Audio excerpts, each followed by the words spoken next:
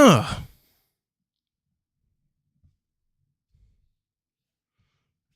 Chat, are you there? YouTube's being all funky. I can't tell if anything's working.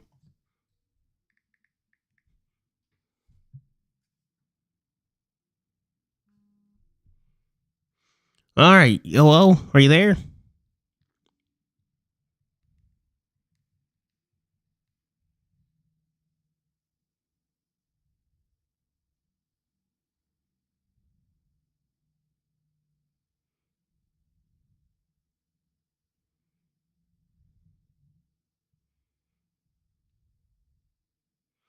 Hello? Oh, good old days. Hello. How's it going?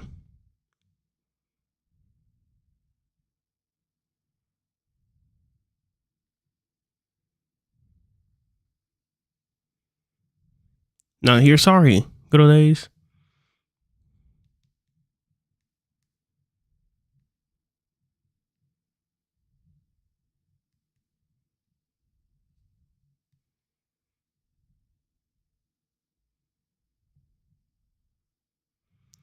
Ugh.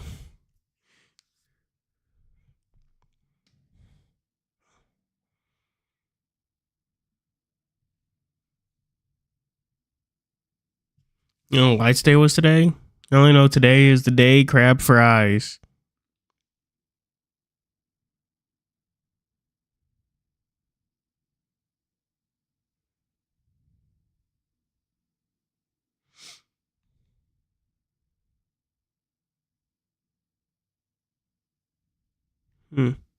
Cielo, hello from Brazil.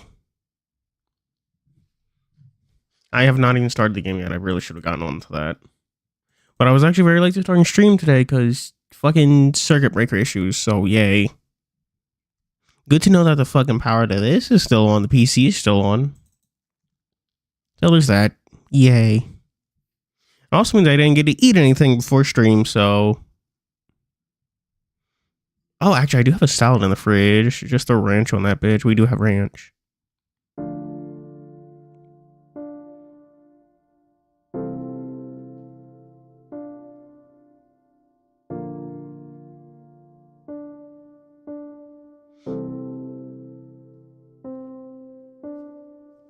Where is it? Stream. I know I mentioned this before, but why is the like start screen music so somber? Like Constellar Sombrero.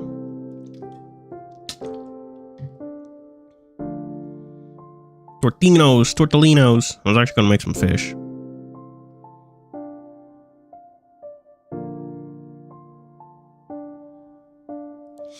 So, anyway, load. Surprise meeting by you. Are there any missing daily use articles? Since I'm here, we can pick up anything you're missing. Nothing's really missing. I don't have that high of a living demand myself. Yeah, because you're homeless. See this oil paper umbrella? It's black. Good match for you. Just sent over towels. Not expensive at all.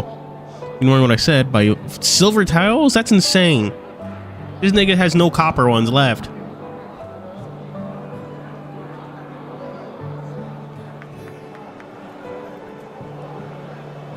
Finally carved up. Knowing what I said about you, looked with appreciation on the several oil paper umbrellas in the street side store. Finally carved frame with each umbrella surface drawn with scrolls of elegant art pieces when open. That's cute. Umbrellas. Should be ones in TianHeHui, right? I don't feel like you should break your budget to buy one for me. Just like I said, these small things can wait till my first month's wage for me to buy. Very well. He looked at me, smiled with a resigned manner, with a slight gratification lingering on the corner of his mouth. Putting the umbrella back, walked over, and just as he was about to touch my hand, with a flip of his hand, he grasped my elbow and began dragging me. Doing every interaction, but we were halfway through Bayou's last time, so let's see whether there are other things to get for you. I'm feeling quite embarrassed and awkward already for you to spend your money on me. It's kind of small spending anyway. If you feel awkward about it, then put a little extra effort for TianHeHui. Besides, didn't you say that you want to become part of the family with us? So why care so much? I mean, I don't see you buying things for TianHeHui. Because TianHeHui's a fucking bum who can buy things for himself. No argument for that. Huh.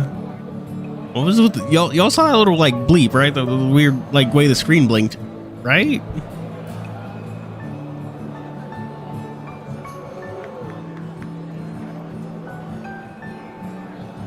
We began continuing forward, and on the way, we saw all kinds of amusing trinkets, and each time he'd ask whether I needed it or not.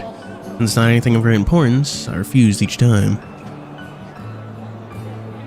What a craftsmanship on this folding fan. The calligraphy is written by a famous calligrapher, too. Calligraphy.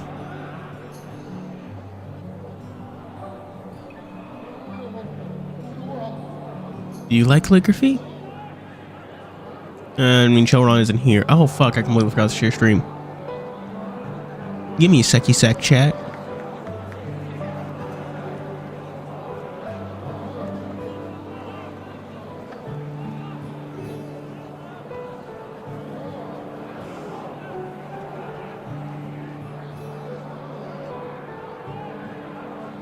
Anyway, I felt like there was some Yu-Gi-Oh news. Oh yeah, new cards revealed. The rest of the whatchamacallit, the canine archetype, and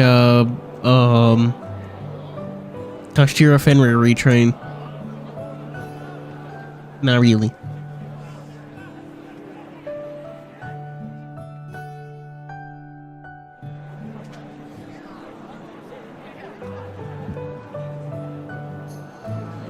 Where did I fucking put the thing?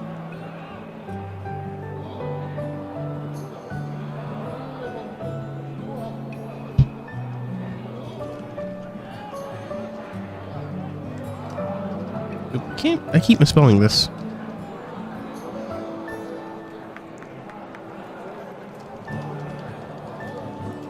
There we go. Live right now. I think. K9, one card? What is it? Spell card? Trap card? Extender?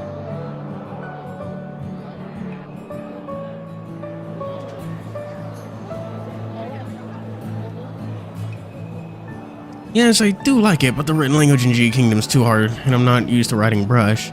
Not to mention the number of times Moshio forced me to rewrite the log form.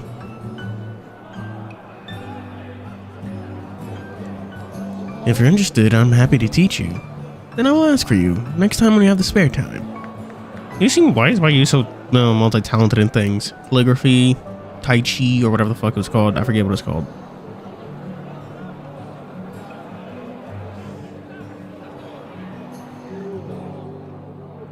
Oh, I'm guessing it's going to be a trap card that no one will play. The canine.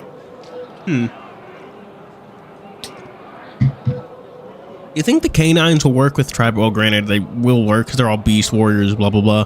But like, do you think there's actually going to be a worthwhile synergy with Tri Brigade?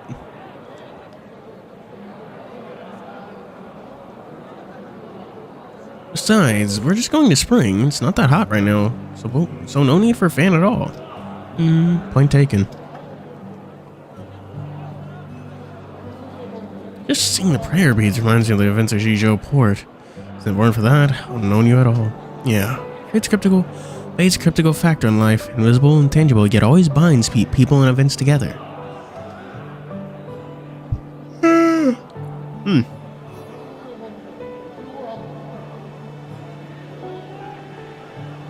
Of course, including some bad events and people too, as well.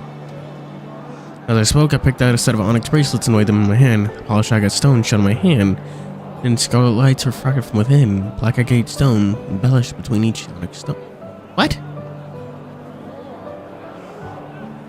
This is the weirdest sentence I've ever fucking read. What?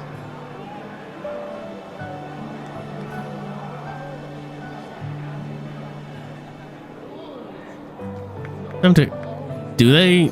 They're not. Aren't they all like beast warriors or something? Are they not? What? You're making that up. Oh, I'm supposed to look up something different. Yo, K9.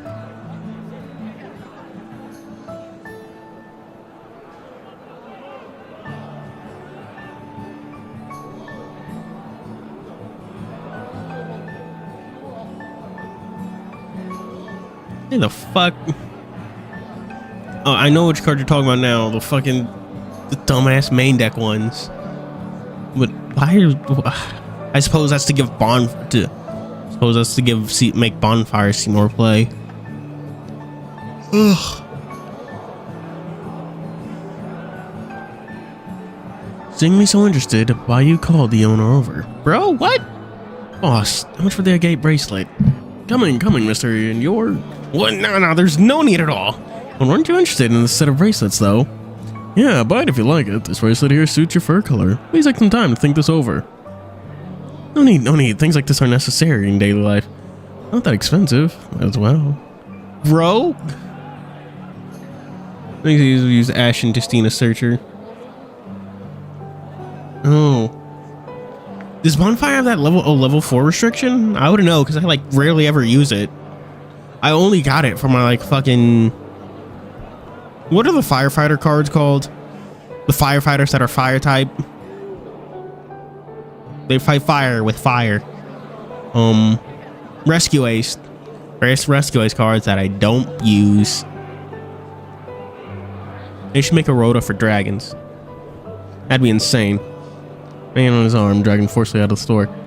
Sorry, boss. We'll come back next time. I could see the lost look in boss's eyes. Oh, very well. Please take care, gentlemen. Speaking of which, Tex, don't we have any local clothing to wear here, right? Isn't the one on me a local attire? We gave you this one, and I meant clothing that belongs to you. A couple, but they are from Oro. Got a different style compared to the ones in G. Then I've decided with absolute authority. Let's go buy some attires for clothes.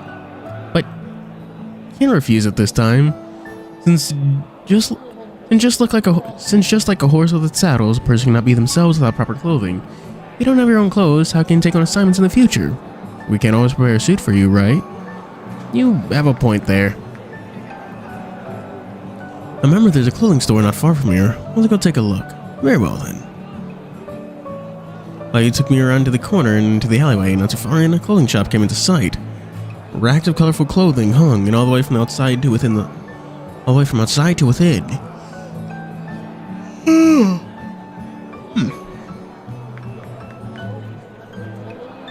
What is the fucking days and their funny little words? E-pow.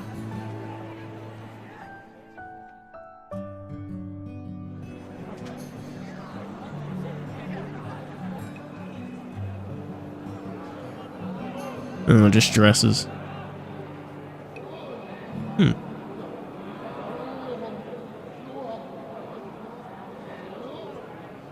And inside we saw a number of customers selecting new clothing back and forth.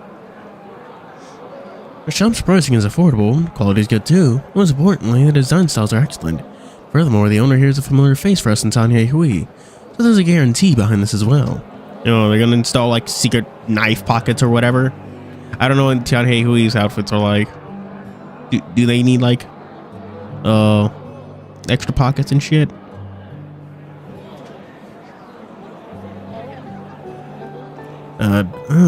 Repeating client then. You're right.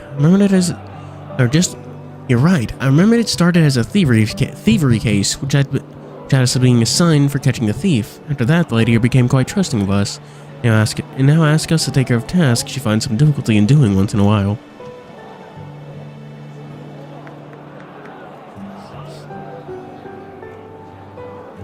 So that's why. Madam Rong. It's been a while. Oh, was Madam Rong gonna get like a legit Sprite? But you walked and waved hello at the store owner. The store owner, Madam Rong, mid-aged sheep lady was just sitting in a rocking chair sewing a new sweater. In Wolf's voice, she stopped what she was doing and greeted us with passion. Oh, nope, never mind. Hello, owls. We're getting, I don't know. We're talking about dresses for some reason. Your age is MIDI. Your age is, what? Like a MIDI file? This is gonna be a weird question brought on by myself, but what is a MIDI file? Like, what actually is a MIDI file? What are they used for? I've seen them before, but like haven't fucked around with them.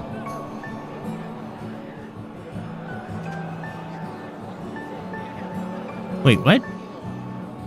There's apparently a new Pixar. How am I just now hearing of this new Pixar movie? What?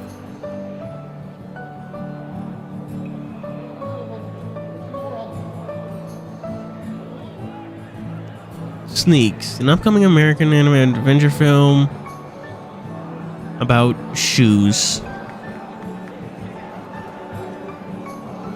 Oh my god. Their sneaker siblings are won by a boy who plans to use them in a basketball game, but before the abandoned collector breaks into the boy's house and steals the newly won shoes, suddenly separate from each other during the escape. A couple of the other shoes siblings set out on a journey to mission to find each other while returning to their new owner's home. Huh. Huh. This looks like ass.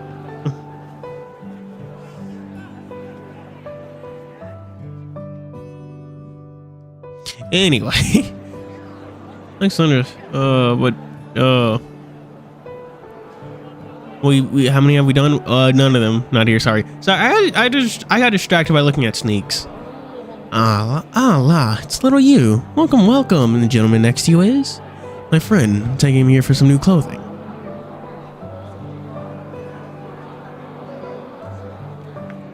How did I learn about this movie through a fucking American Dad meme?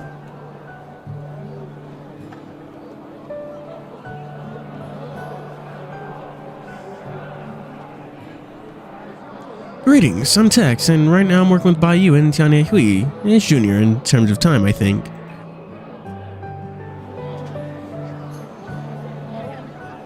Mid-aged? What? That's what I said. Mid-aged. Did I say something else?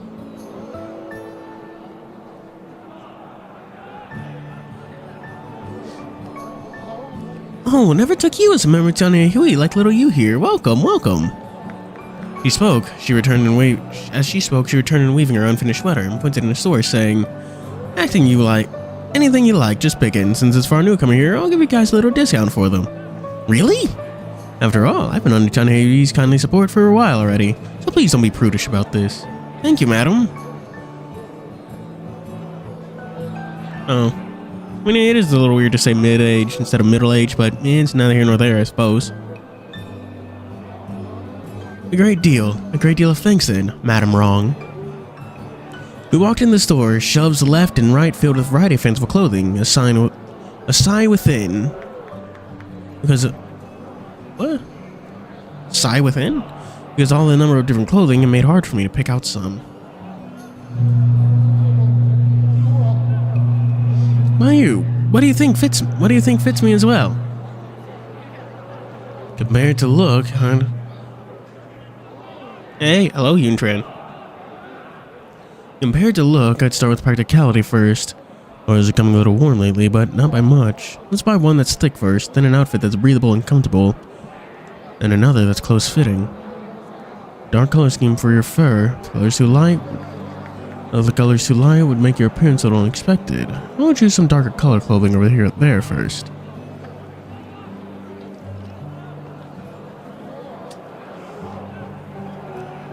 Can you hear the dog? Or can you hear that?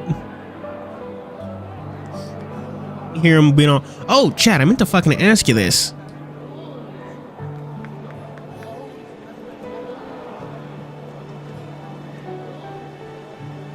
Hang on, I gotta fucking get them out.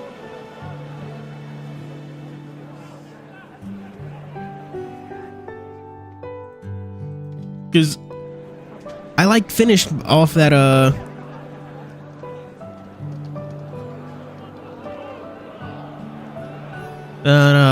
what was it? Oh, that lemonade flavored chapstick. So now I'm gonna ask you which kind of chapstick I should move on to. How do I do it? Start a poll? We've got peaches and cream. Or sweet watermelon.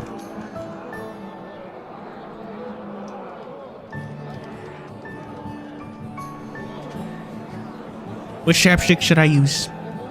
That's your homework for today.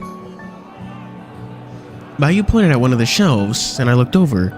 A deep-colored overcoat with dark blue and gold embroidery flowing within the fabric. It was quite the eye-catching product, and just by its side was a couple who were also picking out some clothing too. Ah, King! Ah, King, this does suit you perfectly. I feel like you've ascended with the most beautiful woman alive at the time, more than any woman in the world. Oh, who the fuck are these? Why do they have sprites?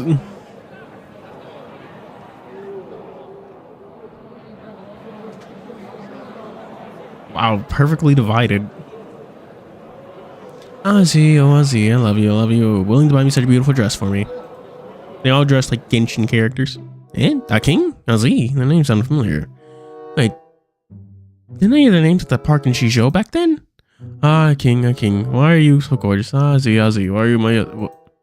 Well, they talk more intimate, they become more close friends first, and around them become warm with passion and love. I smell the... Oh. No, from the air with the... Alright, no questions for someone being so careless responding to so little interaction. Damn with those time energy show back then. Speaking of which, what are they doing in the capital? Yeah. A couple that was almost certainly getting busy. Sorry to interrupt you two. Ladies and gentlemen, this is a clothing shop. Could you two please be aware of your surroundings and... it's a zebra and the husk. The purpose peak on me and Ozzy is a good time at the park. Hey, are you serious? It's you guys for not noticing your surroundings at all. And I'm not a what is he? Motherfucker said smell it. I think it was a more metaphorical smell than a literal smell. Like love is in the air, you know?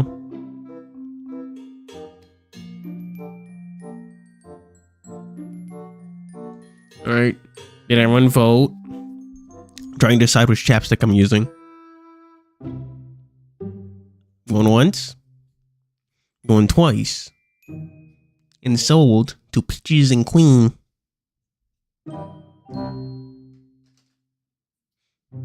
Peaches and Cream chapstick is yellow. This is a public... what the hell? I feel like the screen keeps getting all weird on me. Things like this can be done at somewhere more private and suitable, and this is a public space here. Doing something like this can make things quite awkward and rude. Honestly, yeah, no, I don't really like watermelon. It's kind of gross. Watermelon candy is good, but like actual watermelon, not a big fan. Just doesn't have much flavor. Wait a minute, why are you not refuting that? Are you really used to this? The TianHeHui like talking like this already? Sorry, it's our fault for not noticing. No problem. Since it's like last time, it's only two of us saw, but please be careful next time. Don't bring trouble to others. Wait, this Ozzy seems like quite the reasonable person. No, Ozzy, why do you apologize? You're not in the wrong. No, King, we did do wrong. Wrong great depth. We brought trouble for those around us. Ozzy embraced King in his arms and hugged her tightly. It's later to see the couple's love was quite deep and wallowing. I could love all these two. It's really matching the elegant boy back then. Wait, what's the elegant boy's name again? Ugh, I can't remember. Let's just call him Elegance Boy. You met one of the red, what the fuck? What were they called? The red something. Red guest.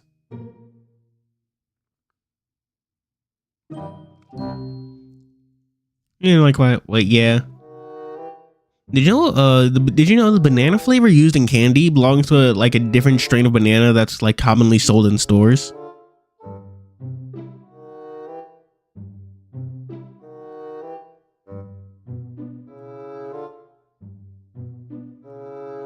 The red play button, I wish.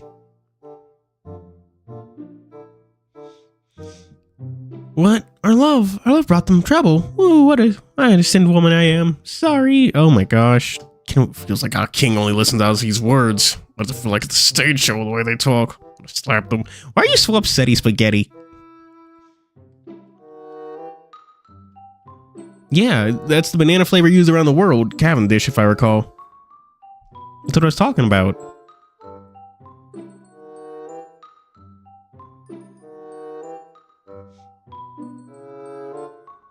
Ugh.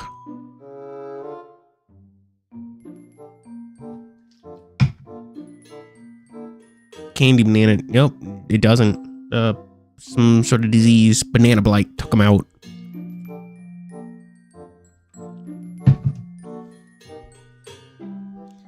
Sorry for both of you. Our love may be a little dazzling. Me and our king will be careful in the future. Sorry it's interrupting your clothing purchase as well.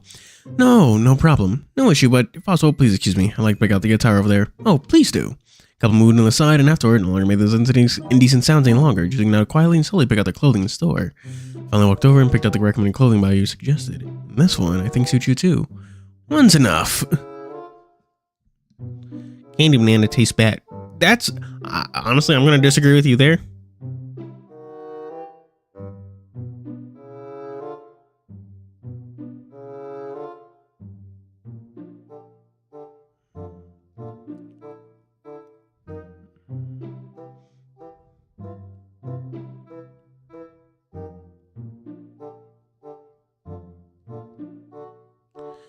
What the fuck was I thinking of?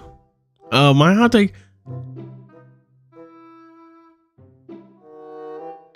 My hot take is that I don't like bananas at all, candied or otherwise.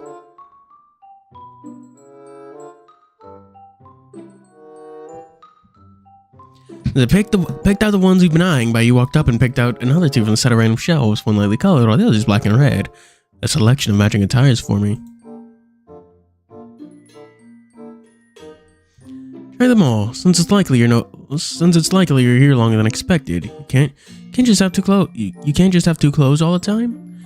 You have a point. Let me try them on. Where's the changing room? Over there. I'll hold on to these two for you. Try the one in your hand for now. Right. Oh, we're not even sure we're gonna get more CGs.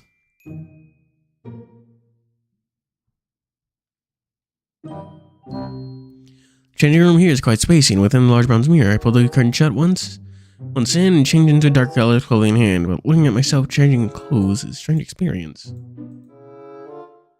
After changing, I looked at myself in the mirror, and to be honest, I can't give myself a proper evaluation of my look and suitability of the attire. Let's ask by you. Wow. By you, do you think this one suits me? Pulled the curtain open and found by you outside, looking on this great anticipation and waiting. Seeing the smile on his face, my eyes skipped a beat. Without a doubt, he was waiting for the person in the changing room to come out and all new in style, displaying his change before his eyes. Yay. This just makes it even more embarrassing for me. Oh, wow, I completely did forget to do that. Oopsies. By you? Very suitable. What? That noise. I knew my choices and eyes aren't bad at all. Let's try this one next. Another one? Really? Yeah, this one's more breathable, suitable for wear when the temperature is a little higher. Seeing his shining eyes, I can refuse. Perhaps I would go from not letting him get disappointed. I took the next outfit from him. What was his name? Texas Little Fashion Show. It's weird that Ah King and what's her name got like sprites. Are they going to be important? Oh no, are they going to be kidnapped by that like murderer or whatever? They're going to go missing. And this one? Interesting is, I don't recall seeing these on the CG arts. Feels like I feel like light colored clothing doesn't agree with me. The cropping style is a match for you, even though light colors does give a strong contrast with your fur. Sometimes contrast does give off a nice visual effect. Enjoy dressing him so much. Yeah, really? I can't see it for myself, though. That's because you're feeling unconfident in your taste. Isn't bad as you think, Tex. Thanks, by you. Alright, next try on this last one. Another one. Another one. Oh, right. As expected, dark color scheme suits me better. Suits me better then. All of them suit you. I'm thinking of the same like you. The material is quite comfy too. Won't cut my tail nor mat my fur, and very breathable too. That's great. Not as if deciding on something. Since they all suited you, how about we buy all three of them? I do like all three attires, but is your money fine? Like TianHeHui, I'm pretty sure he knows how to save money. Not a problem, just a little money well spent. Well, with it all settled, go and get change, and I'll buy them all for you. I mean, if you're buying them, do they have to get changed? Nope. Barbie doll. Something. Chad, did you guys watch the Barbie movie? Was it good? But doesn't that mean bleeding your wallet, though? Oop. Didn't I already say it? Make it up with your contributions and effort in TianHeHui. Just go. Very well then. Oh, you actually... That does sound like a movie you'd watch.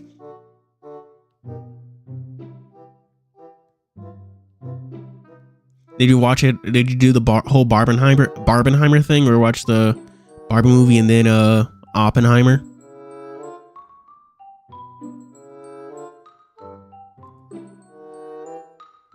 Very well then. But to be honest, I'm not really happy about this because you're a little baby man.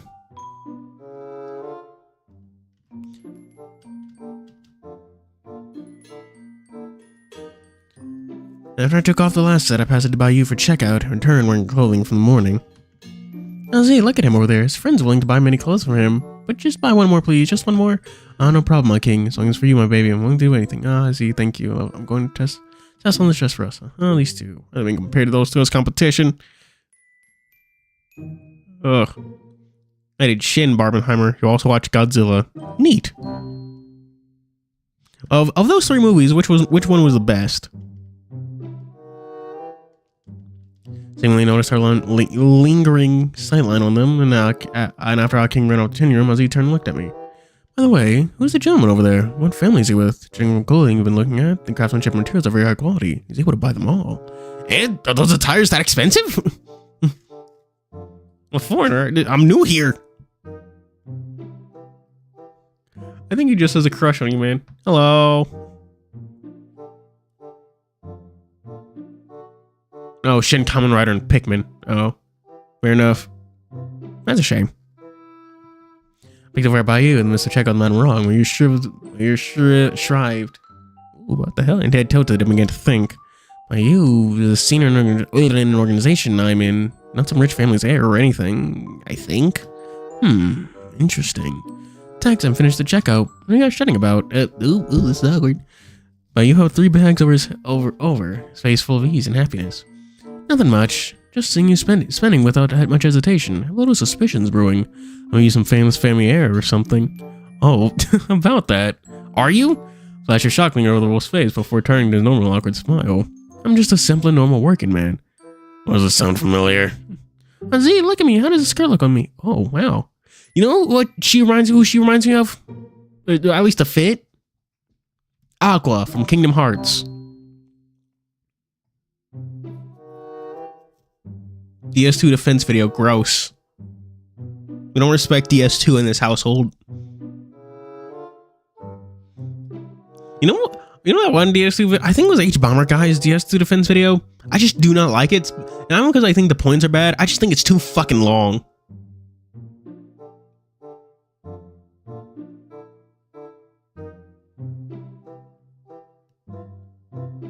A king finished changing into her new clothing. Rushed out of the changing room in a fervent joy to show her lover the new look, to the point that she's flying out the changing room. Cute. Z, a king. Just because she ran out of the changing room, the skirt off her no mobility, and tripped. Oh! Ah! Oh no, my darling. And how much Z tried to catch the falling girl, and missed the fall, King Sybil was calling back, Dex, your head, watch out! Sounded like a roaring wave of mountain down us, jealous came falling towards me. Before I could react, the powerful hand shoved me and pushed me to one side, but he was crushed. Ah! By you! By you! Z, a king, are you okay? Oh, yeah. You lot, please have some attention over where you're falling with, please. In this situation, Madam Rong tossed her spool of wool aside and walked over.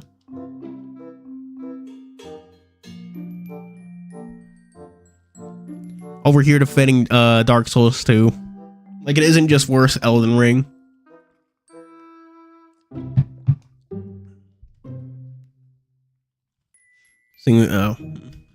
Keep forgetting to hit spacebar. And then lunge forward, trying to flip the clothing over by you, praying nothing wrong had happened. Nope, they're all dead. Game over. You chose it wrong. Bad end. The launch version. Gay boy. You know, I actually own I actually bought Dark Souls 2 3 times. One on PS4, once back in the day for Xbox 360. Scholar the first Sin edition with the metal cover and everything. Even had the OST. And one for PC.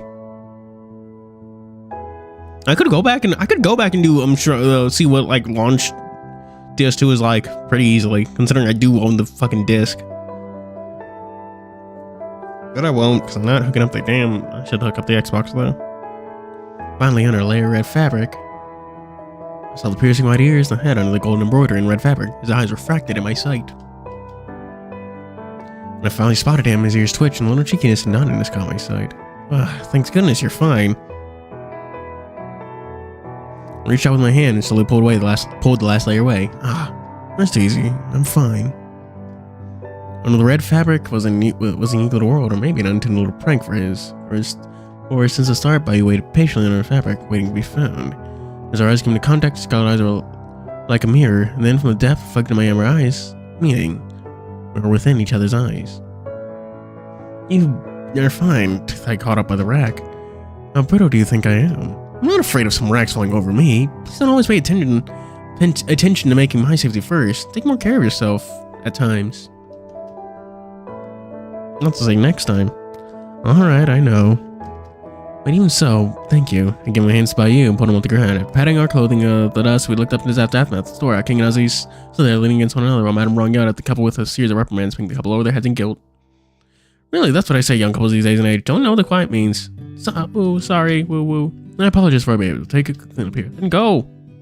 You patted me on the shoulder and flicked a message at his eyes. And understanding his intention, I nodded and smiled. That's up to. The more the faster. Are you guys fine? Easy, we're fine. This is our problem to start with, so no need to bother yourself. Just head off in peace. It's fine. Manager Joe, meeting here today. Must be fate's calling this wing somehow. I'll assist you with some extra hands. Lights Day. How did that tradition even start? Because it's definitely not American. It's like a spin-off holiday from whatchamacallit, Valentine's Day that they created that AG created on their own.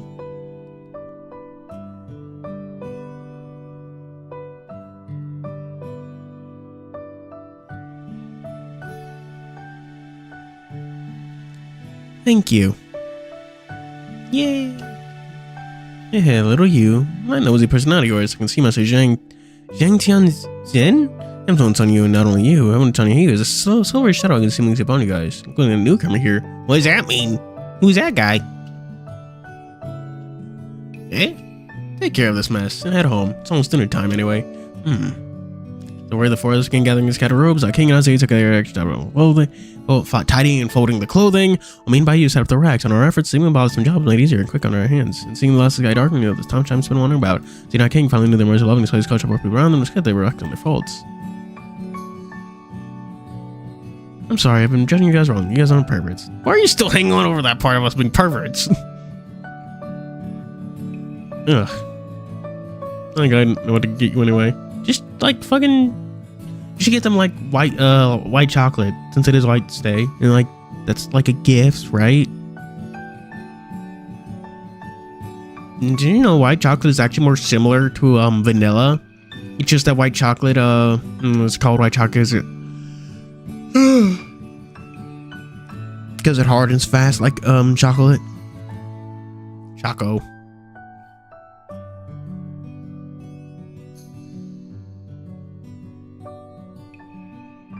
White Day. We're still hanging on to the past of being perverts. We will reflect on our attitudes now and our love, trying to bring troubles to any other people in the future. Just thank you two today. No, we're just some guys, just some dudes. No problem at all. But the fact of your concern and care for each other are without a doubt is something to be proud of. Young couples these days are becoming more and more confusing to understand. Look at all the sweet talking words you guys back then. If you're willing to show and devote your love to one another, that's more than enough. Oof.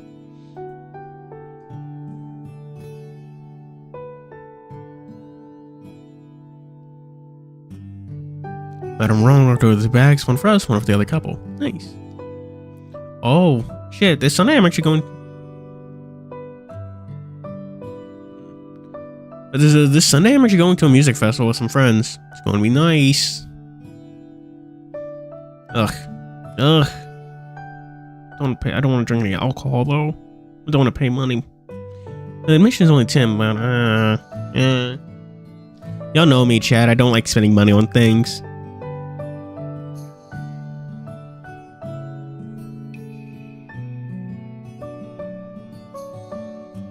The One Piece Orchestra. That's nice. Yeah, I forgot you do. Do you actually? Have you actually watched One Piece? Because I've pretty much only read it. I've never really bothered to watch the thing.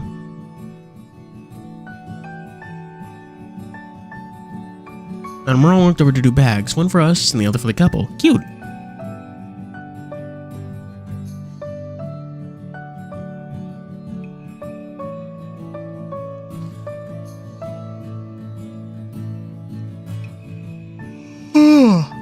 You must be feeling hungry after all that cleanup. It's almost dinner time. Go home and have some food. Here's some oranges. Oh, oranges! I should watch the, I did watch Film Red.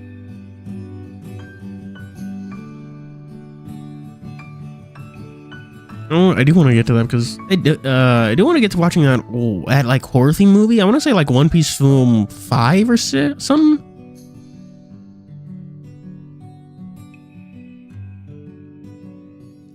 You're hungry now. Use these to fill yourselves up. Thank you, madam. Thanks. Feeling hungry too. Sorry to bother you like this, Madam Rong. Then we bid farewell for today. Right. We meet again on fate's guidance. Even so, we are so fated. I feel like we may meet again very soon. Have any troubles? Come to TianHeHui to find us. We'll do our best to resolve your issues. We bid farewell to Madam Rong 11 couples and begin making our way back to TianHeHui. Save time by you chose to take a coach, and since night's feast for everyone to TianHeHui, my first gang of the team, which meant we can't be late. On the setting sun's lingering rays, the carriage rushed through the bustling capital streets. The scenery became coated in golden paint. Twilight light, the mansions in the distance from my signage need to present with clarity before our own appreciation. What a luxurious mansion! What is this place? But you did not even take a single look in my direction, only sighed quietly while answering my questions.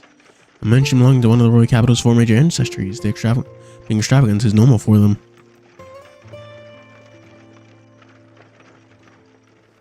Yeah, I did.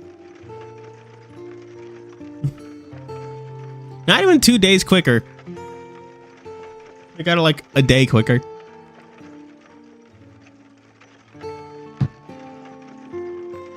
It was not a game. It was Elden Ring DLC. Thank you very much.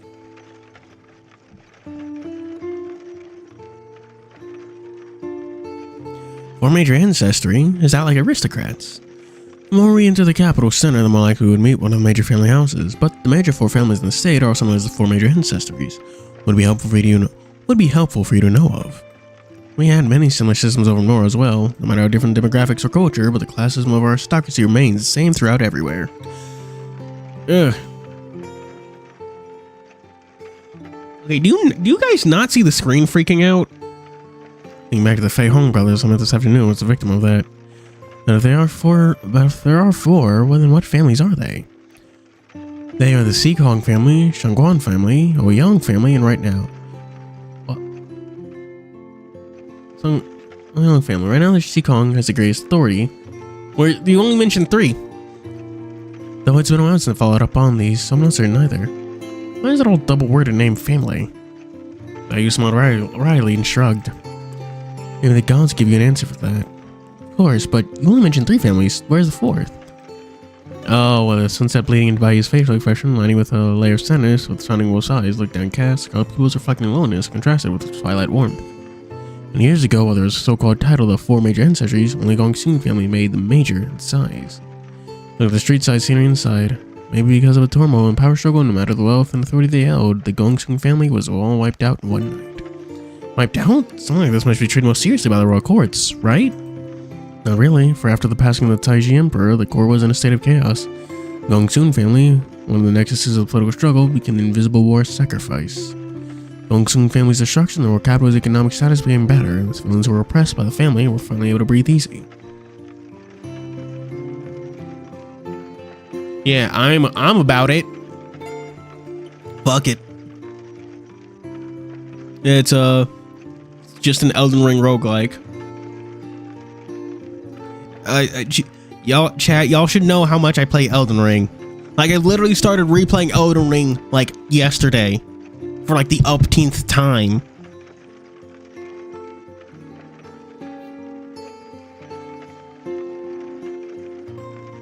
This time I'm doing a Thorn sorcery build. I'm doing a Thorn Whip and the Aberrant sorceries. That's really it. It's great. But yeah, I'm here for it. I'm here for Night Rain.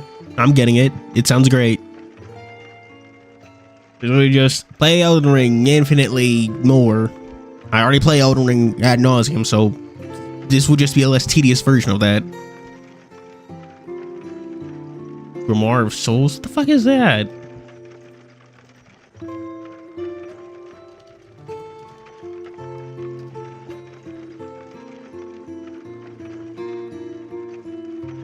Never mind.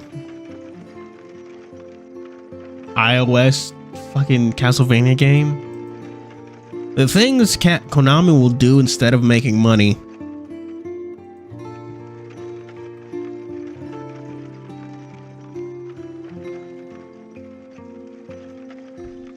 Gongsun family's destruction or Captain's economic status became better in this film. I just like Elden Ring for its systems.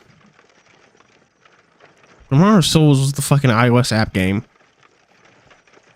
I have no idea if it had every character. I'm just not here for it. What's next? Oh, I was gonna say a Metal Gear Pachinko, but they definitely already did that. Due to various reasons, the case investigation was delayed again and again until finally some of the officials in the courts became restless and assigned the investigation to TianHeHui, which at the time was under Old Master's full leadership. Even though I was young at the time, I joined Master in the investigation as well, which is why the memory is quite clear for me. And what of the result? What was it found? There's an investigation, then there would be a result. The final result was that a small, unknown family of aristocrats, for revenge, gathered all the assassins and killers across the land in one night, slaughtered every Gongsun family member. Since the Gongsun family isn't clean hands either, and with a lot of rivals bared already, the investigation result was, by nature, unsurprising. Why do I feel like this case isn't that simple? Yeah, it's likely that unknown family is just a scapegoat for the mastermind behind all of this. The mastermind is actually someone else. Is this case just left like this, so unfinished? That was the treatment of the case for the court, who no longer ask any questions about it.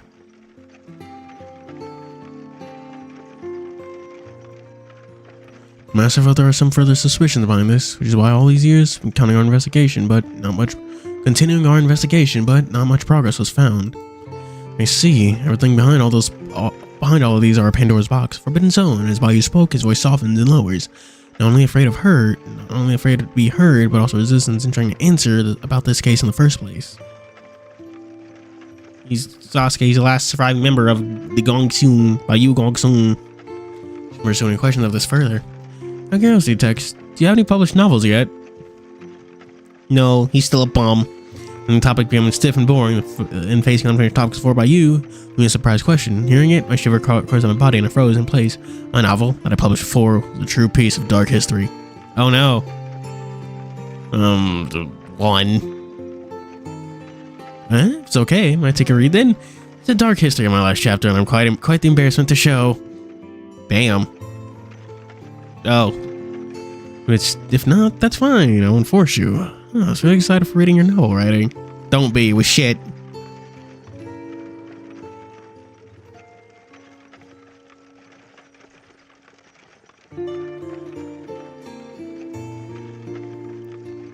Even though I didn't want to share my dark history with none of my friends, but hearing by you with his resigned tone and pity in his eyes, my kindness clunked and shattered in that brief moment.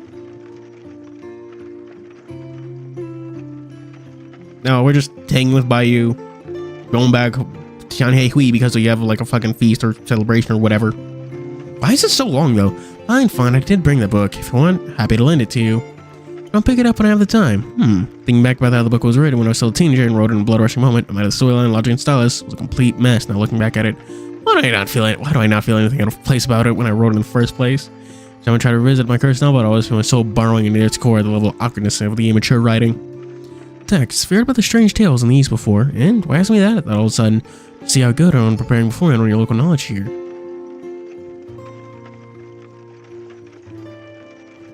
A test, that's great, let me think. We began talking back and forth, pulling back and forth, became engaging in our conversation, but soon we returned back to TianHeHui.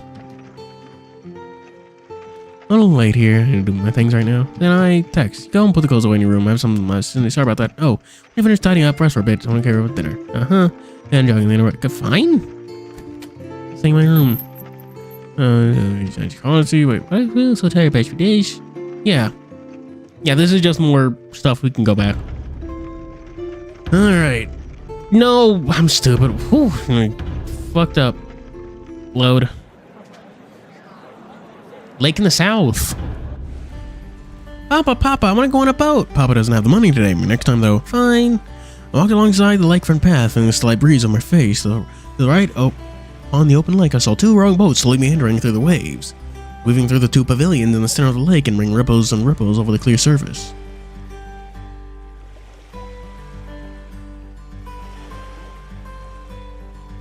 The ripples rolled upon...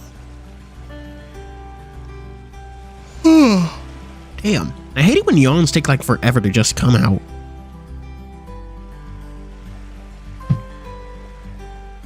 The ripples rolled under the reflection of the fluffy clouds as the clouds superimposed themselves with the waving wind of the water, and those pure white swans in the lake paddling in their little flippers again spread it before spreading their snow white wings, flying towards the clear sky, channeling an energy of peace in the scenic area.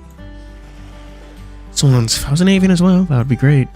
This place is still wonderful brewing inspiration for my work. Let me think on such an environment, what kind of work I would have created. Besides the lake are cons who chase and slash about, and of course, parents who looked on surprising the child. Some children, seeing the rowing boats on Lake Center, would plead their parents for the chance to experience it as well. I made myself much more relaxed just by being here. On the other side is a street full of stores of all kinds, but since it's a little away from the city central, the crowd flow is slightly lesser as well. Which is why we'll take a walk around here and appreciating the scenery of the water and lake, and want a sense of relaxation and happiness.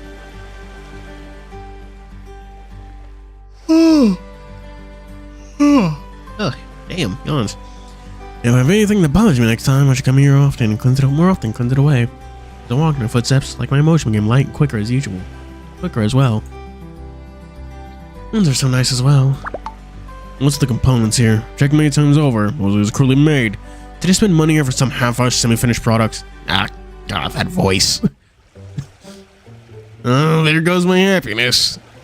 Just as I was enjoying my little walk, I heard a familiar voice coming from a nearby store. Suddenly, my entire being felt tired, like it felt tiny to a lead weight as my steps become burdened and heavy. Oh, jeez. Oh, jeez. It's him.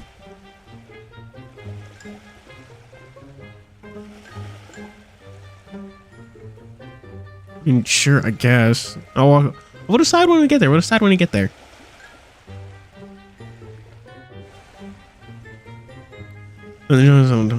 heavy. Oh, sir. You see, you've commissioned a lot, but there are always some issues with mass production. Products can be a little incomplete. Moshia being Moshia. Or you're making an excuse for yourself. No, not at all. I'm just saying your rare components are quite too much in quantity, and the time is given us also too tight, which is why 1 or 2 may look a little rushed. Very sorry. I gave you people an entire week to polish up these components, and it's telling me the schedule is tight.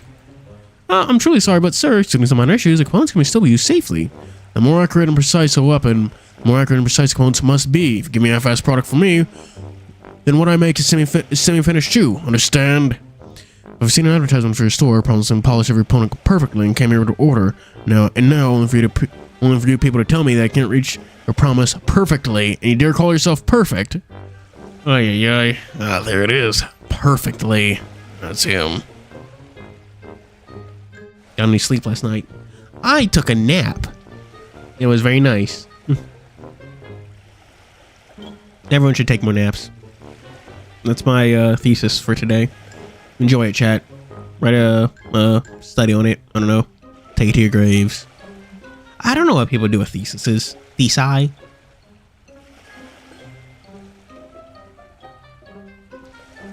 And I turned and looked at the source of the argument and saw the huge, tall figure with white hair weaving between his black horns and with a large bumble in the center, large blue tail under his deep blue cloak. Right now, his tail slamming the ground with ever-growing rage at the gentleman repeatedly.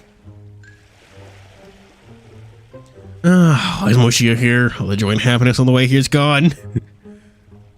Not my circus, not my monkeys, but unfortunately, it is your circus. It is your monkey. How about this, sir? Give us another week. I'm going to take care of all the unqualified opponents back and reprocess it again. Apparently, there were only 2 that were faulty. Nation Army store, was it good? Do they have anything worthwhile? I haven't gone thrifting in ages. I should buy a nice tie. I haven't bought a new tie in ages. Knuckles plushie. That's nice. Did you buy it?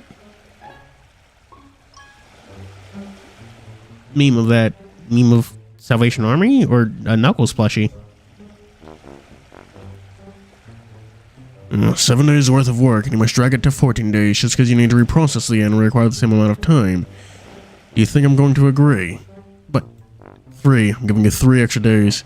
You even fail to reach your so-called perfect reputation, you might as well get out of the capital with your pathetic business practice. You know, anywhere in the royal capital is a better work rate than a place like here. Yes. And the unrelenting assault of Mojia, the merchant buried his head and complied ever so quietly. Even a bystander like me paid to the merchant. So I can't do anything with the terrifying thought of Aura Mojia adopted as completely unapproachable. Don't even need to think about talking to him. Arguing with him is even more pointless. You're truly an unforgiving man. Mojia putting all the bought components on the horse's back, he began saddling himself too. Since I met him here, why not say hello?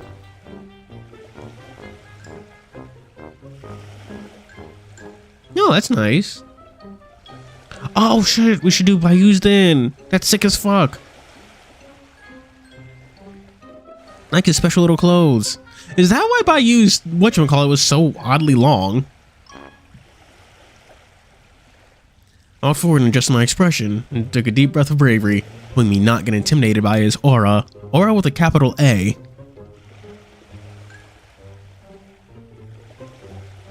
Oh, not my monkeys. Oh, I see. Okay, go time. Mojia. He turned his head slowly, got a surprise in his eyes. Good afternoon. What are you doing next to Lakeside? Walking? But just taking a walk here and seeing the scenery might help me get some inspiration. Now, flatus? That is the first time I've heard that word.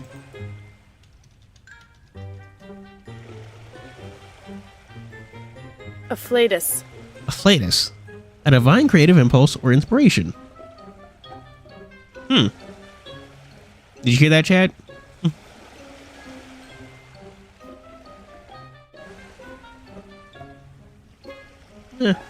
Well, there's a cool little detail that he wears the clothes.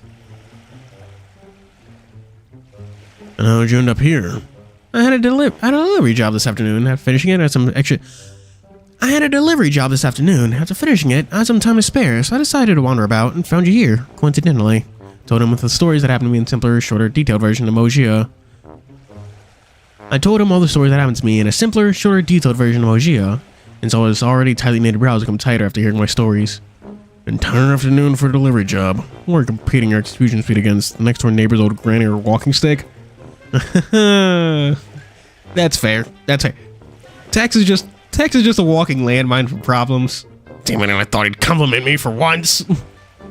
But back to the topic. Someone like you, not familiar with the streets of the world capital, can't remember a map, can't remember his road. What happens if you're lost again? I can still find my way back. If not, I can always ask some random passerby. Asking random passerbys is like you asking a kid the way and only be tricked into an enclosed alley and almost robbed clean. Almost robbed clean? That was an accident. That was fine. Old conscious respect for your adventurous spirit, but have you thought what happens if you're in another peril again? Well, you and TianHeHui won't save you every time, you understand? He's not incompetent, he can protect himself. He's literally just the world's unluckiest man. Fine, you have a point. Understand. Sorry, I'm in the wrong. Ugh. Sighing, came down off the saddle, patted his cloth and adjusted his tail before looking at me hopelessly.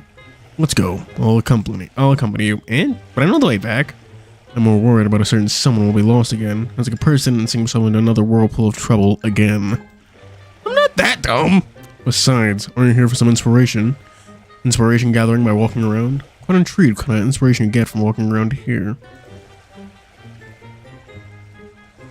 Even though my brain hasn't got the faintest idea.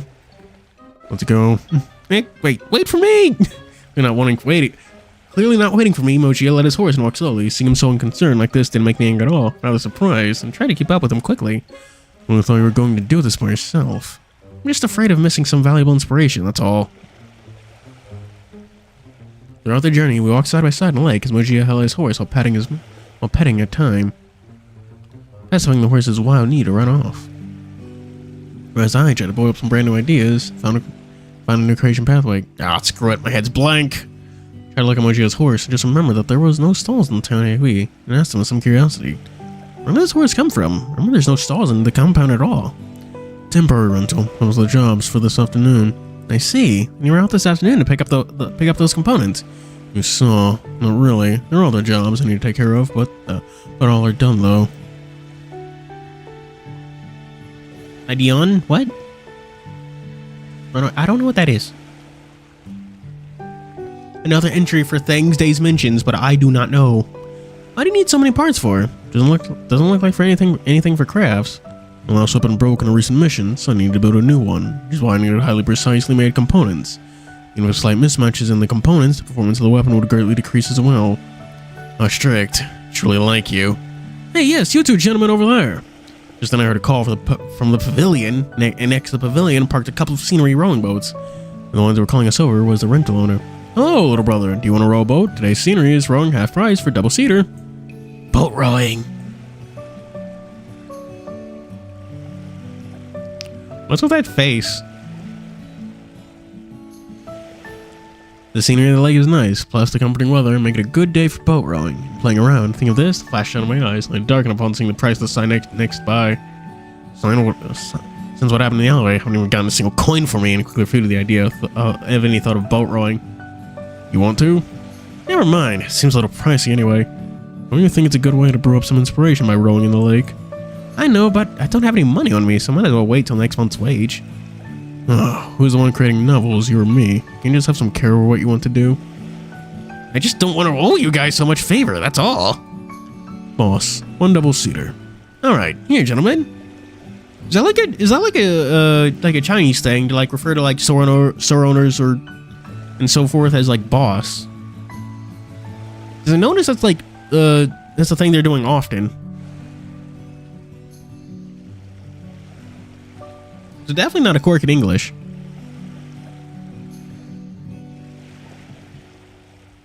And it's a thing in Japan too. Huh. Never noticed. Well, never knew that. I hope it's a fuck it, he just pulls out a magnum. A magic magnum. Magignum. That's my joke for there. Wait, Mujia, how can you? Wait, what are you waiting for? Quicker on the act. Don't waste any more time. Besides, if you linger there one more microsecond while I row the boat away, you might as well swim after me. Ah, this prick. He knows I can't swim. Besides, I'm doing my job as the host, so we don't have any weird thoughts or link. What about the horse? Is the horse also in the boat? I'm gonna just imagine the horse is also in the boat, just standing there. We like him.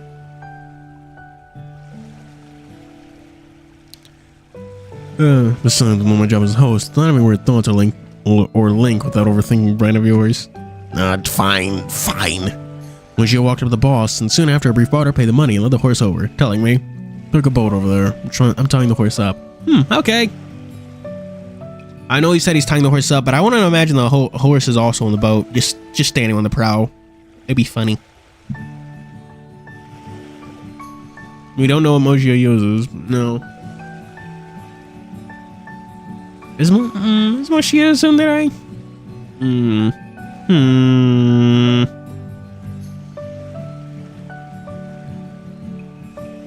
I walked to the park with double-seater boats and see all kinds of colorful boats, each one having a figurehead of an origin species carved on it, and the color of the hull, like the swan matching lake, white hull with duck matching the yellow hull.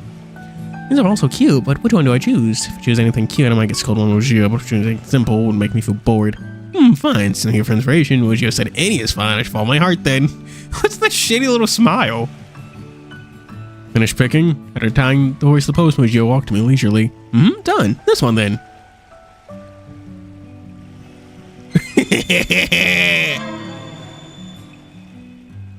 Yeah! This one's cute, right? Little white swan. With a scrunch of face, creased brows, and a deep breath, Mojia did the almost uncontrolling his erupting rage, shoving them to the bottom of his heart. I have no words by your artistic appreciation. What? Someone is the best looking one out of all the boats. Yes. We sat at the head and tail of the boat, slowly rowed over the center of the lake. Our was paddling the lake, while Mojo, seemingly impatient in his behavior, still maintained a relatively calm demeanor and rowing with me. As I, interested in exploring my inspiration, had a target set up. Besides, if we're all going to the midst of a swan flock, then we must be one of them. I call this tactical camouflage.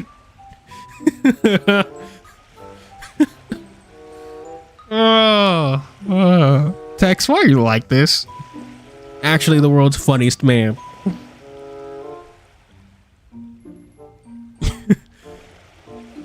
Do you really think a shot at camouflage like this would trick them? I don't know, they're swans, they're not that smart. I just noticed he actually has like glowing eyes, like he used the little like fucking laser eyes things. You see the little lines there? Oh yeah, look, someone's over there. Right, let us just row over there slowly. Don't scare them. Yes. Let's go, SS White Swan. Like how enthusiastic he is about this. If you can use this excessive imagination in your work, then you'll be famous very soon. Right? I've just got an idea. Maybe I can write a passionate adventure story about some men of the sea, and the protagonist ship could be called the SS White Swan. How does that sound? Looked at Moshi with anticipation, hoping he'd give me feedback on my thoughts. Average. No one's surprised. Doused by cold water. Tex. Any other... Oh. What? And any other suggestions? Like maybe the characters are pirates, or maybe fishermen, or anything that is good or bad, or something like this. This is your work. Shouldn't it be your decisions to make? Right, I shouldn't hold any expectations for these things, but perhaps him not scolding me is already a compliment by itself. Tex is cute and you should be nicer to him. Just because he's a buffoon doesn't mean you should be mean to him.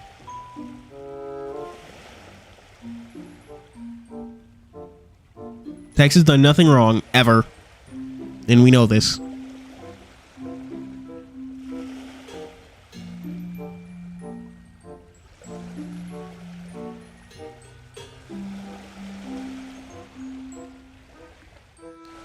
Oh, fuck. I'm out of sippy juice, which is a shame, chat, because I didn't actually refill it before stream, because I was running late.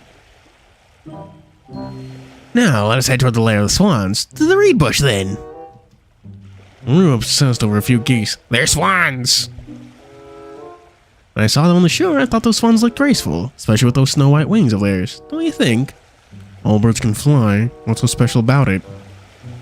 Come on, I figured the man who does arts and crafts would understand the beauty of it. You seriously have not a single thread of romanticism or appreciation within. Would you please repeat that? Nothing at all. Be careful of falling into the water and becoming a wet dog. Not happening. Oh. Moji and I sat on the SS White Swan, slowly paddling our way towards the habitat of the swans at the center of the lake. According to my deduction, the SS White Swan served as the perfect disguise, and if we rowed slowly towards them, the swans wouldn't be scared at all. Slowly rode into the flock of swans, and as I predicted, the swans didn't fly away. On arrival, I mistakenly ensured our boat as the same kind, began flying to— Well, see, I told you! Disguise was a success! Completely unbelievable. An imperfect disguise like this could even work. I mean, there are swans, they're not that smart. Chill, it's fine. Don't say that, see, they're treating the boat like another one of them, and they're all flying here. Or they attack. That just proves these geese are as dumb as you. Indeed. I want to fucking save and do something, because, like, it's just getting weird. It's getting a lot of weird issues. This proves those geese are as dumb as you.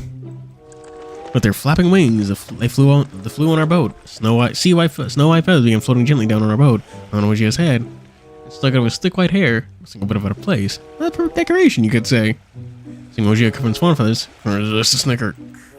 Don't stare and smile at me dumbly. No, it's just your hair has a few feathers sticking out of it. Quite suitable, you know. Suitable? I meant a little messy.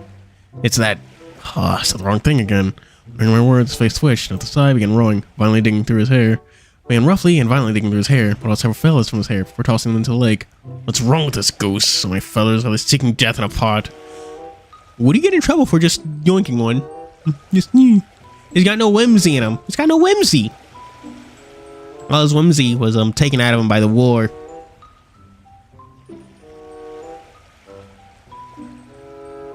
It's a shame, really. It's a shame. Then Mojio turned, his face uneasily staring at me, and those look had a bit of comedically effect. I didn't dare say a single word, and only sat on our seats, visibly muttering. Eventually, you stuffed some in the back of your head. Still have some? You just sit tight, let me pull them out for you. No need, you sit tight. Raised his hand again, digging to the back of his mane, but as he dug the fluff, more it burrowed deep in his mane. Someone didn't notice him, as the expression became more and more contorted. Damn it, can't get it out. Seems like Mojio's compulsive disorders acting up again. Maybe I should help. Just turn over. Sit. You're clumsy. Runs the boat flips. No problem. I can be careful. You want to say no? I stood slowly, edging towards Mojio. Whoa, Tex is edging. Did my best balancing my body, ensuring boats remain stable in position while remaining cautious and fearful within. If something did happen, the consequence would be unimaginable. He would fry you. Slowly, didn't have a wet dog, though if I didn't drown, I'd be roasted alive from Mojio scolding. Mojio, turn your head just a little over. What a bother. Trying to do this, you might as well spend it on the brewing on your new work. Even though reluctant, he's far more apprehensive of having swan fluff stuck in his hair. Blue Dragon turned his head over, still extending hand, and showed back Mojio's head, fearing capsizing the boat, and finally, it's off. Seeing a feather in my hand, his expression relaxing, he took a long exhale. Get back to your seat if you're done. Fine. He attended a small step back. Ah.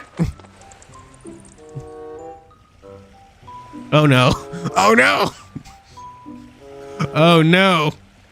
Took a tender small step back and failed to notice a big swan behind me. My little movement, scared, the swan began flapping its wings in a violent wave. Bumped into those flapping wings, scaring me, dividing my attention. What? Where did you come from? Tex? Oh my gosh. Lost balance at the sole of my feet. Seeing myself almost fall into the lake, uncontrollably, Mojio suddenly rushed over and grabbed my hand. On the shake of the boat, the surrounding swans got scared and flew away, honking and flapping. The wave struck swans soaring above the air. Feathers after feathers, brightening, light on the sun, floated all around the two of us. Mojio grasped my hand, so that eyes turned pure blue all of a sudden. The rolling lake surface stood at a standstill. Sorry. Were you an idiot? Do you even know what's next to your feet? Be careful of your surroundings if you can't swim. Panic tone in his voice, I could only apologize profusely, tugged tightly on my arm. In a moment, I felt a jolt of pain from his grab. I'm fine. You can let go now. Your strength is too big. It kind of hurts when you hold my arm like this. I'm like training, just a little strength like this and it hurts. Well, who would be as rough as you? Feel annoyed that I'm being too forceful and you better be careful next time, pulling a belt like that. Do you really want to end up as a wet dog? Sorry, my fault. Mojio released me and gave me a cold shoulder. Just my bouncing and sat in one end of the boat and began picking up my oars and rowing.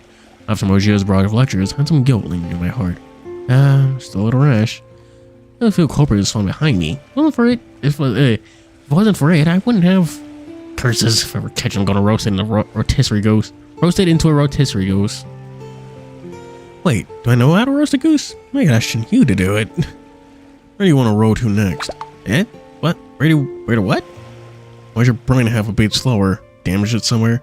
No, just thinking of something. Don't linger over what just happened, because if you did fall, I'd be troubled. And I'd help because of having a spirit of virtue. And I help because of having the spirit of virtue and being a senior of the same organization. This guy's really... We still have some time to continue about this. Where do you want to go next? We're going to Lake Scenery and plan out the next few destinations I want to see. Right. Let's go to the pavilion over there. Good.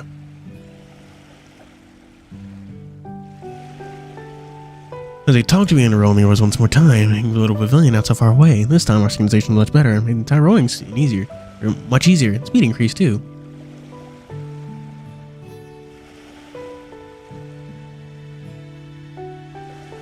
Soon we arrived near the pavilion, and surrounding the floating structure are some lotuses, leaves, and ponds. Since the season wasn't summer yet, there are no signs of lotuses. Oh.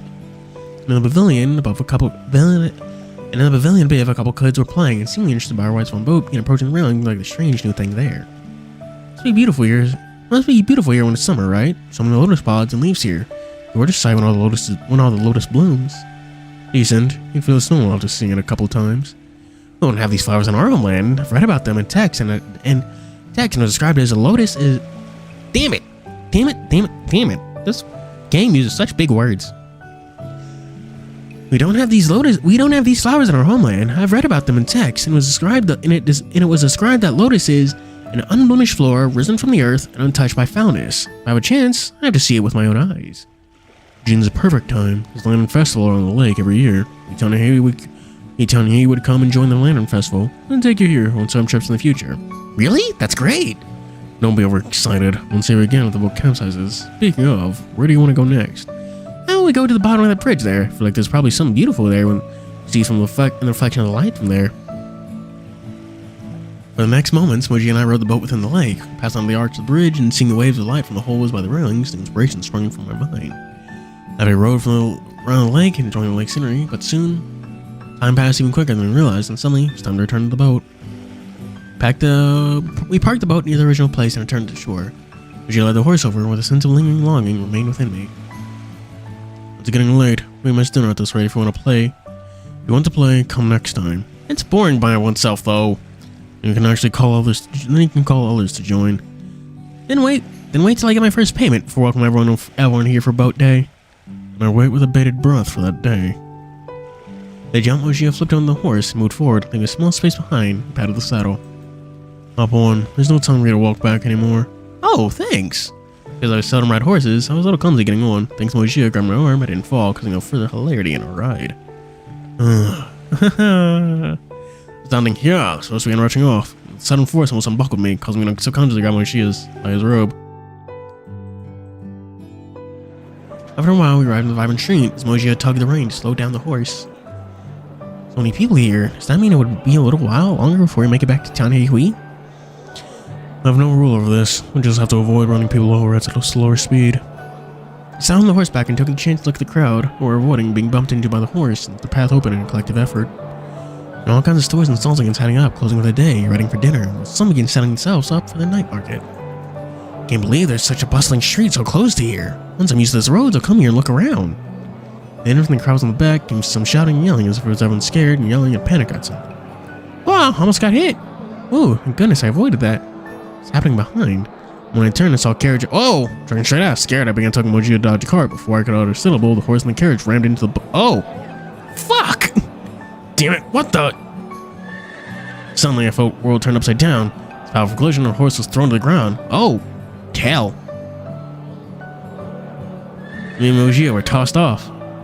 At the same time, the carriage suffered just as badly, and two horses in front crashed on the street side. The coachman planted himself face first on the ground.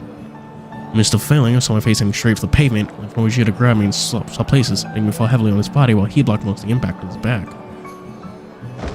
Moji, are you okay? Fucking hell. You didn't break anything, right? Did I crush you anywhere? Nothing. I'm fine. Oh, thank goodness. So how long are you planning to lie on me for? Do it! Sorry! With his burning eyes, a raging flame flickering within, like a raging beast of destruction. As if one more second we unleashed and rage and devour the world in its inferno. On seeing his burning eyes, I jumped off him. Before I could stand up completely, I jumped away even further from him. Oh, it scared the hell out of me, almost like I was around death's doorstep. Oh, this hurts. Someone's gonna get the heat of a fucking argument. Good lord.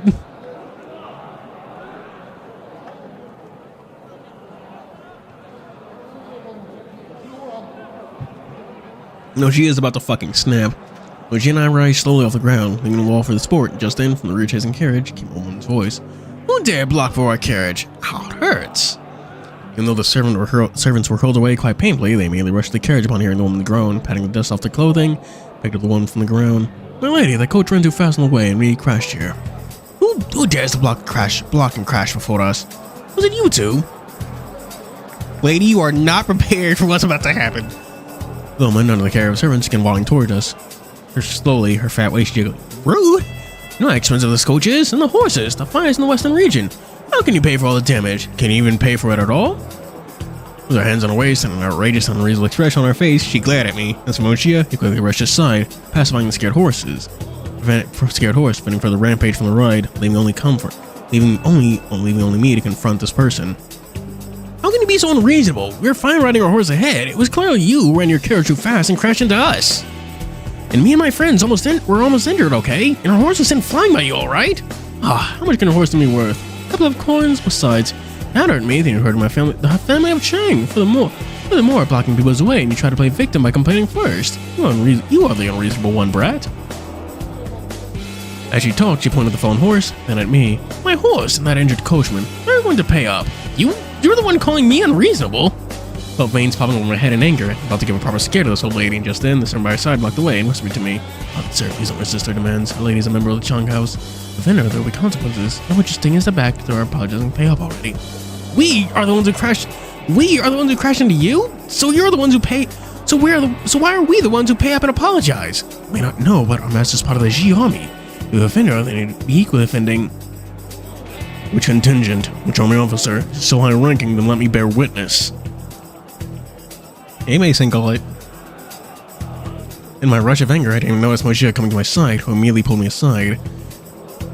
Seeing him standing before me, blocking away behind his back, stands clearly telling me not to be rash, his tone angry and disdainful. The servant cowered back, and the woman, seeing his angry expression, treated a little too. Mojia, Zax to the side. I go up, and seeing Mojia's current self, made me shiver too, and I quickly retreated upon his command.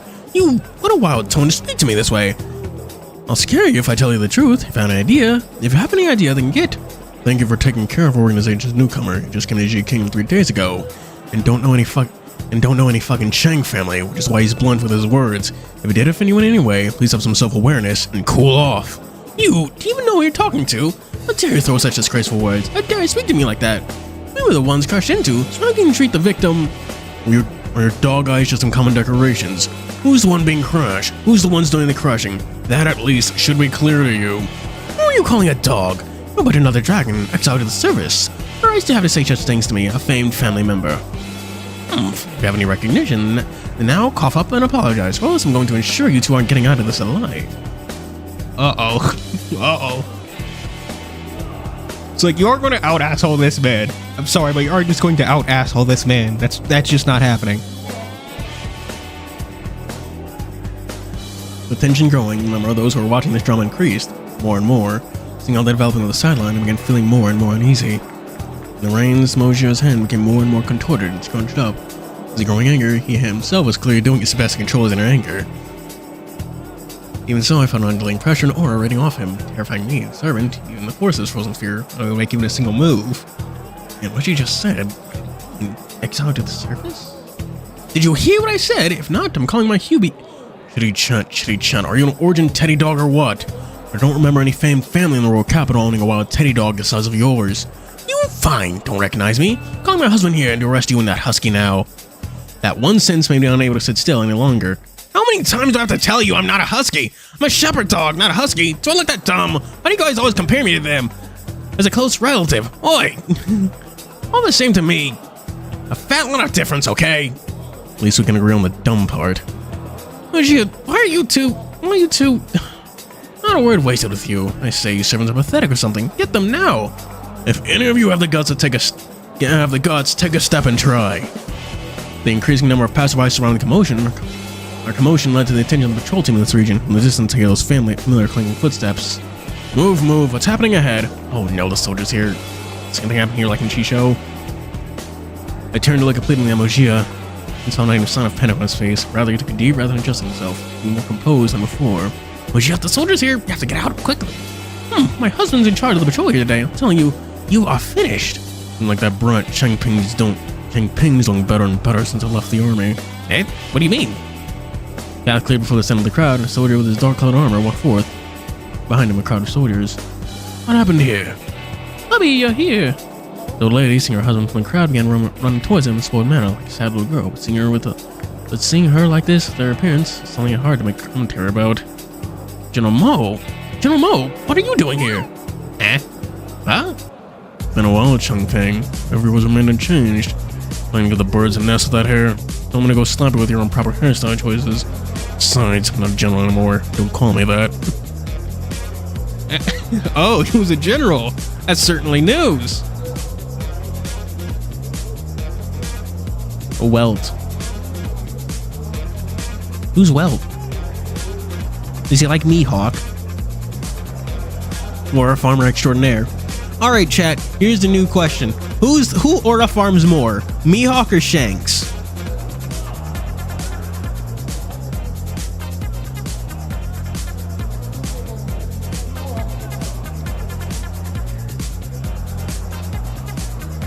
was he could reach her beloved husband. Hearing that he and the blue dragon interacting, she shuddered with trip. Oh, is she okay? Damn.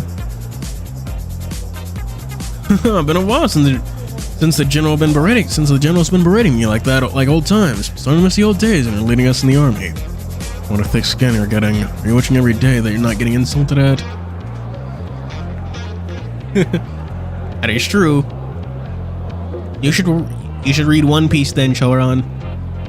Days. Your new mission is to get Choron to read One Piece. I do not expect either of you to return alive.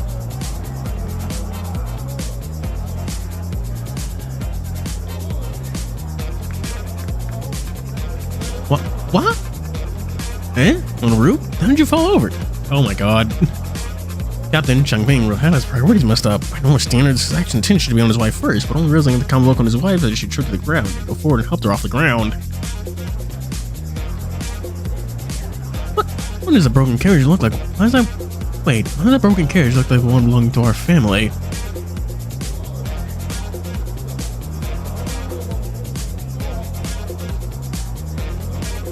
Yeah, it's your family's one. Ah, I see. As he crouched down with his wife on the ground, and suddenly, Moji in a hand like a dragon claw grabbed the teddy dog's head, burning fire in his eyes. Chong Ping, a shudder, began to stammer before Mojia, expression a little subtle and scared. General Mo, what happened here? I think I've been feeding too much on my Russians to this failure of a wife, and she's trying to butt her head with me. Hearing such, even soldiers from one side try to see the drama unfold, and the soldiers on the side try to see the drama unfold, and all stopped in a roaring order from Chong Ping. What are you sluggers doing here? Go and disperse the crowd. You two, go inside the carriage ruminants.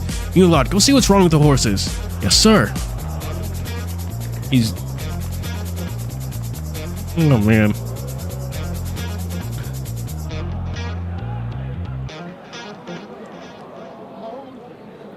The soldiers dispersed to the sides, began acting in orderly fashion on Captain Chung's orders. Thanks to him, the drama-looking crowd began dispersing little by little. Those who were blocking the road between us left to the sides too. Now, what exactly had happened? Tex, you're the writer. Better language organization skills than me. You tell him. Why me? What's this got to do with being a writer?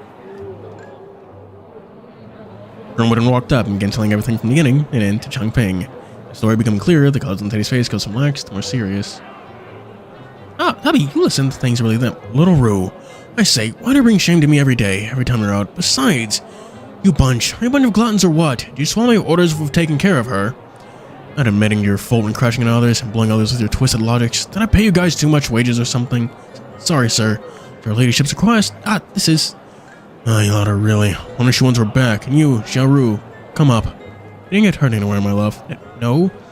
I want us to be an example of how you act, okay? Chong is so kind to his wife, though I don't know whether that's a good thing or a bad thing. Your servants eating mentioned food, taking wages from the family, and doing a cribble's worth of a shitty job. Chong Ping, who this lacks with your servants. General, that's because. What's this about? Not being an example. I don't know how many times this has happened, but if there's a first, then there will be a second and a third. Calling your wife too much and treating her like a baby or fetus, perhaps, but I'm not usually at home. Servant management is usually under my second and third youngest brothers. If I were you, I'd fire these useless deadbeats right now and teach that out-of-order wife of yours. But this is your family matter, your decision. Yes, General. My words rushing out from left to right ear. How many times have I told you not to call me that? Yes. Pathetic. Louder. Yes, sir. Oh, how terrifying. Should avoid putting him in a bad mood in the future.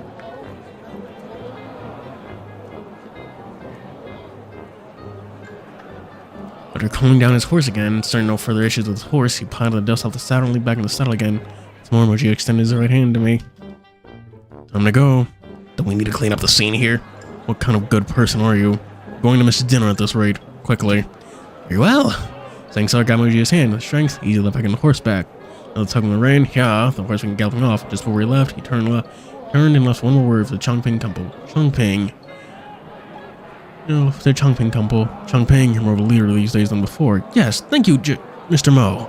Yeah. With that noise distancing us, I raised my hand and looked at the sunset eastern side. Not only because we wasted time on useless shouting matches, but also because of my lack of understanding of Moji's background and being feeling a little spirit about all this. What kind of story happened to the man in front of me? And the curiosity compelled within, I had no idea. No place to start asking. No place to start asking. Place? What? I feel like I'm misreading the sentence, but I'm not. Perhaps all the riddles will become answered one of these days. The road back was successful, easy perhaps, and no trouble stopped us. Perhaps we return to TianHeHui. Not too late. We've made it? I'm throwing the horse up. You get back to your room. Eh? Straight to the dining hall? There's still about 2 hours left before dinner time. Don't need to panic. Besides, I have some private matters to attend to. You be careful of time. You be careful of time. Let us push off, leaving me alone at the same place, seeing his departing figure fading in dusk light. Right. This is not bad either. Jeez.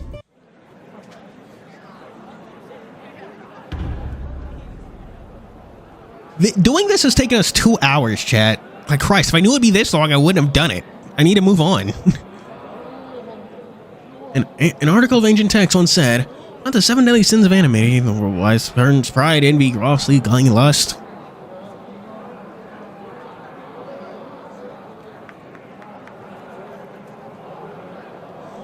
And I, who's right now meandering within the feasting and gluttony of the food street, suffer the assault of the demon known as gluttony. But my desires are being drawn greater and greater within the struggle against my will, slowly dissipating in the wake of my journey. Yeah, no, we aren't. Because each one of these is like 30 or 40 minutes. Of course I shouldn't come here at all. Lug. How painful. Why is this a living hell? Everything this delicious right now, it's right within an inch of my fingers. It smells for food right from under my nose. Pain of having not a single coin. Same as Food Street, the differences were meager compared to the one in Shisho. Only the smell wafted through the air was somewhat different concerning geological differences in culture. Naturally, it would mean different types of food. I think they meant geographic, not geological. Geography is area, geological is rocks.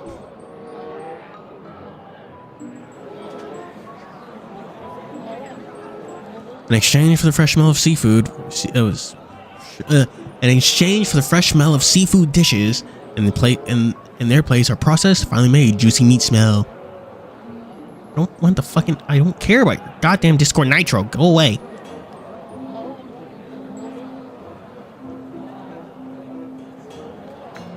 Exchange for fresh smell of seafood dishes in their place, processed, finely made, juicy meat smell. Every sniff from my nostril made a drool lengthening and enlarging in my mouth. Gross.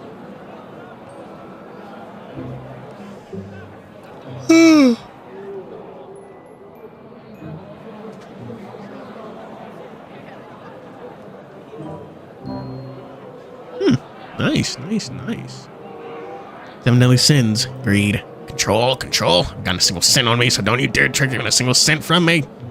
Make the best on the streets. Well, I'm the same wealthy man. You are not. And even some fatso. What? That's rude. And the one's key difference between me and them. That is that I am poor. All the dishes on the menu. I am ordering 1 serving of each. Right. Thank you for each, graciousness, sir. You have this, 2 of this, and this, so much. Then 5 of this. All right. 7 deadly sins, gluttony. What's with these people's stomach? Indestructible black hole? Yeah, but they have at least Chong Ping's wife at least did something to them. You're just calling them fat for you're just calling them niggas fat for fun because he can. Spite.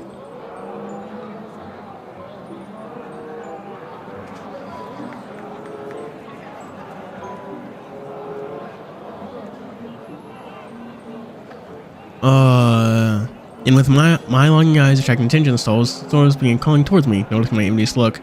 You should don't call at me at all. I have no money.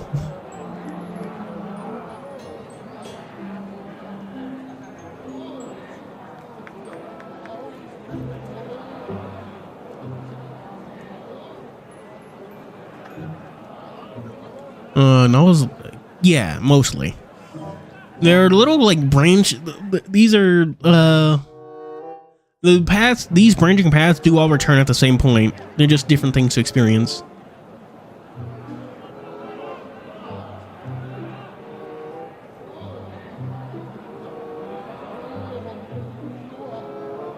Yeah. How was I going to describe this? And longing eyes attracting attention, the stalls and stores. I want to be able to come. Friend over here, you hungry? Let's to the store. Yo, little bro, want to take a look at my dishes? Handsome. Are you hungry? Want to try some good food? No thanks, I'm not. I've done sin's pride. Played it off in a callous demeanor. Laid off the people in refusal before turning my head and walk off and go towards a figure that left in style. My tail betrayed me. No matter how hungry I can, I take a dashing look to the crowd. Not. And listens, wrath. It looks so delicious too, so good. Scratching my head in a blind rage, trying to clear my head of temptation when causing straight attention she'd focus on me. Never mind, I should get out of here. It's taking more on this damn food street. I urge myself to walk quicker and intend to leave this abyss of misery, but not too long. I smelled a gust of stink. And the stinking smell caused a hunger and appetite to dissipate. What's that commotion over there? Trying to target the original noise, which seemed like complaints from some kids' little pranks. Yup, whose kids are these so rude? Brother Hugh, here. My soup. Why are you? Some kids here. What are you doing, boss? Why aren't they on my store? Sorry, Brother Hugh. Help me, TianHeHui. You stinky. That's rude. Just here for some meat, man. Don't attack me too. That voice.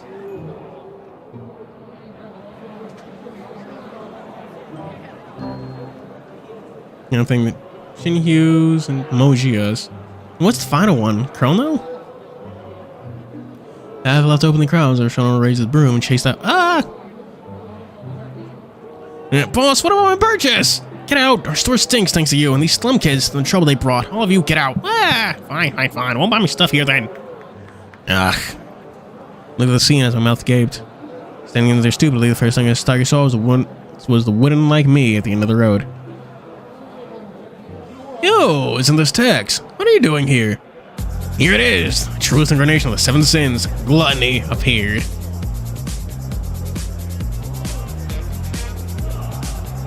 Group of mammals? As opposed to what?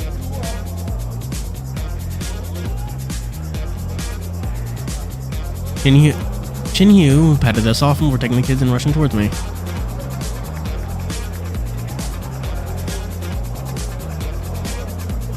TianHeHui, be honest with me. What's with these kids? Looked at him and disbelieved my eyes. Just saw then the kids beside TianHeHui peeked about in his back, looked at them with their watery, innocent, wide open eyes. What is wrong with this nigga? Sloth. Brother Hugh, who's this person? Easy, Xiaotian. This is Big Bro's Tex. This Big Bro's Tex. Best friend. Hello.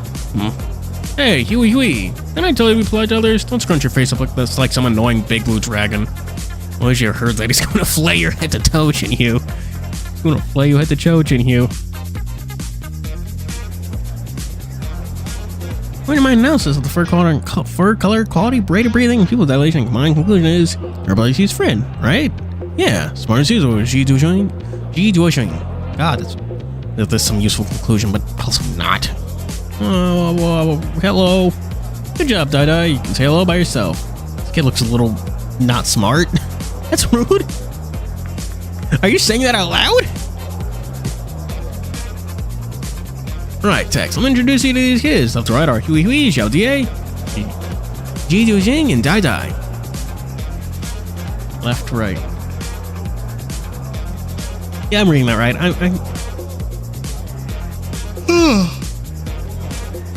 Greetings, big bro. Tisk. According to Minute My Analysis, your breathing pattern left movements and reach conclusion. Next word I heard be greetings. Wow. Greetings, kids. Next time TianHeHui rushed to my side, hands on his voice. With pride, he said to the kids, look closely, kiddos. This is my new comrade in arms. Also my junior. Also my friend, Tex. How many alsos do you have to add into your intro? I leaned close to TianHeHui and whispered, explain this to me with honestly. What's with these kids? Long story. Where do I even start? Firstly, they're kids from the slum district. Next, their caretaker, old man Fang's been gone for a couple days already, so these kids have been worried about their grandpa Fang. That's how they asked for you to take on this assignment. Yeah, after finishing my assignments somewhere else, I met up with them. Throwing everything behind these, I joined their investigation team. For all I were, these kids wandering around here in the capital. And the old man Fang you were talking about. She just seems like a goat. The girl's probably just a regular goat. Doesn't have the cross eyes of a demon. And the old man Fang you're talking about? Think of him as their adoptive father, but since it's difficult for him to raise so many kids, that's why he's taking these jobs out there. Wants a little more living wages for the kids. And that Grim sounds awesome. And every time we organize something in the slum district, it's always old man Fang who helps us, which is why he's my benefactor as well. And this from TianHeHui, I'm against superimposing the old gentleman with his memory of Mr. Reen. Seeing the kids in front of me, I thought back to the past I once experienced. I didn't feel empathy for them. They are different colors. Maybe that's just the lighting. Who knows? Not me. Even though I tried to lower my voice to speak privately with the tiger, the kid's ears were sharp and saw Xiao Jia come over.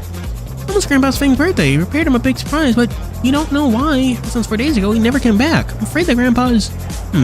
what's with those tears? Grandpa will be fine. That's why I say girls are troubles. In the expression from the kids, they crouched down and pat them on their head. Coming through the messy fur, turned to calm them down. It's okay, Xiao Jia. We'll definitely find your Grandpa Fang. Find your Grandpa Fang back. What? Yeah, that's right. Any job mistake will be done properly and finished. That's a tenet to TianHeHui.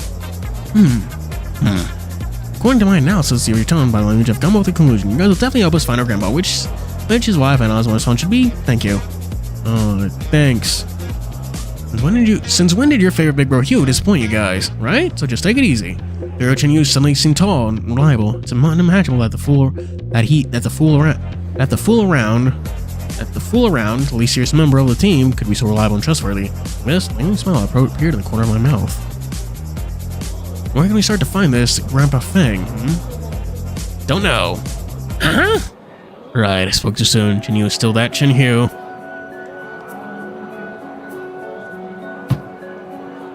You brought them out already. At least you have a general direction of your investigation, right? They just told the Grandpa Fang is working somewhere around here, but there's no clear details yet. Let me ask the kids again. Jidu Xing, what did Grandpa Fang say before leaving, or anything left behind? Jidu Xing looked the most mature and close with the 4 kids. If it's him, maybe there's some additional clues. I'm gonna analyze this. 6 days ago, Grandpa said he finally got a good job, and if he got the wages there, we won't have much pressure on life for a while. Patience on this 100 food street. The rest, finally. The job was hard earned. The hire is definitely someone capable of economic strength. On this, did he say anything else? Finally, I had my own thoughts and conversation. Jidu Xing engaged with the thinking process. According to my analysis, the other clues are unknown. See, that's how we're stuck here. I don't know where exactly to go on 100 food street. Grandpa wore red clothing in the morning. He happily on the street. Die, you can talk normally. Oh, Grandpa wore red clothing in the morning. He happily on the street. Oh. They contorted as if using their strength to force us out a single sentence, shining in Chinese eyes. We're seeing a miracle happening in front of him. Is this kid fine? I just met him. Dai couldn't say a single word. He's only able to that. But after Colonel streaming, he's starting to say more fragmented words, and now it seems he can bound words into a sentence. Really? Good effort, Dai. Of course, we can't forget the midget Black Goat's contribution with this mysterious treatment too. What Dai said is true, then what Grandpa's Fang's wearing in the morning left was in red. Yes, I just remember seeing in the morning after fetching water back to the Grandpa was wearing red clothing. Oh, thank goodness you remembered. But just a clue of red clothing is still a little... Ugh. Easy. You can search throughout the streets and find all the stores with red clothed employees. Don't believe this wouldn't work out. I don't believe that wouldn't work at all. That's too wide of a range. Needle and ocean level hard. But it's the only solution. Wait, we can piece the clues together. Grandpa Fang's workplace is somewhere with strong economic strength, requires red attire on work, which meant at the very least a reputable restaurant. In the restaurant that fit the specific description. Do you know which ones? We can prioritize our search there. Oh, that's my bro Tex. Oh, smart. According to my understanding of the 100 food street, only 2 conclusions that fit the description. The place could either be Super Rich Hall or Dragon Feast Altar. Yo, great job, Duijing. That's the place I was about to mention. Let's start our investigation with those 2 places. Speaking of Dragon Feast Altar, the medal you had around your waist was from before. Oh, that thing? Just souvenir from a competition. Souvenir? Yeah, just an award or something. No biggie. Can't eat it anyway. It's at the very least a competition medal. Is food the only thing that exists in your head? What kind of medication do you think they gave him? Just some caffeine? The food is the villain sky. Food is the villain sky, and money buys food. Can you eat the reward? Ridiculous. It is and would. How do you have a knack for strange talents in such a strange area? Hey, discussion time's over. Let's go. TianHeHui's interruption. Round of information ahead. You're right. Time's money. Let's go. Grandpa, please be okay. Relax. It's gonna be all right. Where should we go first? Let me think.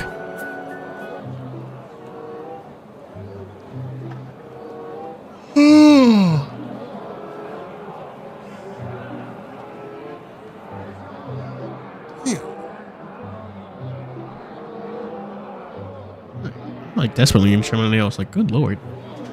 And, oh dear, you finally come. We're waiting till flowers with it already.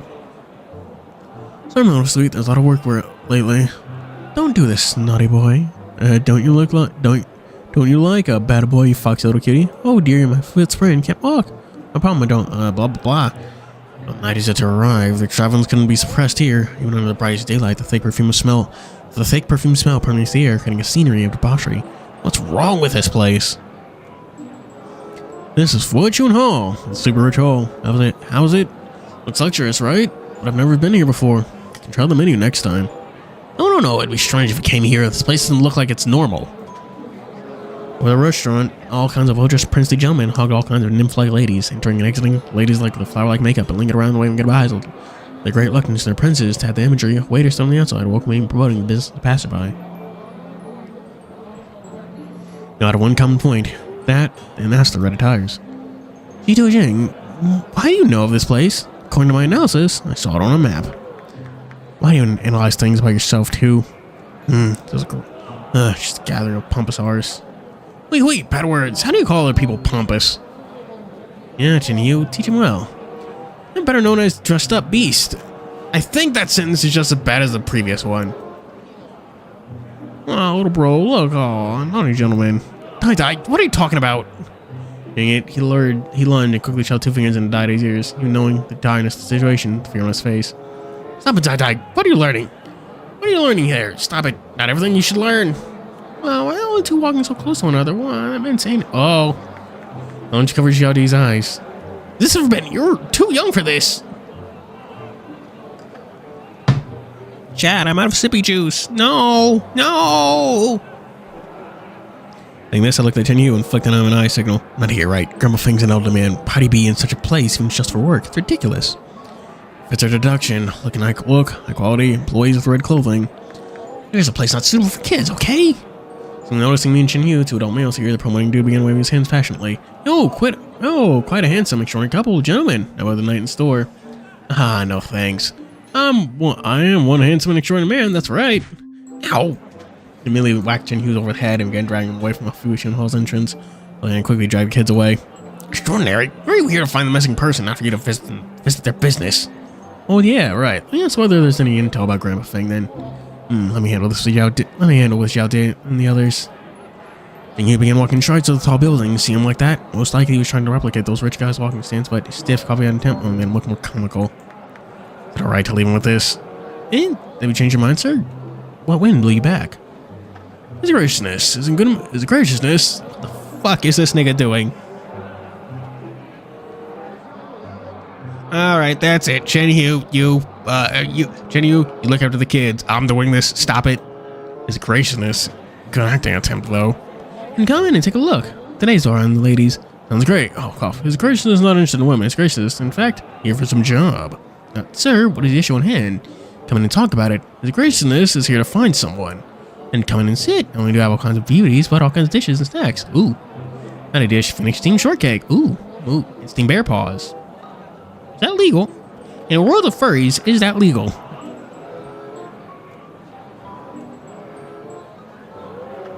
Really? I've always been waiting for a chance to try a finished steamed shortcake. Hurry up and order. You just can't resist the temptation, can you? I immediately rushed forward and slapped the tiger a mile away. I'll smile. Then turned to smile at the promoting waiter. I'd like to ask, is there a new employee recently hired? An elderly man by the name of Mr. Fang.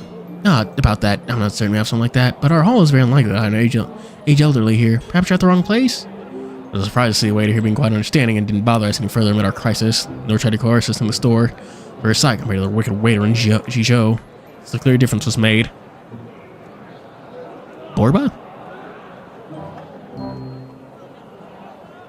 Is that the guy who made the abortion comic? Borba? I see. Sorry to interrupt you. Thanks. Oh, no problem, gentlemen. Come by next time. We spring ritual welcome extraordinary handsome gentlemen like you at any time. Yes, thank you. Next time. Oh, hex. That was too hard. I finally understand why Bayou gets headaches working with you. Brother, where do we go next? According to the plan we wrote earlier, our next step would be Dragon Feast Altar.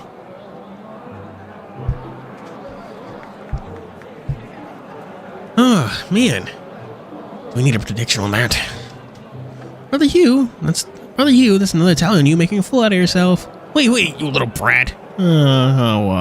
Let's go. At least the search range is smaller. That's how it did long on Altar then. Oh, let's go. Zootopia JFK comic has a sequel. Yeah, the time Judy got fucking JFK'd. Wild. Envy Salter. Wait till we wait. Oh, wait for us at this mysterious place. Nothing good. Nothing good.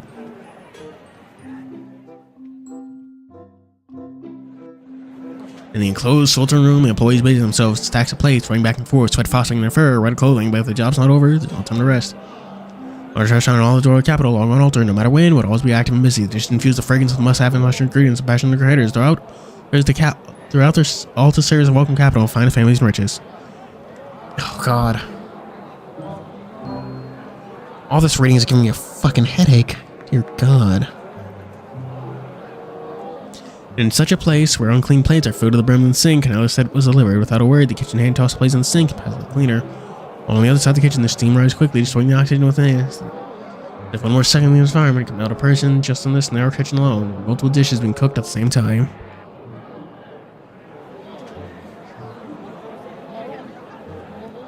Play Sonic? What do you mean?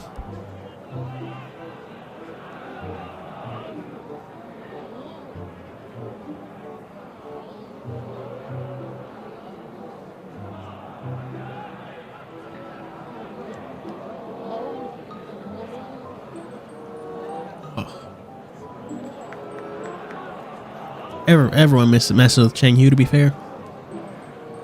Oh, it'll take a second to fix this lightheadedness.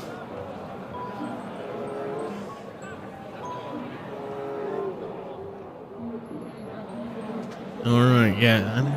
Indeed it does.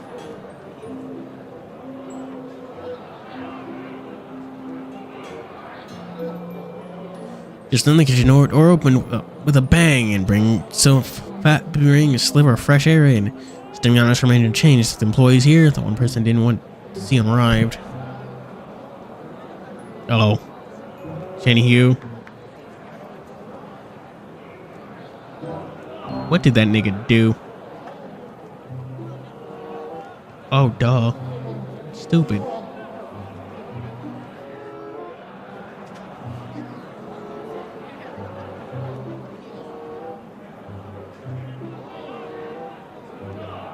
Yeah, I would not play Project 6. I'd play the normal one.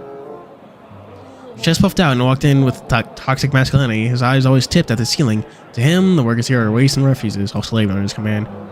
Why is table 10 dishes not ready? Which deadbeat's not handling it? Which deadbeat's handling it? The voice piercing and sharp. Earable by everyone present in the room. Steward, you! We're doing our best to finish it, but... What? But what about this commotion on table 10? If one of your ways, then get on your job. Yes. What are you lot looking at? Get back to work or I'll fire all of you. The roaring command while the chefs were interested in the commotion quickly returned to their jobs as we continue onward. Green processing section. Didn't I tell you to prepare the most freshest meat? What's with this stinging, rotten, fatty meat here? Right then, an old man with his waist bent washed the meat in his hand, his frame sunken and thin on his outer look, his empty eyes lacking loss of life. I knew those similar to him, their eyes empty and devoid of light. Chef, he said not to throw the meat away, which is why. So we're making dishes with them then. Do you know the person having dinner here tonight? No. Working for 3 days and 3 nights and you say you don't know? Are you slum scums or brain dead, a waste of meat bag? I will dock your wages, just you watch. Mister you, please know, I know I'm wrong. I have several kids back home, and their lives depend on this wage. Listen well, Fang, you old decrepit crook. Tell you one last time, the one coming here today is the head of the Young family, one of the 4 major ancestry. Give them these kinds of shitty meat that cause food poisoning, you're the first on the chopping board. I know. This flinching, humbled old man is Grandpa Fang, turned a living fee for his adopted children. He sought out all kinds of jobs. 6 days ago, he saw this opportunity at Dragon Free's altar. Work lasting only 3 days, there'll be a large number of silver towels. Someone like him, there's an indispensable chance. These 3 days were not what he thought they would be. Easy not going to arrange this whole young family's feast. And the result began preparation 3 days ago, and so many people from Detroit and the slums. There were constant cases of bullying and challenges. And Grandpa Fang was not an exception. For the past 3 days, he and the workers running up and sleep 2 hours a day, and in such high pressure work conditions. Much pressure on the bosses in such dreadful states. Oh god. And he was about to start a scene. Chat, give me a second to refill my water bottle, because my throat is like actually killing me. Discuss, I don't know, figure out what you discuss what you should discuss. That's your mission for today, chat.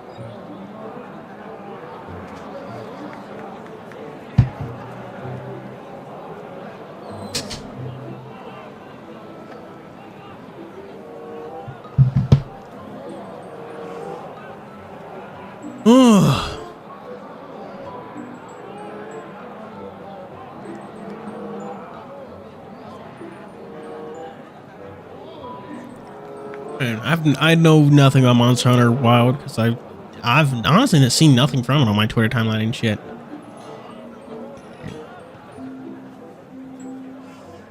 Listen well, you pathetic slaves. All the stinking meats will be passed to the butcher chef and minced into meatballs. But you already have much of the smelling mince over there already. Not used. If we send more, that is none of your concern, Slumpscum. I'll organize him to make those into sausages. You just do your job. Yes. And I don't believe this meat won't sell. So he'll begin buffeting his big belly and begin walking off another sector. Just then, a waiter rushed to the door, yelling in panic. Steward, Xiaoqui has fainted. What is it? Are you planning to deafen me with a loud voice of yours? What's wrong? Sorry, but Xiaoqui can't work anymore. So what? You care about these Slumpscums? Get her out of here. So you're going to see her soon. I'll need her soon. Don't let her presence taint our rush on air. Yes, sir. Hey, with this can perfectly just fine. Pulling out a little extra wage in my pockets. But if so, there's not enough waiters in the store, and the ones named Liu and Huang won't hold any longer either. Don't care, just do as I say. Yes, sir. Playing Z's. Nice.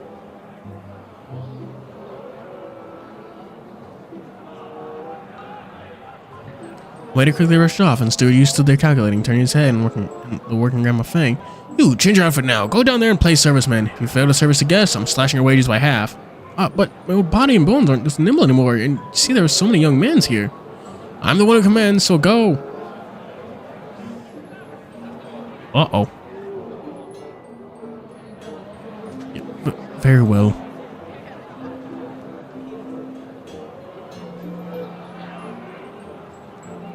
The old geezer will fail us in the service job. When that happens, I can completely just fun docking half your wages into my pocket. Oh no.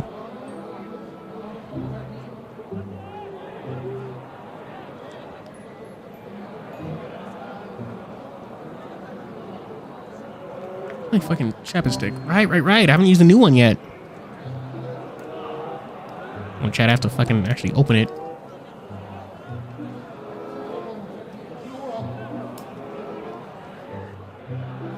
All I know is that TianHeHui's about to cause a scene.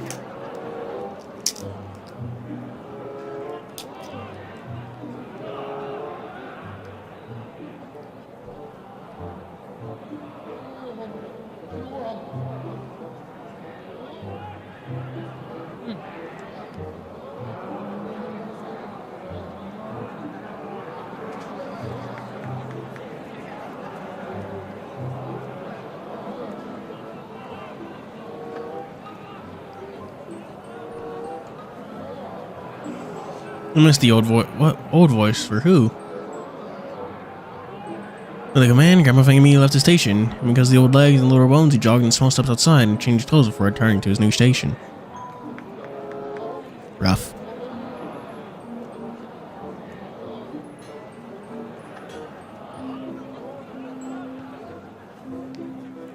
I've already carried the place downstairs, and I'm halted by the waiter.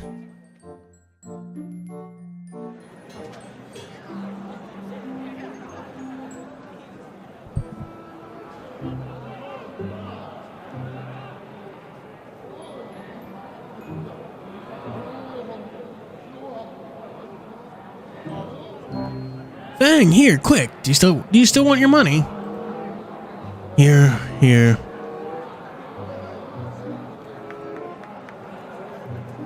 Jeez. This, and this. Get the dishes up to Ping room on the 3rd floor. Quick! 3rd floor, but I just came down. But this was Zhao Ji's job. Well, then she fainted. How useless. Then Sunway made the old man bend down. After a while, he managed to pick up the dishes. It's been 3 days since he rested well or had a fulfilling meal. Staying up right now is taking all his effort and strength. My back. What's with your blabber, some trash? On for gas the weights. Yes, I'm going now. Oh no. With one step and another, the old man walked up the stairs. His legs, from calf to thigh, cried in anguish from the stress. But the old man had his own reasons for standing, driving him to take step after step, taking steps after steps up.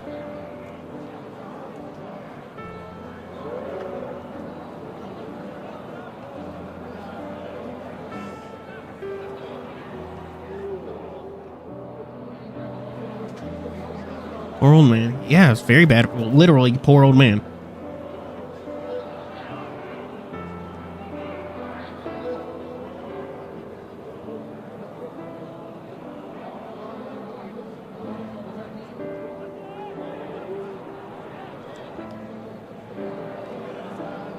voice from chapters changed well, including his ancient story.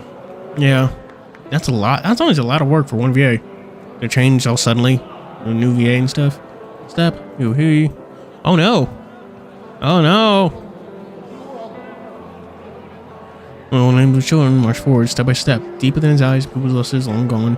His land empty. The only force driving him was perhaps the deepest wish to buy new toys for those cherished children of his. On the floor, right here. Knocking the door of Ping room with a gluttony of guests enjoyed the fresh feast of fish and meat. Their snobbish nature discarded the fatty meat. Upon finished upon the floor, seeing it, Grandma Fang looked dumb, disappointed and hungry. No, the dish is here, quickly, quickly. I've been waiting for a while. What will the service be these days? So slow. Service along your nose is getting worse and worse. Buddy, he's like fucking dying. Be nice.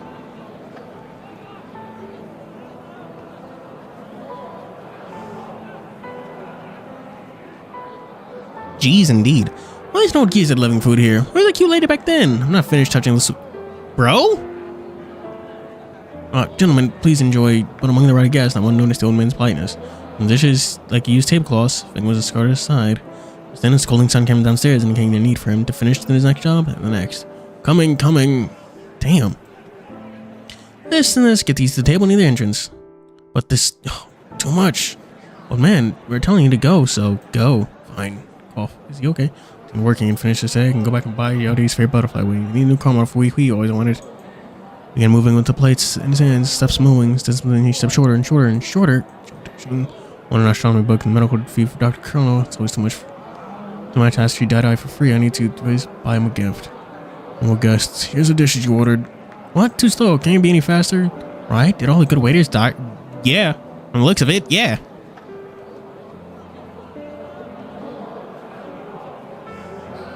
Honestly, Turbo fucked up.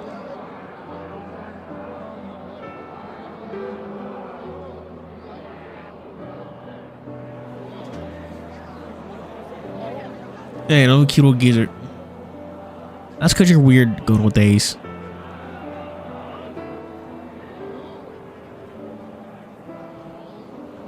Right? Did all the good waiters die or something? Why isn't old geezer like him doing the orders?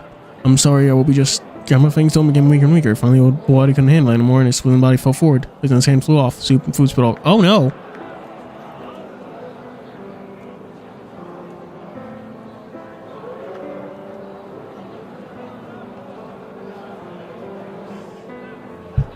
I think TianHeHui, you better cause the world's biggest scene. I want to see an absolute travesty play out. I need TianHeHui to be himself real quick. In his eyes, the light of white light flat. Oh, is he dead? According to my mistake, thank Grandpa. Grandpa Fang, Dr. Everyone. Calling talk normally. I grant. Oh, you dare! The soil's made of the finest snow velvet, hard to wash. How are you going to pay me back with the kind of dirtiness? You made my woman upset. You don't want to live, do you, you old bagpipe? No matter how Grandma Fang laid on the ground, they would not pacify the angry man. Steam Fan was singing retribution. Bastard, looks like you're done living anyway. And raising his fist. Boom! Yang Long Fei! Come out, you bastard! With a bang, the door. Oh! Fist and leg strike. And two guests close to the door were sent flying. In the smoke, two large figures stood tall. A couple of little kids followed behind. TianHeHui rushed in and slowly held up a fainted elderly on the ground. Yang Long Fei, where are you? Come out! Is there anyone here who knows medical aid? Someone's unconscious at the door. Save her! Just on the way here, I noticed feeling inconspicuous corner of the street. When I found her in a conscious and feel cold, mad and rigid like a dead animal. Who's there? Causing a Uh-oh. Time for the finest. This is not a crash out. The waiter was hoping to pass the situation before he could finish his sentence. Was sent flying by TianHeHui's punch. Get your manager out here. Did you not hear? Where did the wildcat and husky come? This yelling steward you just came was... ow! Who are you calling a husky? I'm a shepherd dog! And flying by my rage-filled fist. Soon chaos began to spread throughout the restaurant. Bounds within long and altar began lashing out, hoping to suppress us with force. TianHeHui and I seeing the state of things, put down the unconscious lady and Grandma Fang behind her back and left them in the care of the kids. Time for violence! Whoa! Stop, Grandpa! How could this be? Grandpa! Oh, who are you? How dare you make a mess of the Dragon Feast altar? Do you have a death wish? Fuckers taking the fight all the way up to our esteemed Long Yan. Fuck off! Oh. Stay down! With a heavy blow, we each sent our opponents flying. Our crushing servants crushing several tables on him. Jesus! The bouncers seeing this began running over. They tried to restrain, but none of it worked. Oh my gosh. Oh my gosh.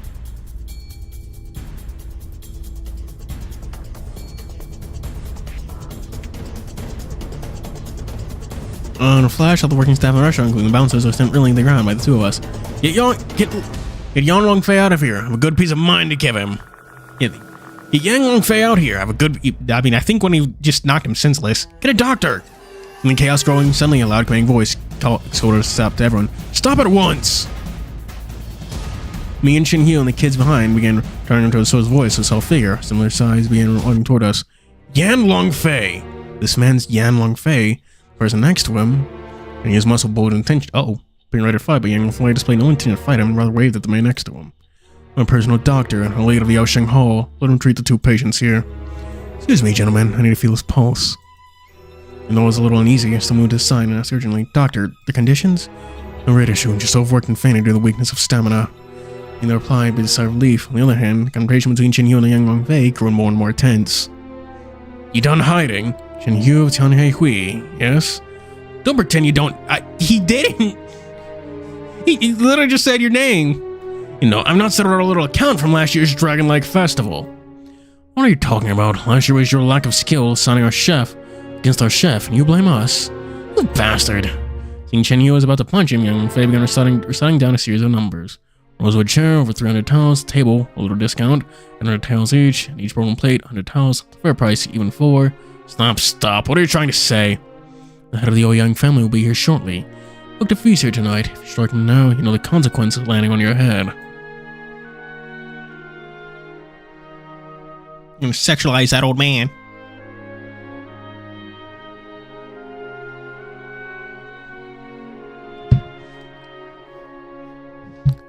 If I recall, it was something like, "I'm sorry about all the messages you're getting. I know people on Tumblr can be really weird.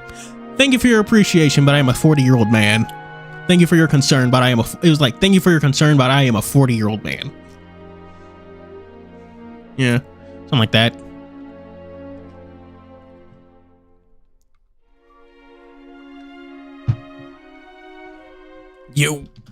Seeing today's situation, we have a responsibility in it too, so I won't pursue this any further. Tables and chairs, you and your friend broke, would also be ignored. But if fist of yours landed, it wouldn't be that simple.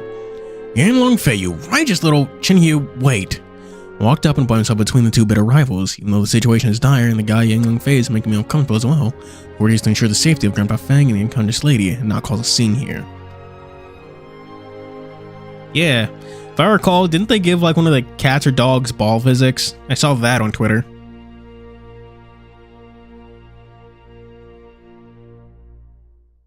And who are you? Just a normal, simple novelist. What do you want to say? Tex. I understand your explanation, but we still wish that you can give a reasonable response to your workers here and give the rightful punishment to the instigator behind this series of events. As I said this, Yan Long Fei seemed to know who I was referring to. Cast a glance at the steward to the side. Steward cowered and shivered beneath the glance, and even kneeled and begged for mercy. Boss, I'm allowing this for wages. Please have mercy. Yan Long Fei ignored him. This demand granted. Please, I beg of you, Mr. Yan, I'm begging you. And you have to cover the medical bills of all who work here and give them their rightfully deserved wages for them. Not only for the two behind me, but for all who work here. And imagine you don't want this event to be bigger than necessary. When you start flying out of here, it's going to affect your reputation here, right? Very well. That's all? That's all. In his reply, I began gleefully dance within, but right now it's not time to reveal my inner joy before him. What's your name? Tex. I remember this name. Ed? Remember me? What's the meaning? Go I feel like I'm being grudged at. To be remembered by someone as famous as you, I'm truly flattered. Go to you.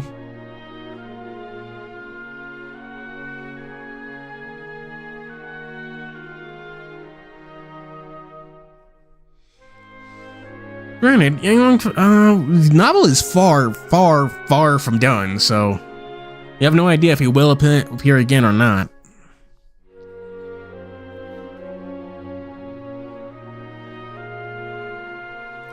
Of course, I cannot show fear from the bottom of my heart. Finished, Yang Longfei began to leave. Before he could, Qing passed me, pointing at the man and yelled, Yang Longfei, remember this too! This year's Dragon Lake Festival champion will be me!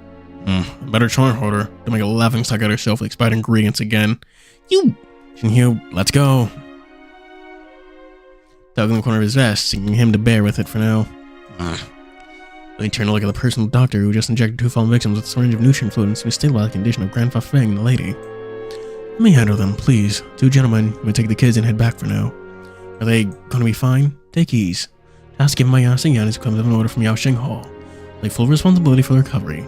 They are just overstressed. Though the old man's body has some problems previously, proper rest and recuperation will do. I see. And that's great. I'll leave this to you. Let's go, you lot. Back to TianHeHui. As I looked reluctant to go, I gathered on Grandpa Fang, face full of regret and reluctance. Sorry, Big Bro Hugh and Big Bro Tex. Let's stay around his side and take care of him. You guys go now. It's our turn to take care of Grandpa for once. Don't worry, we'll take care of ourselves. You may stay if you wish. Perhaps have his loved ones close would be a relief for him when he wakes up. Grandpa, I'll take care of Grandpa. TianHeHui and I looked up and went out inside. It's not easy leaving kids alone, but it seems the doctor isn't a bad person. Most importantly, the kids do know how to take care of themselves, which should be fine. I'm telling you, I remember your look. If you do anything to the kids, I'm coming after you. Relax, the doctor. My mission is to cure disease and save people. I don't do anything that's inappropriate and out of place. What a surprisingly professional attitude you have. A great professor once taught us a mantra in the Yasheng Hall that we are doctors. We aim to save lives and not leave the patient to suffer in pain. That probably sounds way better in the original Chinese. At least with this, we can rest easy.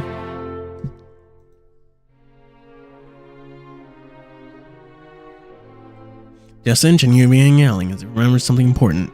Ah, damn it, it's already time. If I don't go back and prepare dinner, it's going to be too late. Oh yeah! You kids, take care of one another.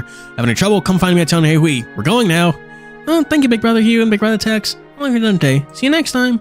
Farewell. And you may we meet next time. Hope Grandpa Fang will do a lot better. Bye-bye, Brother Hugh and Brother Tex. Thank you for today. See ya. Bye. I followed the kids and the doctor and ran all the way to the closest carriage station, finding coachman tickets back to as fast as possible at TianHeHui. Wow, that was fast. As we arrived just in time for after arriving, we arrived just in time, but TianHeHui could pay the coachman and rushed before shoving me a word or two before going off the kitchen. Go and rest, in your room for a while. Call you when it's dinner's ready. Dinner time. If I could.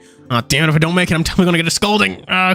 We had finished, and he rushed back quickly into the inner court, disappearing from my sight. Saw stories echoing in the air.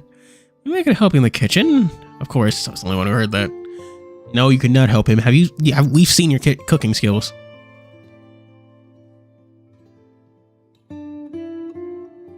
Never mind, I'm causing trouble. Let's head to the room, rest for a bit. Damn. What in the world is this one even about? Is Chrono being himself? Ugh. Okay. 2 hours! 2 hours and we're still doing these options.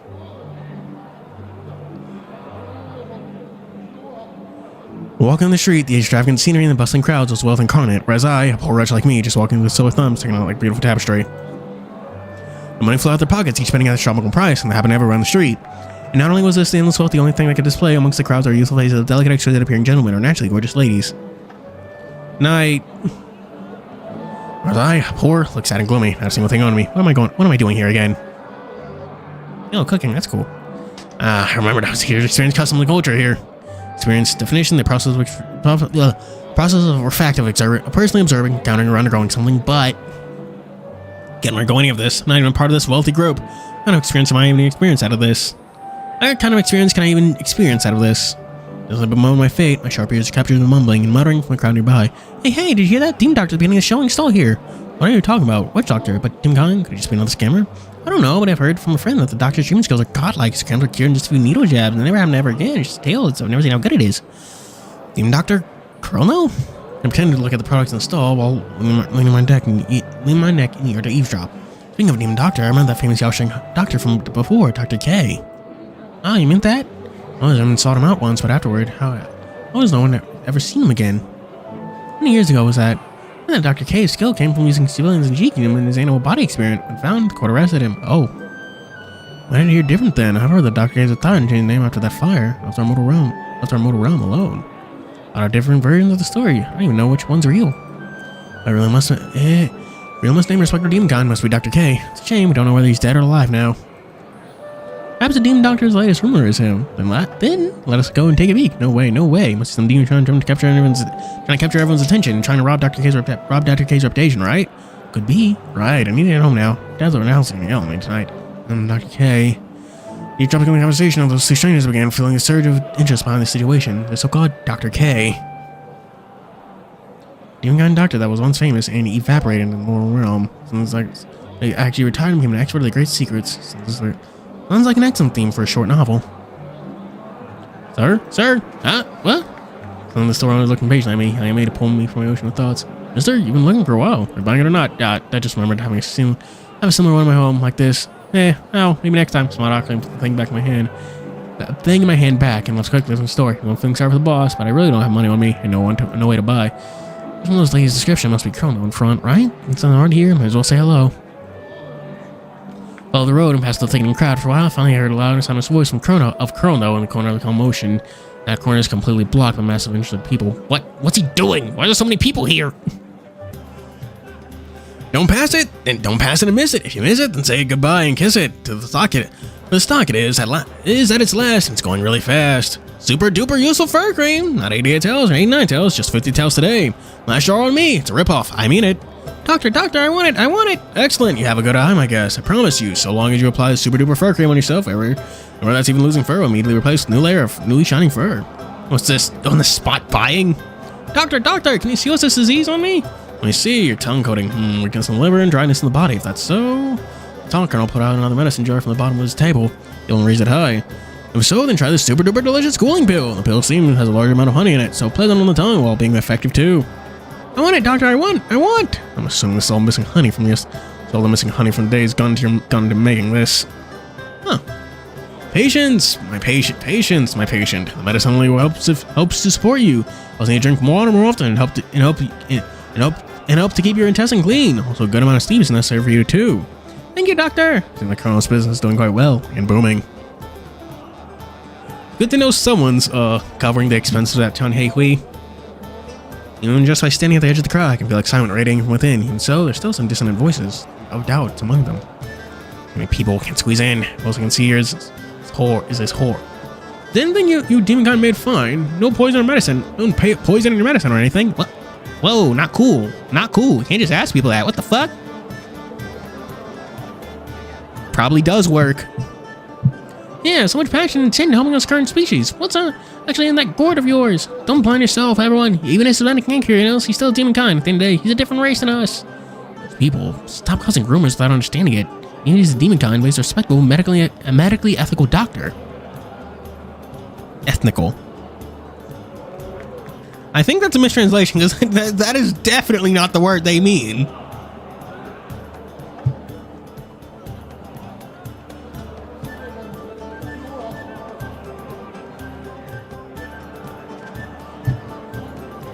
There's an ethnical doctor. What do you mean defining by them by race and tribe? That's why I simply caught to what I said and leaned in, whispering in my ears. There's no easy solution. Our relationship with demon tribes is always intense, and when it's easing up, Emperor Taiji left us too early. Our emperor is too young. Can't make any reason between us and the demon kinds. It's easy. The doctor's skills are undeniably great. My wife's pregnant, wild medicine here. When I had my initial doubts, but after my wife was medicine, she appeared so much better. Younger even. Is it that magical? I don't know. Like in this general area, so don't exaggerate it to me.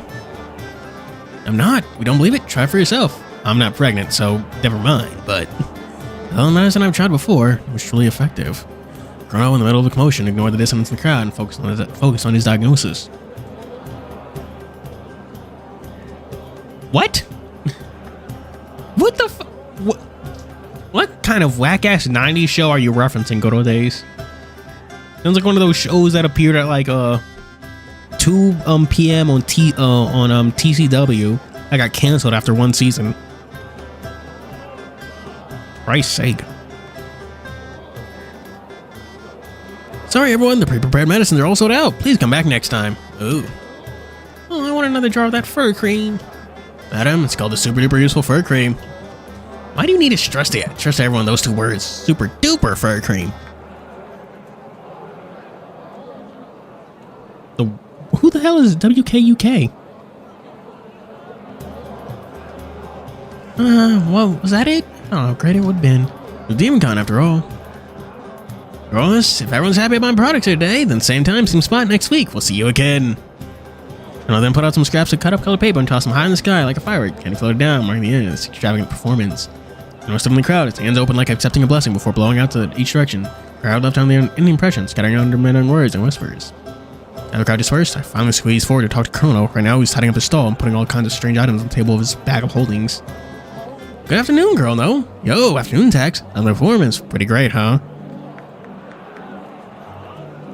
Yeah, so you already noticed me.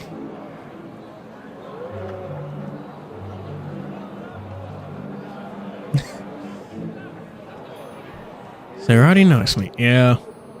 I haven't seen for what it's worth, at least in the States, I haven't seen a show that like genuinely accidentally does a racist in a while, which I suppose is a good thing. That height of yours, not that hard to notice at all, right? What? Is Tex particularly tall or something? You have a point. Speaking of, are you planning to head back next? Ronald finishes his packing up before shaking his head. No, I have no patient. No, I have a patient I need to attend to. You want to come along? I don't know, because I haven't watched Ultraman. And really? Would I bother you in the treatment process? Not really. Besides, her afternoon guest needed a new special treatment process. I intend to utilize a new treatment known as chemical therapy. Chemical therapy? What's that?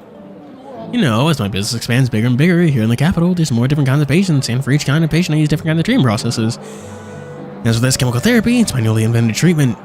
Hearing from you, then that patient's sickness must be very serious indeed. And it's worse than serious. It's the terminal illness that's burrowed deep into his very being, and if it continues...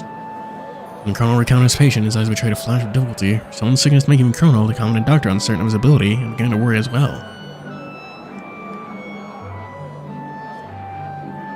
We cannot tarry a moment longer. Let's go. His address isn't far from here. Follow me, and once there, be careful not to talk too much without caution. Can't talk too much without caution. I was afraid of me blabbering one of the severely condition and scare the patient. Be more careful when I'm there. Followed Colonel all the way there. The way being, imagine what kind of sickness would make Colonel employ such drastic measure against stimulate anyone kind of... You sure it wasn't fucking with you? Say what things when facing the patient.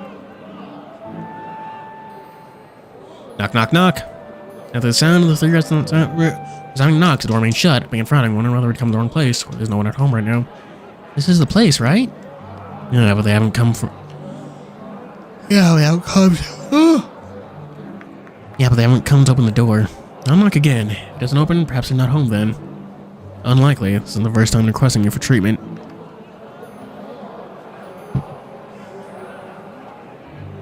Hell yeah, kitties. No wonder, no way they'd leave me out in the cold. Knock, knock, knock. Knock again on the door 3 times. That's a noise function, making me begin to shout for inside.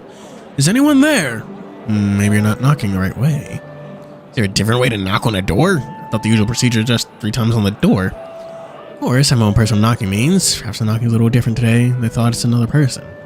If so, that's far too cautious. I think it's probably just a simple case of no one's at home. Excuse me for a moment, Tex, and I'll let you demonstrate what a proper entrance is like for a famed doctor. Then answer me. What kind of people recognize a person through knocking? Here's his attire, clean your stuff before pulling out his backpack, cylinder with a gramophone. Saying this, at a distance of phoning, taking a few steps back subconsciously. Folks, ladies and gentlemen, and our resident here, Mr. Song, good afternoon! Like a thunderclap, Chrono's voice resonated across a mile-long radius, and the birds in nearby trees began flying off in a panic. Why are you shouting? You're trying to emulate some opening remark to have a gala or what?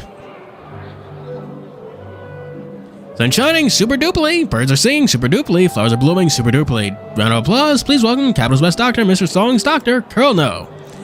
What's with your obsession with these words, super duper? Who would describe bird singing as super duper? His assistant, Tex. And why is my introduction set in a deflated tone? Am I here just as an assistant? Am I here just as an assistant? If you're not an assistant, then why are you here? What other roles could you play beside me? This. Come on, come, open your door and welcome mine. Oh, no, our arrival. What kind of knocking is this? You're clearly just yelling in front of someone's property. That's a charge of noise complaint. I smiled suspiciously before taking a step back. His smile seemingly telling me one message. Too young. Too naive. Tex, don't stand there. Come here. Oh, why? Fang! Yeah, Dr. Chrono. We've been waiting for the stars, the moon, the sky, and the earth, even though minutes go out of auction until you're finally here. What? It's been a while. It's been weeks since we last met, right, Miss Song? How's our young Mr. Song doing lately? Just the same as before. I'm afraid he's never going to recover. Ugh. Chat, give me a second. I gotta go piss. Too much water. Discuss the horse girl, I guess. And her big, personalities. There. I said it.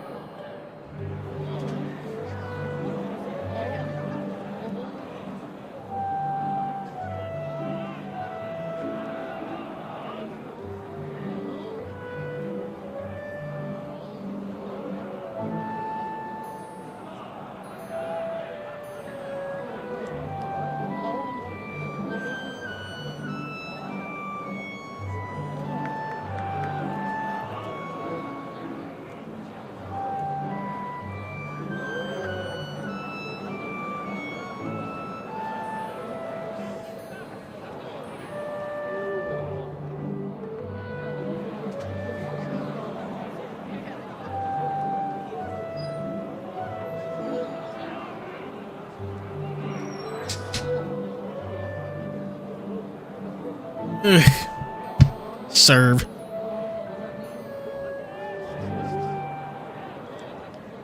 A loud bang, door open outward, billowing pillar grin open a gust of wind. The opening arc perfect Miss Chrono. His eye on the iron wasn't so lucky. Ugh, my nose. Dex, didn't I tell you not to stand there? Why are you not willing to listen to me for once? You should have made it clear. Why is this door pushed outward?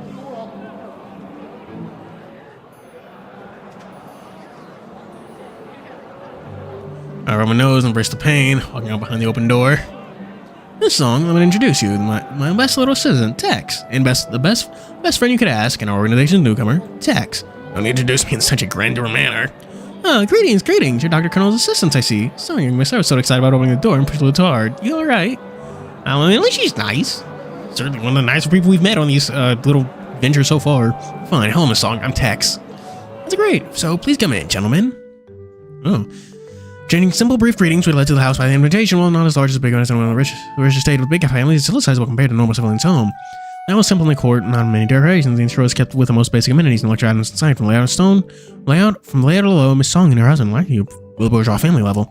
Miss Song, you're living here only with your child? Your husband's usually out and seldom comes back, which is why I take care of Little Jun just most of the time. Little Jun? Miss Song's kid, Song Jun. Oh. With Miss Song leading the way, Connor and I came to the home's living room. After bidding us to stay, she brought us over for each of us a cup of warm tea and a jar of honey. Yay! Spent a lot of money lately for Jun's little condition. As you see, you can have whatever we can sell in this house is almost gone. We sought out after so many doctors, even the best doctor in the Ocean Hall, but there's no result, I'm afraid. As she spoke, her tones turned sadder and sadder. I was the one tearing up. We really don't have much to treat you, gentlemen, so if there's any discomfort, I'm truly sorry. It's nothing. That's completely enough. Your situation is well known at this point by me, so no need to apologize over such a small matter, Miss Song. Miss Song quickly wiped the tears of coalescing around her eyes, adjusted her emotions. Yeah, thanks to your treatment, Jun's spasms clearly reduce. Once we change to another doctor, his condition worsened even further, which is why I believe you can cure my child. That's absolute. That's an absolute. Look at who I am. But why didn't you let Chrono continue his treatment then? Looking closely, Miss Song that. Look, there's a clear circle of edema around her eyes, clear some lack of sleep, seeming young in her early 30s, yet face so old and anxious. Clear child's condition after waking up bothered all night long. Little Jun resists any kind of medicine to take, and against any acupuncture and injections. But I can't watch my little child suffer, which is why Dr. Cohen's solution from me or him is a little unbearable. But worry not, I can use my newly invented super duper technique, chemical therapy, to effortlessly and painlessly solve your kids' incurable disease. Yes, I heard that Dr. Cohen invented a new form of treatment, which is why I'm going to try it on him one last time. How could this be? Can the best doctor in the world capitalist helpless? It must be serious. Song, what kind of tremor or illness, disease did your child get? It's a long story. You will understand when you meet the patient himself. Song, take me to see Little Jun, please. Very well. She rose from the table and waved us to follow her, slowly heading towards the bedrooms. We put down the cups and followed behind. We spoke nothing in a short time, because we had thoughts process were hearts, perhaps thinking of how to approach his treatments, whereas I tried to think about Miss Song's word. After a while, we come before Little Jun's room and saw Song gently opening the door. Little Jun started to interrupt. Mama brought the doctors over. This is... Jun sat in a chair, sat girl on the table, his eyes empty like a dead fish, head to his shoulder, his mouth gaping slightly, looking dumbstruck and empty. Blood slowly dripped from his mouth as the body limped in the chair like a paralysis victim. Oh no. Is he suffering from a case of affluenza? Open up, Mama, give me money, I want more. His mouth repeating the same words over again. What kind of sickness is this? Neurological disease? No, not neurological. He's just mentally sick. Huh?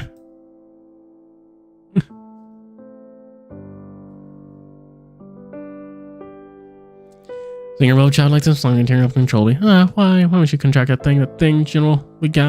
General the Gathering. Look at how it's harming you. General the Gathering. Ay. General walked up, and the gentle hand flipped open Song's eyelid and investigated dried eyeball, wondering himself, then pulled himself patient's lower jaw and looked at his tongue. Child, some last vision is take money out again for a booster pack. General the Gathering? Oh. Hey, this is not Yu-Gi-Oh! He should get into Pokemon. I hear that one's really cheap. How long since the last time you opened something good? Opened what? The topic is clearly developing into an unknown direction, even that even I no longer know. Oh yes, he took another stack of our private money to buy those booster packs, probably something like hundreds of thousands of them, but not even one Heaven Rare General was opened. Then his friend bought one pack and opened, then his mental can't handle it. His eyes closed, jumped, fell in shock. What are you talking about? What? Heaven Rare? What? Why, I spent so much money, no Heaven Rare. I'm so bitter, I'm so salty. Yeah. I know it's a magic. I know about Magic the Gathering. I don't play it, but I know of it. I'm not a barbarian. I know things. Barely. Ay.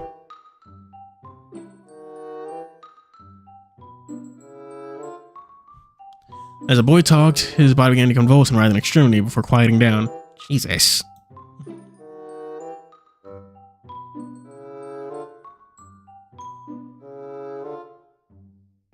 Basically checking Song Jun's facial color and pulse, Colonel sat down. Is he serious? Is losing dashing like at his injury. Had a quiet sigh coming from him. Mama, help me, but I don't want needles. I don't want medicine. Easy, my sweetie. Mama will think of a way to cure us. This so-called pampering mother and mama's boy. Very ironic for Tex to be calling anyone else a mama's boy.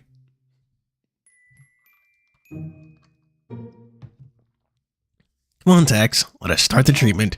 So none of you people want to start explaining what the heck is General the Gathering for me? It's normal you don't know about it, since GTG is the latest popular tabletop game among the world capital youth lately. Tabletop games like Dungeons and Dragons. Can they say that?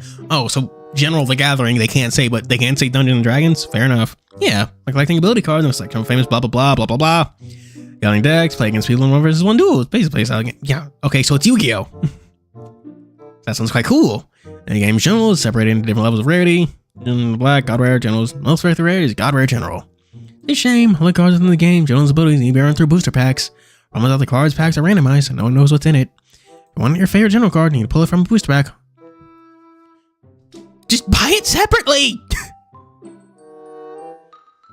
Does he not know of secondhand markets?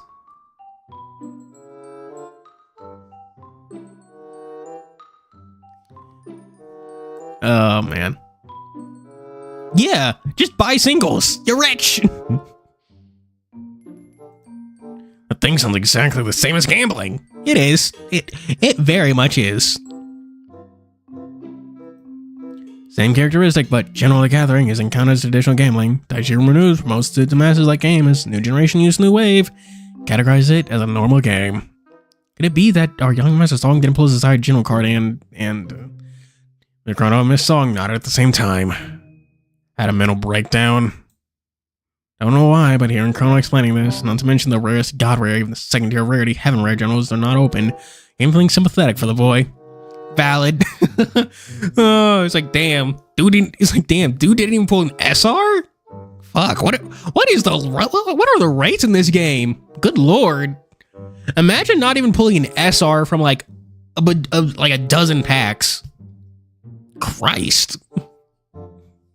At that point, I think something is defective with the product. At that point, you either complain to the store owner or to like fucking someone or like Konami or whatever, because that is not normal. The hell luck as shit is that? If I'm gonna break down within reasons then. Yeah, since teenagers' mentality are quite sensitive and brittle, which is why he's like this now. Bowels of insanity are so is full body convulsion. This is a little too brittle and sensitive to me.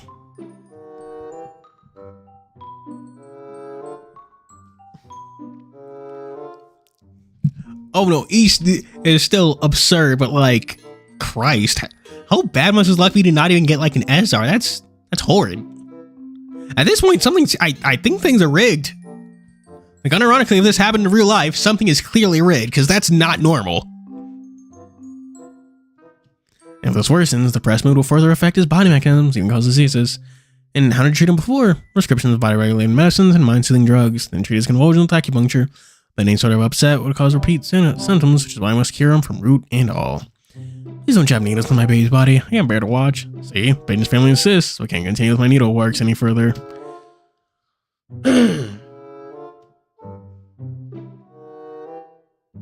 Christ. No pity system indeed.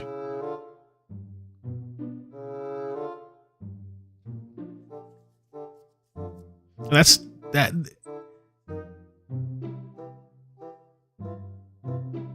Oh, jeez. Hearing this reason made me wordless. At first, I thought it was completely hopeless. Tricky disease like made cure on uneasy. Only realized it's just a simple case of mental disease. Very well. Let's begin our verbal therapy then. Wait, then what did you mean by your chemical therapy then? Chemical? You must have misheard. Chemical and talking is the same pronunciation in Chinese. No, fair enough. Hang on, I haven't opened up TOS recently. Might as well open it up now. Chemical? You must have misheard. No needles, no medicine, just here talking to you. And you cure through talking, that's verbal therapy. This is just some chatting. I thought it was some chemotherapy or something. Very well. Well, mental illness naturally needs to be solved by counseling means.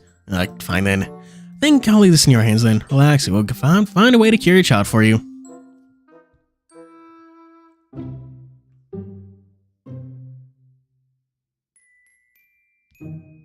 Even though we say that, but how do you do verbal treatment is still an issue? What's the current banner looking like? Oh, Yasuyori, Anvari, Choji, Baylor, Arslan, Tez. Honestly, I'd say pass. Tez is a notoriously bad unit, and Vari is useful if you need to get the coins and stuff. So it's neat that he has a boosted rate. I'm not really sure about Baylor or Yasuyori though. I do know Choji is nothing remarkable. Since I completely didn't understand the logic on the so-called verbal therapy, I dragged Kieran out the room in case Song and her heard our talks, causing a mess in our treatment. This verbal therapy. What kind of topic should we talk to him about? As you saw earlier, if there's even small sugar, Songjan's body will convulse and shake non-stop, so we need to change subject and let him know there's no more booster pack luck in this world. There's still many amazing things in life. But what topic do we choose? Isn't that your mission, my super duper famous author? Also my super duper assistant, Tex? Oh, is this my mission? Hey, and your expression just then is scary. Then quickly use that author talent of yours to draw out the topic to enlighten him with. Very well, let me try. I looked at Kron. For a moment I saw him up to inflict the corner of his mouth. I quickly reverted back to a serious look. This way I don't have a suspicion that he's having fun with me. Right now, his goal is therapy, so I didn't focus on that. John suffered greatly in this area. Perhaps he's treating opening pack in your collection as something of great consequence. He changes the focus to make him believe these things to him are inconsequential. Kill his mom! That'll give him... See? Now I'll make pack openings look inconsequential. See, problem solved.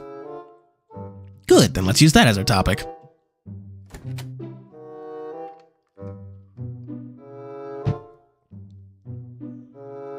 I walked in and smiled at the boy. Little Jun, do you really think these game cards are important? They're just pieces of cardboard, except playing with them. What else could you use them for, right? Yeah, but they could do more than that. Think carefully. When you finally open the card you wanted, what could it even bring you? Just that moment of exhilaration when you pass all the time? Or that leaves you all a sense of emptiness? If that's so, why not use the money on something else? Yeah, you're right. I read in a book once quotes something like, the color is empty and the empty are the colors. Colors used to describe our desires in life, empty to describe life. That in the end, all these material goods are just the empty part of our life. You have a point. These things are empty. All empty. Not bad, you have some skills. Think about it. If you die, you can't take these cards you open with you, right? It's not a sign that it itself is empty. And I felt my sins had a point. I immediately regretted saying it the next second. Mama, is that what a doctor's saying? Does that mean? Was about to begin to shake. That I'm almost dead. Oh, don't cry, my sea base. No problem. I'll be there for you. So I'm rushing forward. How you look at newborn baby. What a bother. Straight up needle treatment is faster than this. I drew out 2 silver serpent needles from the depth of his sleeve. The machine shining cold light in his hand. Dr. Chrono, have mercy on him. He's just a kid. He can't tolerate that kind of pain. Look, he's convulsing the mention of needles like a spinning top. 15 is not the age of a child. Easy, I believe we can survive through it. No, mommy, no needles. Oh, baby, you're fine. I'll hug you. Get up, Chrono. Let's find another way. Fine. The song's rocking and calming, Little Jun finally settled down, long twitching during the time after Chrono backed in the corner outside against the plan of action. No needle treatment, no take a medicine, a lack of topic in verbal therapy. You today are so annoying. It makes me, the best doctor in all the capital, completely stumped. You help me think of something, Chrono. Find the right topic and you make me a young song being booze crack in his full emptiness. It'll be done. We need to find a thing, that one thing in Mr. Young's heart that he has a higher place in his heart than some heaven-rare card. Something that everyone has, and that is... And I seemingly thought of the same thing. Face the feet. Class has an understanding. Face our heads. Leaving this time of verbal therapy will help alleviate Youngson's condition. Teenager boy's most exciting... Boy's excited passion love. No teenager can resist it. I thought they were going to kill his mom. I still vote for killing his mom. Yes, as long as he realizes there's something more interesting in this world than GTG, he can walk out of the psychological shadow. But the two of us are male, so I'm going to bring him a realistic experience of teenager love. I mean, Chrono's kind of short. He could cross-dress. His hope bloomed into bud before the head made stumble downcast again, unknowing where to go next. Little Jun's actually a sentimental boy. I remember before he became obsessed over GTG, he was in love with a romance novel, and even at times, found himself in a protagonist novel. I was there with a female protagonist. God, your son's cringe, dude.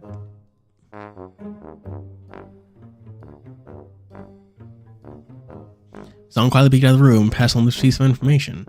Romance novels. Miss Song, your meaning is to get inspiration from these novels, then? Oh, I know. I was hoping the two of you gentlemen could replicate a classic scene on the novel, of a male and female making Jun's heart beat once more. Once more, perhaps I could bring him a sliver of love, the experience he always wanted. Heck, can this be done? Susan feels a little... All's ridiculous. Give it a try. Chrono, you're joking. Well, male, we can't replicate a scene in the novel. And this thing, it can't be done with this song either. Absolutely that. A suggestion. How about the two of you dress up as one? Sounds great. Who needs one of us to play the female role? Girl turned, looked at me with his horrified twisted smile stripped out as I shivered down my spine. Me? No way. I'm too muscular. Completely unsuitable. I say you're more suited. Easy. I can lend you guys my clothing from the younger days. Also some wigs my husband wore from previous parties that I can lend you guys. Why do I feel the amount of information just from these sentences alone are explosively redundant? Explosively abundant. You can cure Little Jun. I'm willing to do anything, please. One playing female dress up as us, not you. I like the sound of that. Besides, Dax, you're my super duper assistant. You're laughing at me right now, aren't you? Please, any amount of money I'm willing to pay, just please save my sweetheart Jun. Everyone looked at me comically, and I looked at Miss Song's pleading eyes, finally becoming touched by her overbearing mother's love. Sighing, I agreed. Well. Then I will go and prepare. As soon as she said it, Miss Song's face shined in joy. Her expression seemingly changed her entire personality and began quickly walking off to her room. Why is it always me who's getting hurt all the time? Because I'm his attending physician. How can you ask the head physician to shoulder all the troubles? Which is why this is your responsibility, my super duper assistant. Seemingly showing off, Kuro tried to console me with a mocking tone, drawing out the emphasis of assistant in a long note. You're definitely taking the chance to prank me, right? I'm not. Around Miss Song returned with a small basket in hand. Inside is a greenish skirt as well as a polished wig. So panted and she panted, jogging back here. You good? Sorry to keep you waiting. No, you haven't waited too long. I should have expected this. Since everything's ready, then we'll make it very quick there. It's about that. Sorry for the interruptions. My size and clothing is a little too small, and the largest isn't suitable for your assistant here, so only you can wear it, Doctor. Straightforward and natural is Miss Song's personality. Ladies like her bring out the best in motherly behavior. At the same time, to natural of her personality, she sometimes says the most unbelievable things in the most normal tone. I muttered in my heart, Miss Song, you've done a good job. Why is it always me? Don't agree to this as tax. Dared the bursting joy of my heart, and raised my shaking hand and patted Chrono's shoulder and spoke to him earnestly. No matter what you say, you're his attending doctor, so how can a lowly assistant like me take on such a heavy burden? So you have you, head doctor. Text you. Can't believe I'd have the chance to see Chrono's unprepared and surprised expression. I suddenly feel this trip toward today is totally worth its time. Come on. Please, doctor, save my little Jun. Chrono's tightened brows seemingly reflected this battle fought deep within. With gritted teeth and twitching face, he finally squeezed out his sins. Doctor's mission is to save people, and not nearly the patient's suffering. Come on, since you've already agreed. But,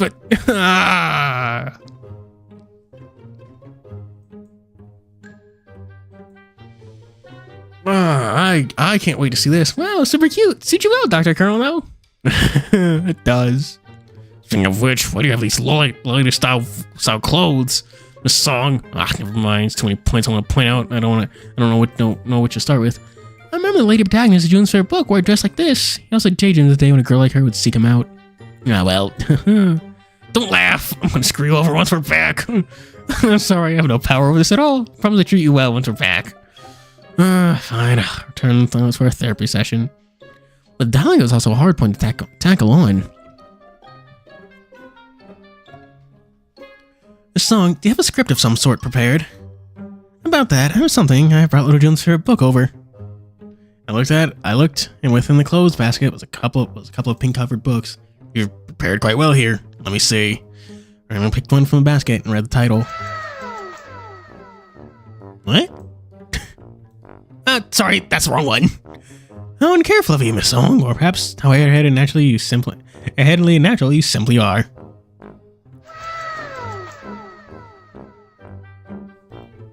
Let me take a look. Bubble Winter. The Bubble Winter. Colonel came over and picked up the book as well. Oh, I've heard of this one before. A more author famous for romance novels wrote this. Very popular amongst teenage girls years ago. Of course, it's Western literature. I believe my little sweetheart when seeing a cute girl, oh no, cute boy. Anyway, as long as he proposes to you with those words from the book, his heart will truly be moved by that touching moment. Let's hope so. It's our last resort. Family Ace here. Lines in here, they're too sweet and corny to point my tooth is running out. But as a doctor, I'm going all in. Good luck. Oh man. There ought to be one. Colonel skimmed through the book, took a deep breath, and with a resolute yet soulless look in his eyes, walked into the Sung Drum's room. Did he actually memorize the lines in the book already? Oh, it's not just going to be a sprite, it's going to be a full CG. Like the details of the novel, Colonel, this Lolita dress, just like the heroine of the story, Emily, finally made it to the side of the second hero of the story, Eowyn. Emily walked up. Then gently, she embraced Eowyn from behind. Eowyn, no matter what you've become, no matter what illness plagues you, I'll always love you to the very end, but I'm not whole anymore. When she shook her whole head in a soft manner, caressing her beloved head, her warm hands slowly healed the wounded heart of her love. Kisses. No matter how many worlds splits us, the truth is we love one another. We complete one another. For I'm incomplete too, Eowyn. It's only because you're by my side that I can become whole. Emily, you make me whole too. Nice, and we're getting the mood here. Come on, Little Jun, come back, Come on, Dr. Kono. Emily leaned in, whispered into Eowyn's ear. Her wholehearted kindness devoted upon her lips, she whispered to him. Too bothersome, running to Operation Needle. And it seemed like complicated so well too. What? Shoot, Songjun's mental state is stabilizing. I'm in shock again. Perfect, and I have nothing to hesitate about anymore. I can treat him the way I prefer. Please no, don't hurt my baby boy. Songjun's state wasn't turning out as ridiculous. Instead of convulsing his state, became still and peaceful for seconds. Now red bluish. Well, what? So beautiful. Huh? You were my Emily. Go away. Who the hell is your Emily? Despite his like mobility and dress, Russell pushed Songjun away. His fur bristled and exploded like a hedgehog. That devil-like tail point stiffened upon hearing the boy's confession. Oh my god. Oh my god. Oh god. Emily, oh my beloved Emily. You're cured, right? If yes, I'm leaving now. Emily, don't go, my Emily. In the end, Emily ran off into the full moon sky, their face fully covered by hands.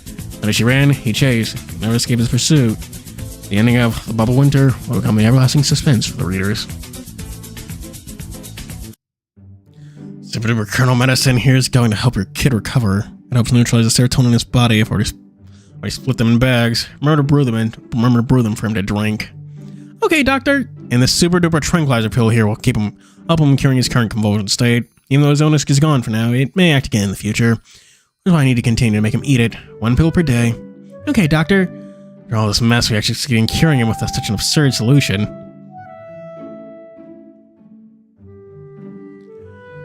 Oh my gosh. I have expected him to run back to TianHeHui still in the dress. Like, if you speak one word to this about anyone, I will end you. As the colonel escaped Songjun's clutch, he flashed into some obscure corner like a streak of black lightning, throwing off his dress and wore his green robe once more.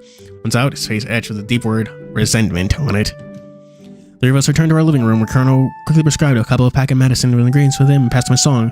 My task in the animal was to observe the mental state of our young patient, ensuring he's stabilized for now. My Emily, where are you? Thank goodness he's not that sharp. He didn't realize Colonel was the Emily he's seeking. Doctor, you're called Tex. Doctor, you're called Tex, right?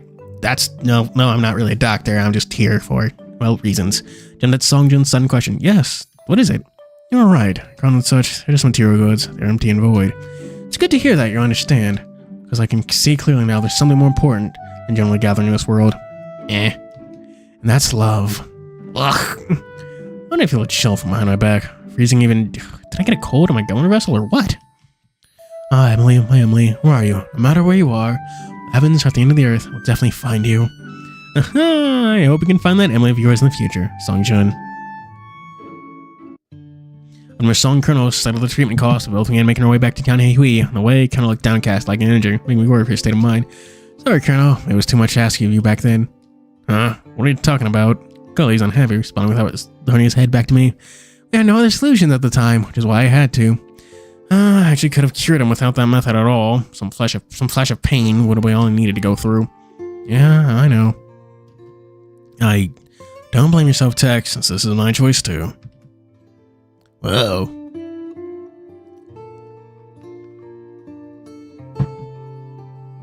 Love the glittering. Love the glitter. Colonel stopped in the middle of the road, smiling steadily at me. Learning sunlight turned that smile more despairing and melancholy. One former teacher once told me, a doctor's mission is to save others and not leave them suffering. So I can save them, as a doctor, I have no complaint. Colonel, I feel like you're not the same with the other doctors. They face serious problems with a bitter and serious outlook, whereas you, no matter what, facing the patient's conditions, will always put on a smile. Even though the smile creeps people out. Are you trying to care for me? Suddenly he leaned close, and I felt the physical and mental distance was shortened in such a finger breath distance. Yes, I feel quite unbelievable. I'm also worried that you're forcing yourself a little.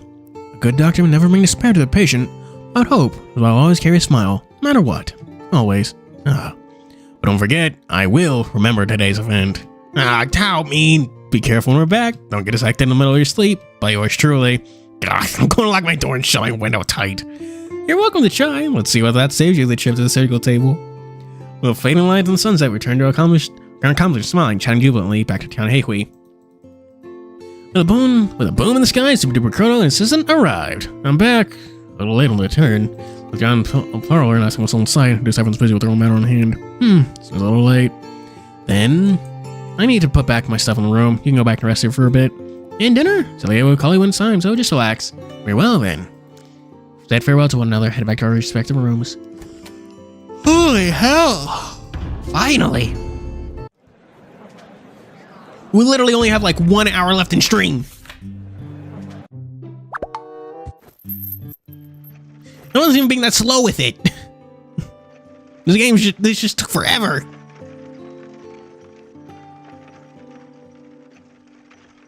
Good lord. If I knew they would all be this long, I wouldn't have done it.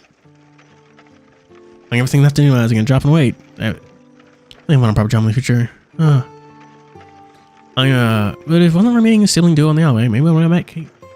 I'll put it on. Those things happened in the afternoon. The sky saw, well, those things happened today. TianHeHui felt like a incredible person, and it's the music of his makes me feel much stronger. What a magical martial art is that? I should have to make some meat. It wasn't for meeting that person right away. It's that person, Xingguan, right? Or Xingguan Fei Fan. The conversation to cut short. Ever read Guess on Daiji Renews support like that? He has a good singing voice, but I really hate that personality of his. How come that kind of prick gets so many fans? Well, it's with that annoying prick behind me for now. Well, if it wasn't for meeting the sibling duo in the alleyway, maybe I wouldn't have met King Q and Shangguan Fei Fan at all. Fate is such a strange thing. Turned over again, lying sideways like the sunset outside the window, and in memories began flowing up from the depths of my heart. Ah Fei and Ah Hong, two of them, right at the time of the past, just so similar. Well, they can find a proper job in the future, cure their mother too. Calling everything in the afternoon, my eyes began to droop in weight, and everything from my eyes began to get blurry. Oh, so tired, damn. Time to fact me up again. Eyes closing, eyes become clouded in darkness once more. Dinner soon. Fall asleep in a moment. Late. Oh, if I arrive late, I'm definitely earning a scolding from Ojia. My brains are flashing warning signs in my mind as I realize the consequences await me if I fall asleep right now, but I can control my body. Under the soft drowsiness, I close my eyes. I still don't know if it won't matter. Someone's bound to come and call me over. Darkness, dampness, a cold room, the only lingering light from a flame lit up the summer space. The youth cowered in the corner of the room, his head buried between his knees. Both his eyes were looking empty, as if the youth had severed himself from the world. Perhaps it's the cold and human environment, or perhaps it's the fear of being in an unfamiliar environment, causing his body to shake uncontrollably.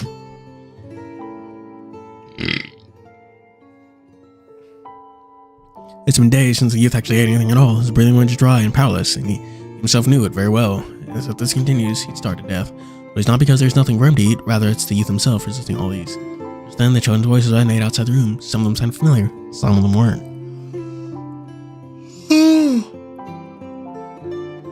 Oh, Lisa, everyone, my favorite wild kid base. We're back. Outside the doors, inside the hall, voices started resonating as soon as the doors suddenly slammed open. I'm back, Bro Scott, and our new friend here. Sorry for coming back so late. We scored big today. Won't have to worry about food and water for the next few days. That's great. Want to tell Lisa now. Outside the door, two unfamiliar voices conversing. In the youth's consciousness, they didn't know each other for too long. Oh, where is he? Did he eat? No, he's still cowering in the corner and still refusing to eat. Yeah, I feel like he's barely hanging on. If he doesn't eat anytime soon. There's only spare bread and water left. The table over there. Thanks. I want to convince him. Maybe he'll listen. I know. Ugh. Oh, shit. Another voice comes from outside the door, a soft flicker of life showing like his eyes. Just the voice fades, the door for the youth slowly opens. There's sunshine showing past the door. Supposed to be warm and soft for someone like him, but in this dark room so long, it was far too glaring. Shadow approached the child. Tex, I'm back. Bro. I stared straight into the piercing light. My brother was half squinting eyes, perhaps to kill my severe exhaustion, how long it's been since I was eaten. I didn't even see him clearly. Listen, be a good child and eat something here. But I put out a slice of bread and placed it before me. Can we go home? I wanna go home. There's no going home, man. It's set on fire. I wanna eat Mom's cooking. I promise never waste any of it again. Tex, listen, if you don't eat anything, I wanna go home, brother. Begging you, please take me home. I don't wanna eat this. And he's sulking once more, even though I'm starving and I pay attention to him any longer. Just eat. Stop doing this to yourself already. Don't sound like some biting anger was mixing him, but he still managed to control his temper and pushed the bread into my hand one last time, hoping I'd finally give in and eat. This is for your own good, Tex. You'll really starve to death if you don't eat. Eat this. Will you take me back? Take me back to find Mom and Dad? I bit his lips, expression mixed and complicated. For a while, with great difficulty, I squeezed out a few words. I promise you. Really? I my head between my knees once more, looking at my brother. Yes, I will take you back and find Mom and Dad, which is why God approached me slowly, placing his hand on my forehead, gently caressing and placating me. Eat something already. I don't want to. I raised my arm and slapped his hand away. Brandon's hand flew away and sent him back my clouds with a cup of water in his hand, pouring them away in an orc. What are you doing, Tex? We've gone through a lot of troubles to bring these back. Mom's cooking. I want to eat this. He's going to continue his tantrum. My father couldn't endure it any longer. Ever since that fateful evening, he's been trying his best, spoiling me. Perhaps out of my father's last words, take care of him for us. Well, they never hit me or rude to me, not even once. Tex, eat! If you don't, you really will starve to death. You're not Aim, brother's still a child, just like me, a few years older. Such a burden was clearly too much on his shoulders. Eventually, there will be a day where everything will collapse. This will suppose emotions finally erupted after all these times. One hand, my brother picked me up by the collar of the clothes and shoved me against the wall. The buzzing was hurting my head from the impact. It was uncomfortable, as it was directly against my throat. I tried to move his hand away, but I found myself lacking the strength to do so. Father, it hurts. Eat! If you still refuse to, I'll make you. I don't want to. And I'll feed it to you. Before I could argue or struggle, Cloud picked up the bread from his mouth, shoved it in my mouth hole. Slung my cheeks full. I don't... Why are you still resisting? You'll never get to eat Mom's cooking ever again, you hear me? Mom's gone, Dad's gone too. I have nothing left. I've already lost them both, so please, can't afford to lose you too, Tex. Drop by drop, warm tears began dripping down my face. Tears mixing the ones hanging from my eyes, began flowing down my cheeks. I said we're lies, okay? Go back. Back where? We have nowhere to return to. Please, I'm begging you, Tex. It's the only thing I have left. The only thing I have left is each other. I don't want to. I don't want you to.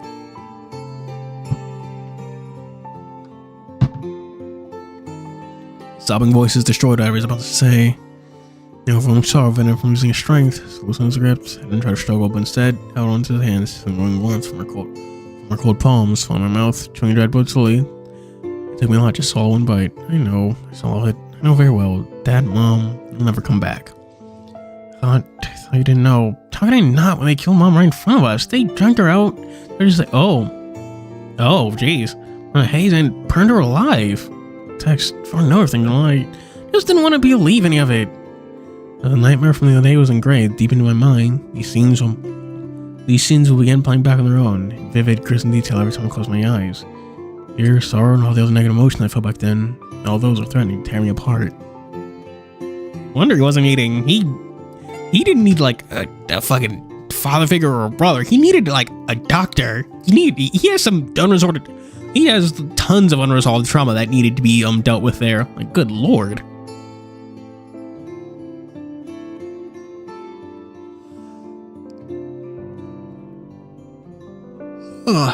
That's why I've read my eyes from reality. I don't believe the lies my brother said. I tried to believe all the pain was an illusion. I don't believe there would be a day when we could go back to find Mom and Dad and return to the old home of ours. But all the illusion and wishful thinking were shattered to this day. I don't want this. I want to go back. I want to be with Dad and Mom. I began trying to wipe the flowing tears from my cheeks. I couldn't hear my own words. Clearly with the bread still in my mouth from my tears. I wasn't stopping at all. Cascading over these own cheeks of mine.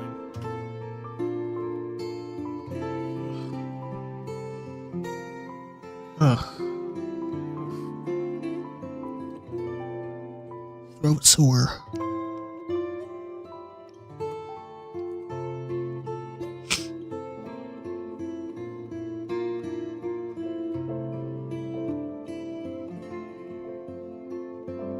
Brother, I'm scared. Everything will be alright. Suddenly, my brother embraces my weak body, hugging me tightly. Strong arms, his choking and sobbing voice echoing in my ears. He tried his best to control his sobbing, but it was impossible for him to hide it completely. My brother Cloud tried his utmost best to heal the pain in my heart with his warmth. He caressed the back of my head solid with his hand. Coming from his actions brought a slight sense of peace and ease to my body, and he whispered in the softest voice he could ever conjure. There, Tex. It's alright. I have you in my life, Cloud. Scared that I'd lose you as well one day in the future. Don't be. I'll always be by your side. Can you promise me? I promise. One more time, please. Of course, Cloud. Of course. I, Cloud, solemnly swear to always be by your side. I'll never leave you alone, Tex. I know that was a lie. That's rough.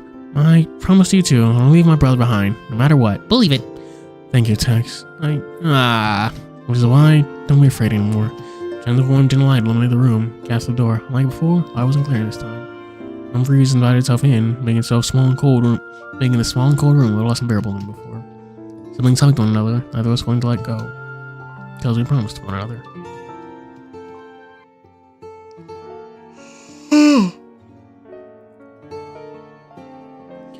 What's with the dreams lately? Not to mention all of them were the past, too.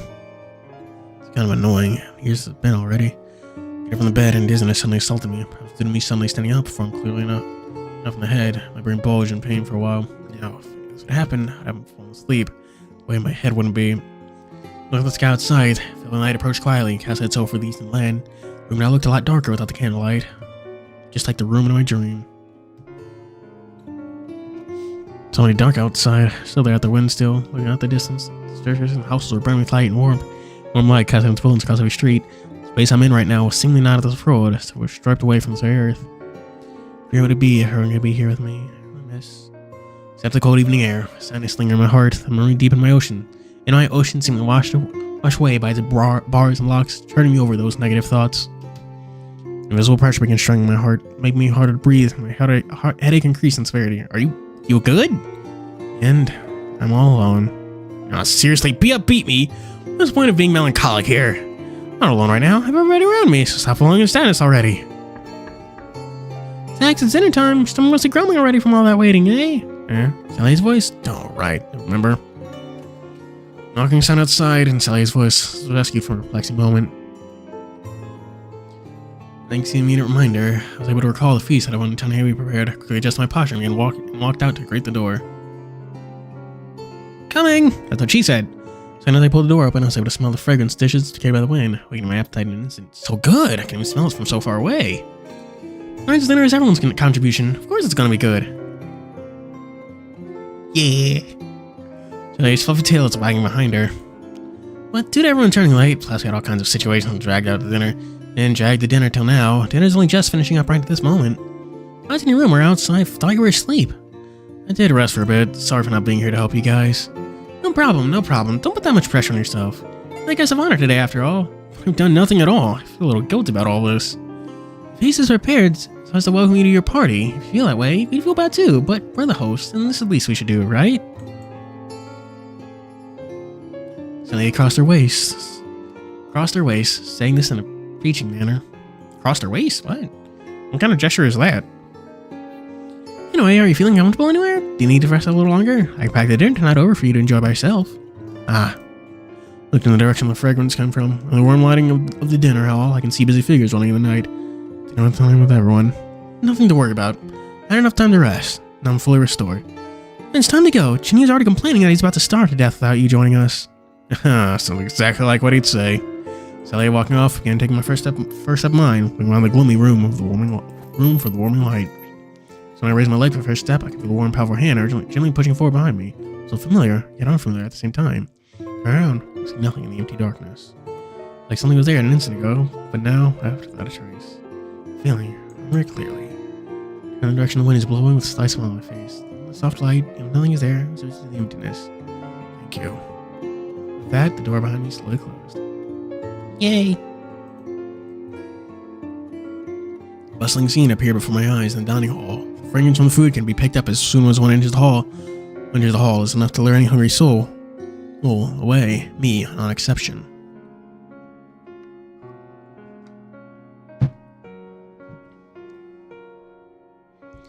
For some reason I almost read Blitz Greymon as Byzantine Greymon. I was like, what the fuck do you mean Byzantine Greymon? But that's just because I'm illiterate, chat, so feel free to ignore me.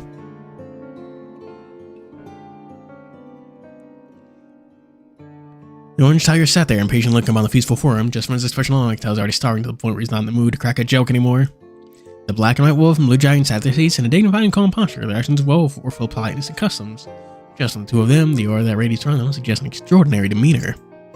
Black demon sat at the other side, looking at every dish at the table with great interest, while muttering something beneath his breath. Black freaking tail betrayed all the suspicious interest he had. Tail just continues wagging and wagging. Is Tech still not here? I'm dying already, say. Can I just take one bite? No eating until everyone's here. You're the heartless of Emoji. Rules are rules. Yeah, I can't wait for a look on his face once he tried to super duper stewed chicken with lotus seeds. You didn't add some strange medicinal ingredients in there, I hope. Hello, Jada. You missed 3 hours of doing fuck all nothing. I'm still upset that each one of those, that every single one of those segments took like 30 fucking minutes. Took us this long.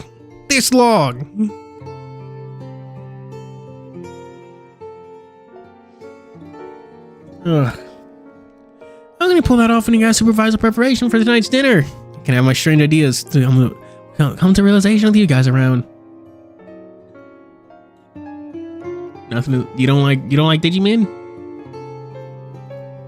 Personally, I've never actually played Digimon. Despite the fact that I borrowed Digimon Cyber Sleuth for my cousin 2, 3, 4, 5. Yeah, it was before I was in college. So no, at least 7 years ago at this point. I've like popped it into my console like once.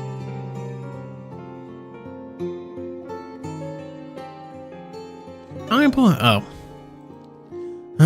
just a little afraid of your ideas. Look at my stewed chicken. Such fine quality, such a clear smell from the final product, as expected of me. Looks like my cooking is improving exponentially compared to this morning. That's only because I was guiding you on the side. You brewed up another pot of black unknown mystery food X otherwise. If you want to praise me, just say it straight. Let me beat around the bush, TianHeHui. There's the fucking CG. Let's go. So to keep you guys waiting, our main star for tonight's here. Main star?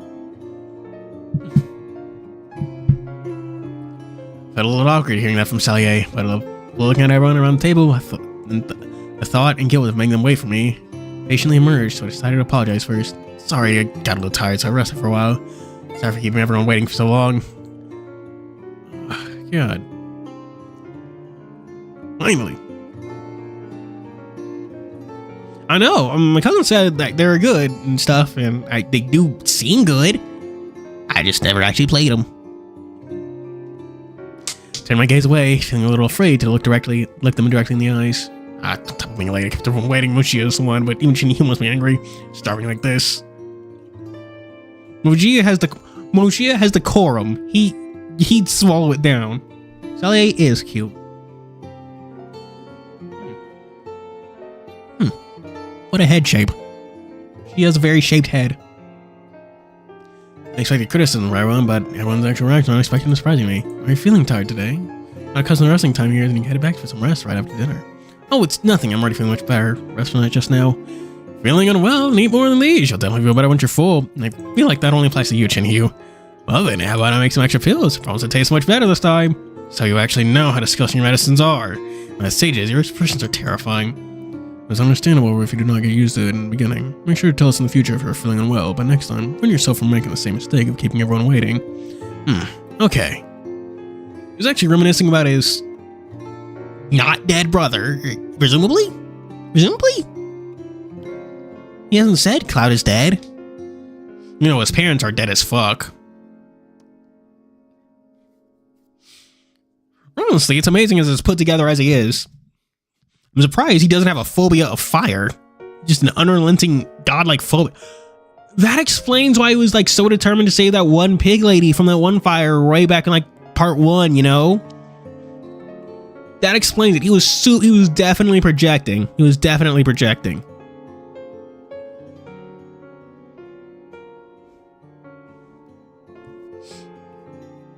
Yeah. She thought everyone would blame me. Alright, since everyone's here, let's eat. And wait, Joe and Master not coming? Master usually won't wake up even if we call him when he fell asleep. Bring some over to him when he's awake later. I see. Alright, what's with the holdups? Since everyone's here, let's dig in already. She immediately picked up his chopsticks, aiming straight for the braised pig hoof. Momentum looked like he's about to grab it entirely into his bowl. Upon seeing this, Bayou blocked his ending chopsticks with his own. This is for everyone. Don't be a glutton, TianHeHui. Ah, I knew that. I've never had pig hoof. Is it good? Seeing Bayou and TianHeHui like this, smiled wryly, then a bouncy black stuff flew right into my bowl. What's this? A sea cucumber. Take a bite for yourself. The dish is made by yours truly tonight. I thought TianHeHui is the one responsible for all the dishes tonight. How would that be possible? I can't possibly keep making all these. We split the work for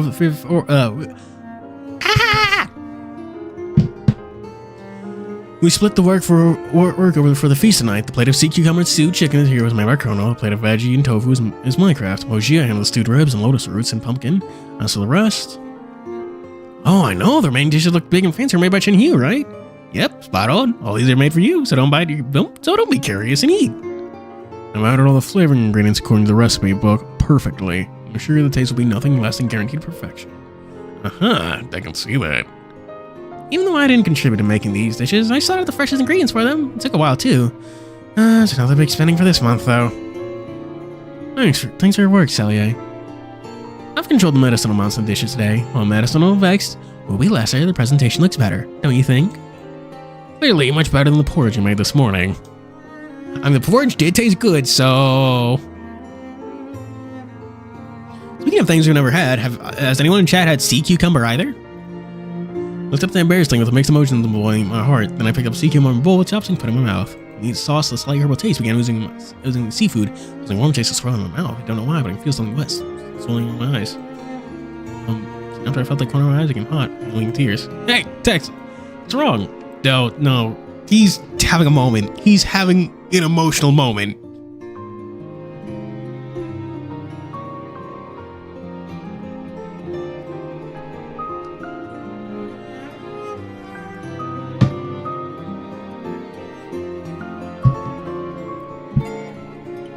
Chat, give me a second. I need to go refill my sippy juice. Perhaps Colonel should take a look at you. I'm not. I just feel that this dish is a little spicy. I don't remember adding chilies to this dish. Did you add someone I wasn't looking?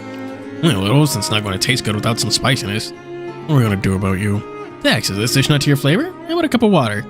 One of the tears fell from my eyes because then swallowed Chinny and said, I'm fine, really good. It tastes really good. The whole MC has to fight someone we care about. I had to see cucumber my Tomodachi because of the... I mean, probably, maybe?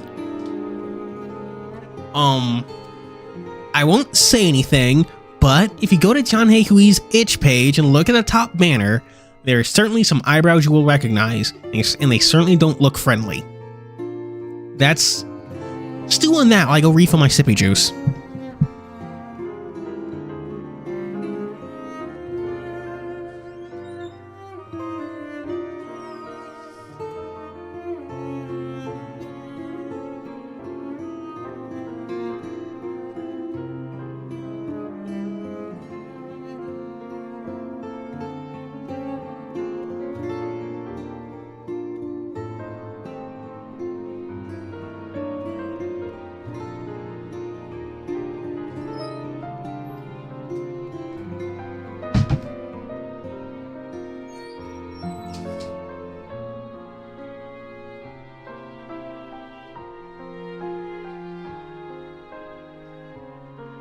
Glad to hear that.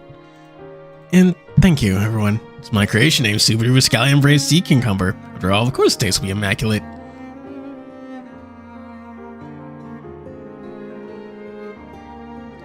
I don't know if he's part of the bad guys.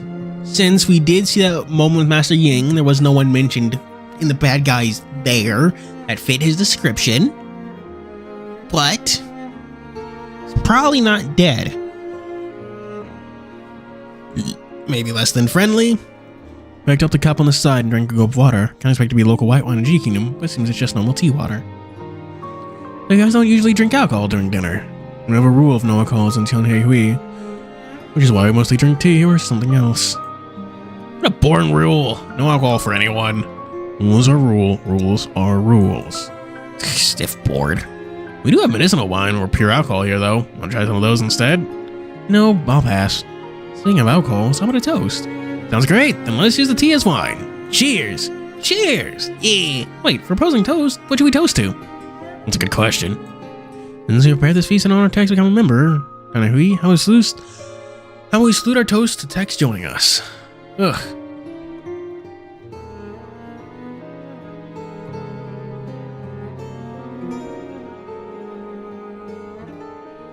I don't know, man. We still don't know much about Tex's motivation or really what happened to him. We just know that he's not in the picture, presumably alive, but not in the picture. But I'm just an apprentice. Not a problem. It works. Eh? Alright, a toast to Tex joining us, TianHeHui. Alright then, everyone. Cup high in the air. Give it your best. Eh? Come on, Tex. Yeah. Yeah. Seeing everyone around me has their hands high in the air, and cups high over my head as well. A little lower. Too high. I can't reach that high either. As Chrono suggests raising her hands, suddenly seem less awkward, tell everyone amongst us lower their hands slightly. Then, in celebration of TianHeHui's newest member, the Tex joining TianHeHui. Cheers. Cheers. Woohoo! Cheers. Cheers. Cheers. You said that twice.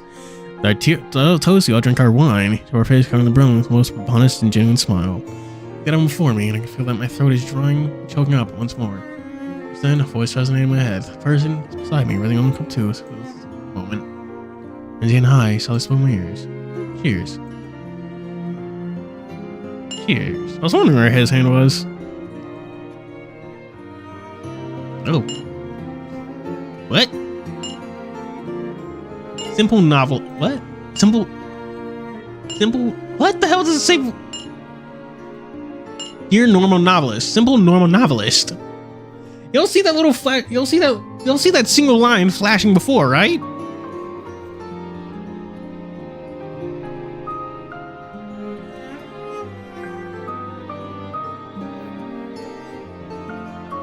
Dear Miss Reen, my beloved father, how's it been lately? It's been a while since I left Morrow. Started out writing for quite a while. I don't know how long it would take for this letter to reach you, but when you're reading this letter, that means I've safe arrived in Qing and Ah Zhe. Please do not worry much for my safety. I made some new friends here that have been really kind to me. If the chance arises, I really want to introduce you to them. There's been some mishappenings on the first day here. That's bad luck upon me, but thankfully, that is how I met them as well. With their help, I was able to overcome these troubles. Successfully recruited a job in Xi Kingdom. Even gave me a place to stay too. Hell yeah!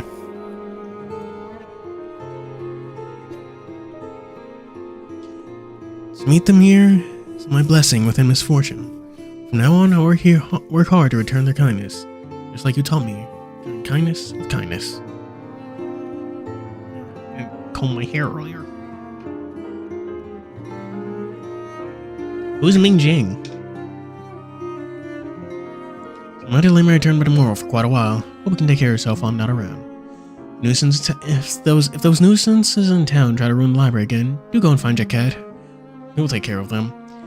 Even though he's a gangster on the streets, please already know that he's different from the rest. Dealing with those people is no trouble for him. Oh, our college's friend. Yes. Oh yeah, I've heard some local special from Kingdom for you. Our rewards are completing my first commission. Piece of smoked pork. I'm gonna try this myself, so I don't know if it's your taste or not. It's good, please share it with everyone. Sometimes I'm manual tea, so I'm a little worried whether or not you can handle it with your teeth, father. Also, Sisyphina may not be the biggest fan of these fatty meats. I assure you, Slayer is absolutely divine. Your cherry is a super delicious delicacy. Please send a reply to me after tasting the smoked pork. Also, make sure you write periodically to report my. Also, make sure to write periodically to report my well-being here. Rest assured, I'm not the same complicated as he doesn't know anything new all back then anymore. There's something precious here too. A trustworthy, reliable family. Love, Tex. Whoa, a square. Oh, hang on. I finally then. Nope, still in 2. Goddamn. I forgot this visual novel is this visual novel. Ugh. The light is an extravagant world of flowers. The riches enjoy debauchery, living a life of splendor. Plates and vases filled with minces of all kinds. To the normal people, it's their dinner, but to the riches, it's merely table scraps. On the cleansing moonlight, due to the height of the terrain and local climate, the winds up in the field are unusually loud and buffeting.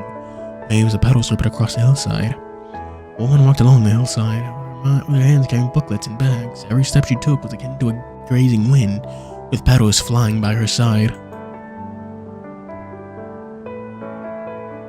Ugh. You sound like Dust recommending me Pokemon Mystery Dungeon.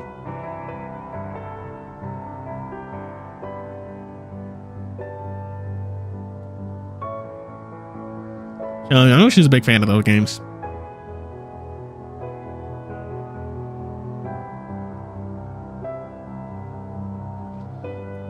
There's no visual novels demo players when they finish reading those real finished visual novels come at them.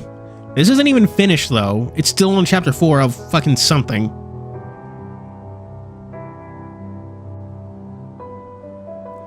She pulled her hair adornment from behind her hair on her golden hair. Yeah, I suppose that's golden. Below in the moonlight. I'll do anything for a shower now. I get out of this hugging and cradling. I don't even feel clean anymore. Time to find the nearest stand and rest for a bit. There's a woman held such thoughts and eagle crack out of the close night air. The expression on the lady's face turned tears as soon as she spotted the eagle. In her hand, she gave a landing spot to the eagle. Black Eagle. Is this to pass a message? Something serious must have happened. Black Eagle landed slowly on the hand of the woman. Its fierce eyes. Are you good? Eagle talons are quite sharp. There's a reason falconeers use gloves.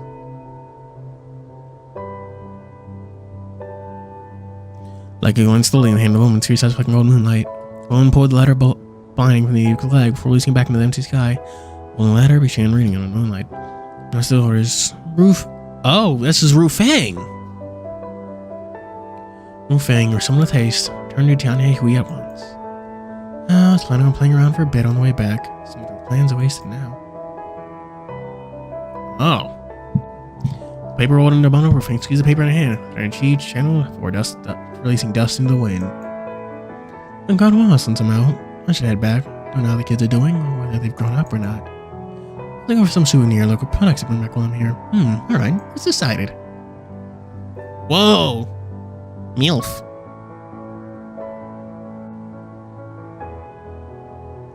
Rolling wind past, meadows after petals, and once more blue in the sky under the night, refracting the gentle moonlight.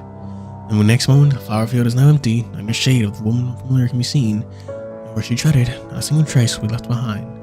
On this hill, the only thing present were the petals left behind, the gaze of the wind. Yeah! The woman that can do a soft gentle breeze, give without sound, left him to be silent. At the same time, with the bustling manor, everything noisy in an instant. Quick, someone attract the sheriff quickly, Master Ping. Whoa. Shocked, every staff member and person on the building began falling into action. Chaos erupted throughout the mansion with a short period. Right in the middle of the room, a bulging fat man laid on his bed. To the outsiders, he seemed a little drunk, but in reality, that man has already stopped breathing. The eyes on his face, even upon death, was a frozen mask of lust and excitement, as if he saw an extravagant beauty before he could grasp that death had took him. That's darker than what TianHeHui usually does. Passage of time, people would rally and raise their weapons against demon beasts, and the demon beasts too learned to submit themselves to a more powerful entity and act as a pact. What? What's that impatient look on your face? Didn't Mom agree to tell us a story? Didn't Mom agree to tell us a story yourself someday? Hey, Tex, you're looking down on me. I'm your brother. Am I that bad of a choice for a storyteller, huh? I didn't mean it that way. It's just that your storytelling isn't as expressive as Mom's. Really, I thought my tone was dramatic and immersive enough. Alright, bro, hand me the book. I'll show you what a good storyteller's like. You little trickster. You really are doubting your older brother.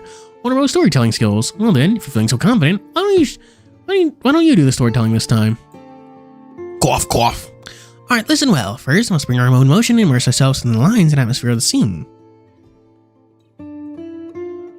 Show off. Made his point.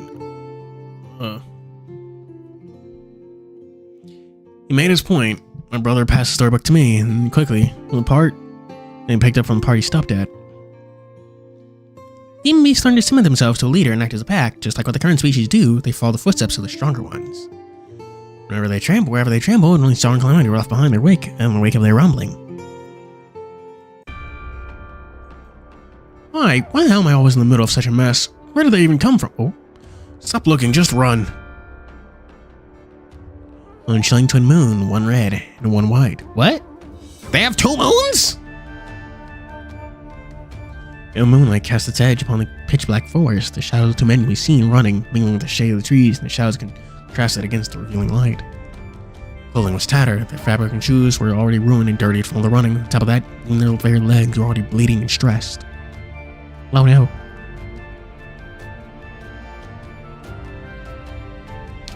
Well, I couldn't care much about all these since... I mean, if you're gonna dub the thing for me, why not? Help me! How much longer before we reach the town? Just a little longer, come on! Okay, I think the town can see this too. A bizarre titanic shadow can be seen right behind them. It's on outer moons, chasing after the two of them. Shadow continued to march forward, its sharp claws from shear the very fabric of reality. Every tree in its way trembled or overturned by its destructive march, creating a booming sound that awakened and scared the birds of the forest. In the rolling dust, the escape route of the two survivors are blocked. Was also blocked off. Yeah, we are approaching chapter 3. Demon beasts choose to act during the shadow of the nighttime. For many centuries, experience and living behaviors told them nighttime is least known for all current species.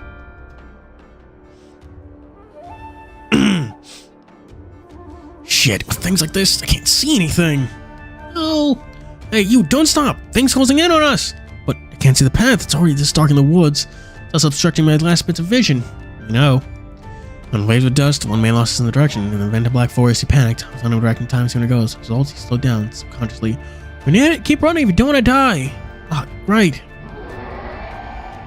Oh. Boom. It's merely a brief pause. Rage out managed to seize the chance. The ear-piercing roar, used by the man, were ripped apart with roaring waves. Eh?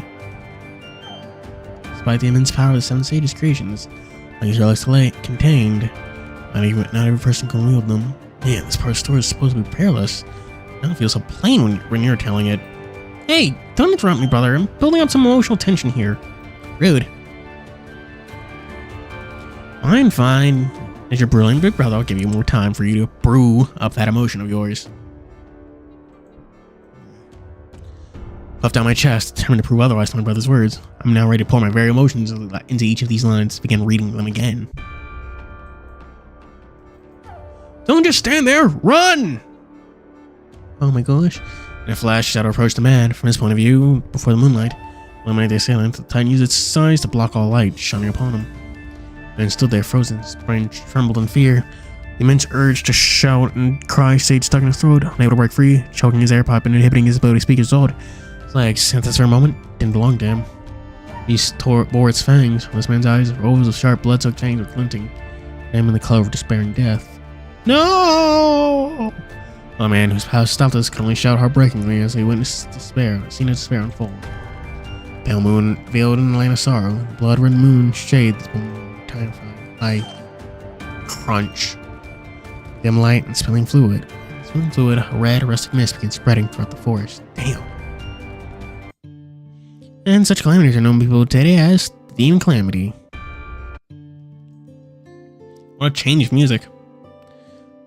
Just looking at my book makes one's fire and bone shiver. I'm glad we don't have to deal with those things in our age of time. Books mention that other than the smaller ones, most demon beasts no longer act in packs. On normal occasions, having large-scale outbursts of demon beasts are rare, so chance of demon calamity happening again is rare and unlikely. Now, why do you know so much about this? It's not me who knows much, it's just you. You bro, you don't read books much. Damn, he's calling him stupid.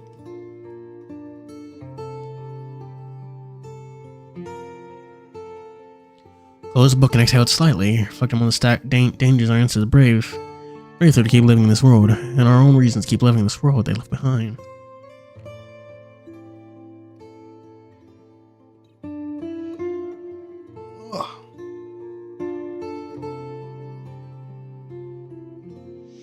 Under the warm light, I closed my eyes and yawned, and a droplet of tear began to flow out the corner of my eyes.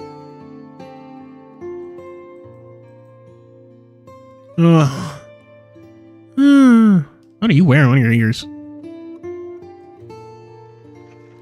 Haunting sound between the wheel and the weathered bumpy road echoed from the dark interior of the carriage. Long and young, two individuals filled the air. Rong and I weren't able to rest the sleepiness of the riding of the carriage for such a long duration. Rong flicked his tail out of boredom for a while before quickly stopping. Right beside him is a bamboo slip scroll that he already read through many times. Shaking along the bumpy road, with a smile of boredom and patience, feeling out the situation. Seems like yawning is contagious after all. Speaking of yawning, I just remembered something about yawning being terrifying and contagious. Look, because of you, now I'm infected with this deadly yawning disease too. Expect some medical compensation from you. I rolled my eyes at curl now. I'm guessing? I don't know. Maybe we'll get some more lore on it.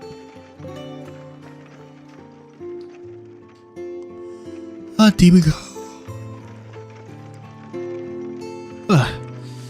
No demon kinds have perfect immunity against poisons and sickness. So how are you getting infected by this tiny disease then? Good lord, you've even learned to counter question me now.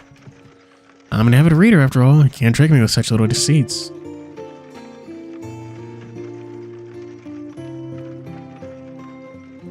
Journal stretched within this narrow room. Seemed like that. I too began rolling my shoulder and stretching my tendons. How about you roll the curtain up? The wind blowing on us should keep us better awake. Sounds good. I reached out to the front curtain of the carriage and slowly pulled it apart. I wanted to go into the carriage, giving the gloomy interior a lazy, cozy atmosphere. A long note from a bird's cry from the distant sky. Its presence is only a small dot in dusk, golden sky. Damn it.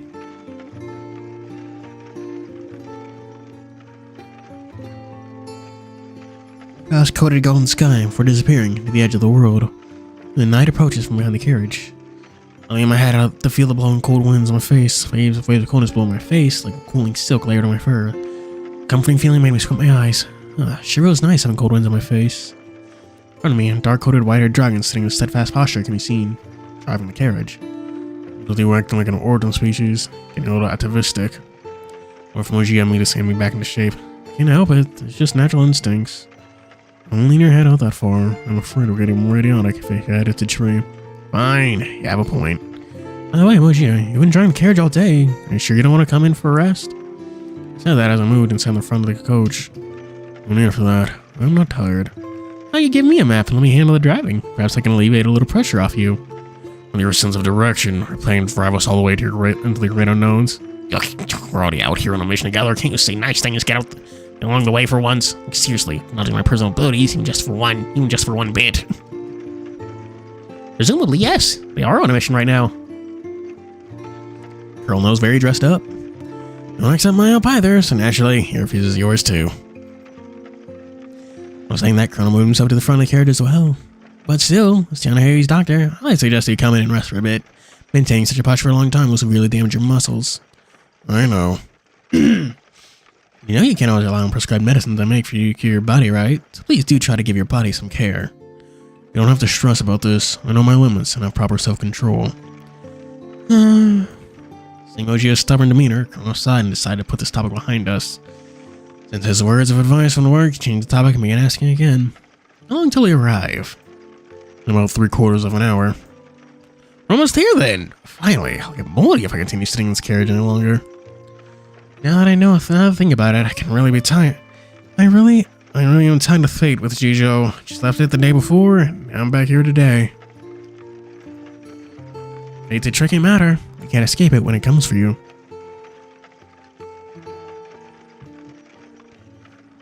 Don't describe fate in such a scary manner. That just makes fate sound like a haunting ghost of some kind.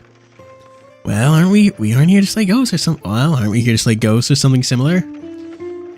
Really, our mission can be done without any further complications. After all, it's my first field mission with you guys, and I'm still, more or less, nervous about all this.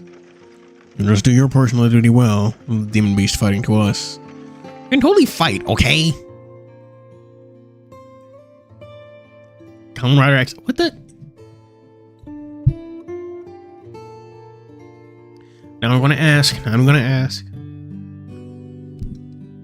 Oh, back in time, I guess. Okay, give me another Seki Sec so I can go piss. Too much sippy juice. Too much talking. My head still feels lightheaded, which is a fucking bummer.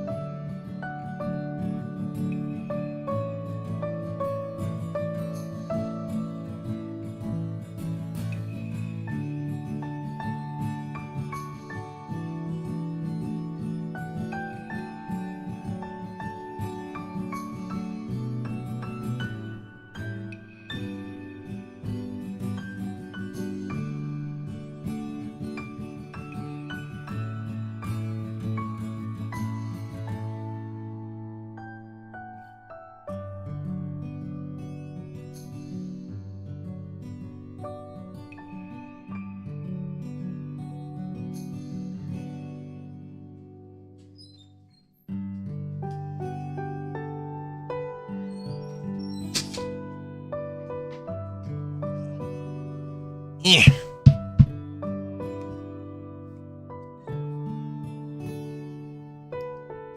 See you, children. Morning, Saye. Getting accustomed to the Tong Ji Kingdom, my sleep quality improved greatly. My nightmares lessened. Of course, switching to restoration pills Colonel made helped a lot with this. Good morning, Tex. Listen, why does this novel really like doing that intermediate race thing? Where you flip forward a bit, then flip back. So waking up in the morning, I began wandering around the courtyard to see what everyone's doing. I couldn't find anyone, not even their shadows. As I was wondering where everyone went, I heard a conversing voice in the parlor and realized that's where everyone was. Moja, Colonel, and Celia were sitting around the table, all over their heads, focusing on the letter placed on the center of the table, pondering about something. Oh, hello, my hog sword. Yo, morning, Tex. Whoa, jeez.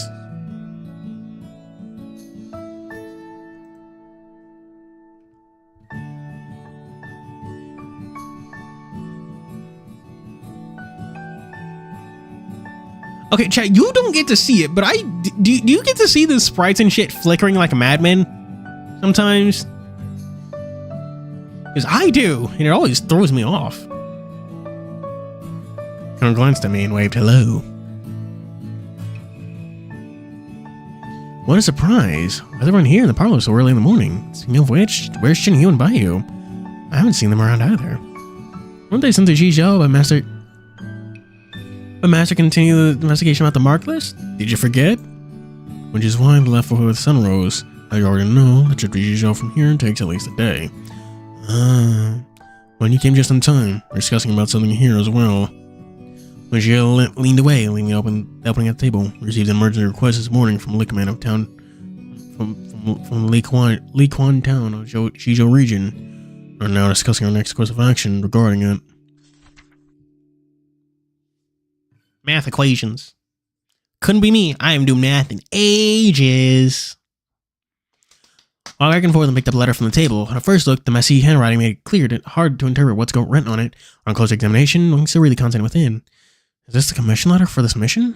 Read it yourself. Then quickly skimming the letter, trying to extract the key information within the lines, then list them out on my mind. On TianHeHui, I'm truly sorry for sending this request in these trying times. I'm starting to finally remember me.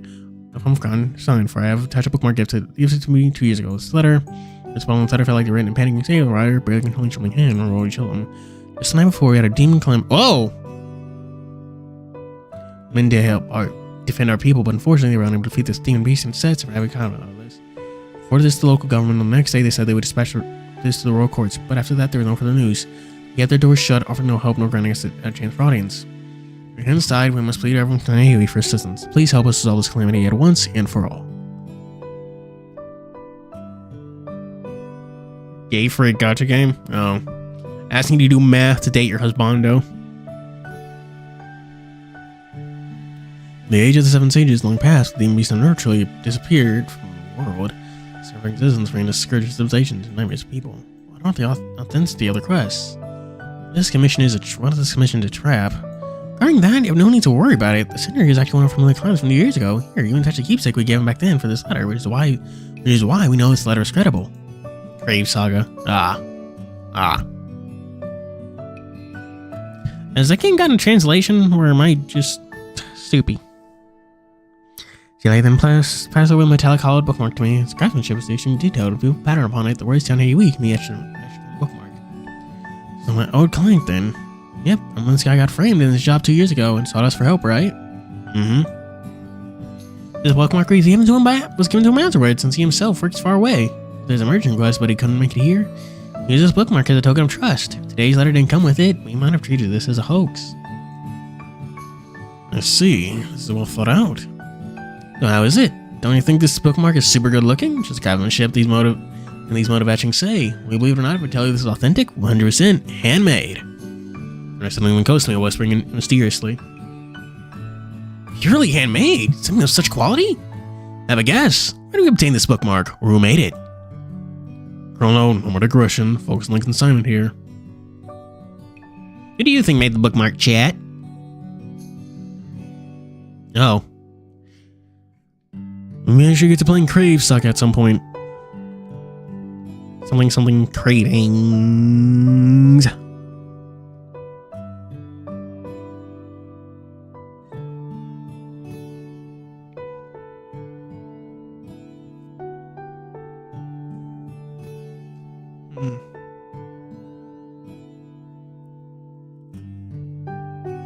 Moji interrupted, breaking up the humorous talk. Colonel looked at Mojio with a shrug, and then returned to his normal expression.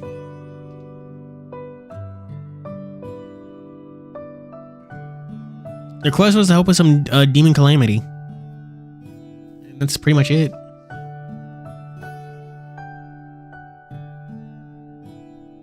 It's a better main story.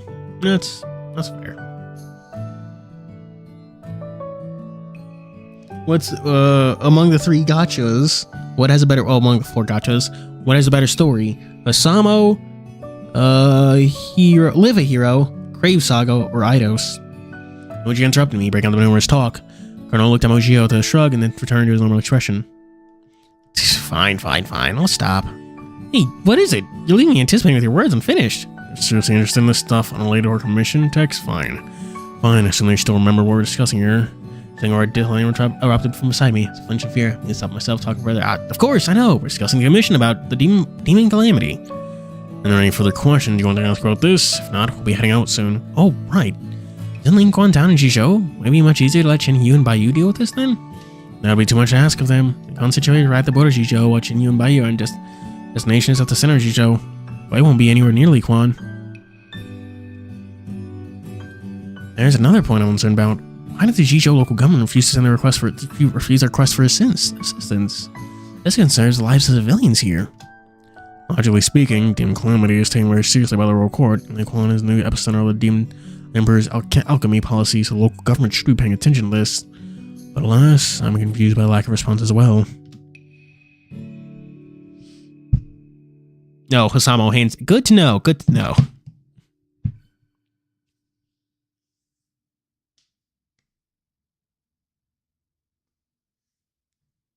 Fighting fire with fire. It's funny that it's Hisamo's hands down. I don't know what fucked up magic goes into writing Hisamo, but it works. It works really well.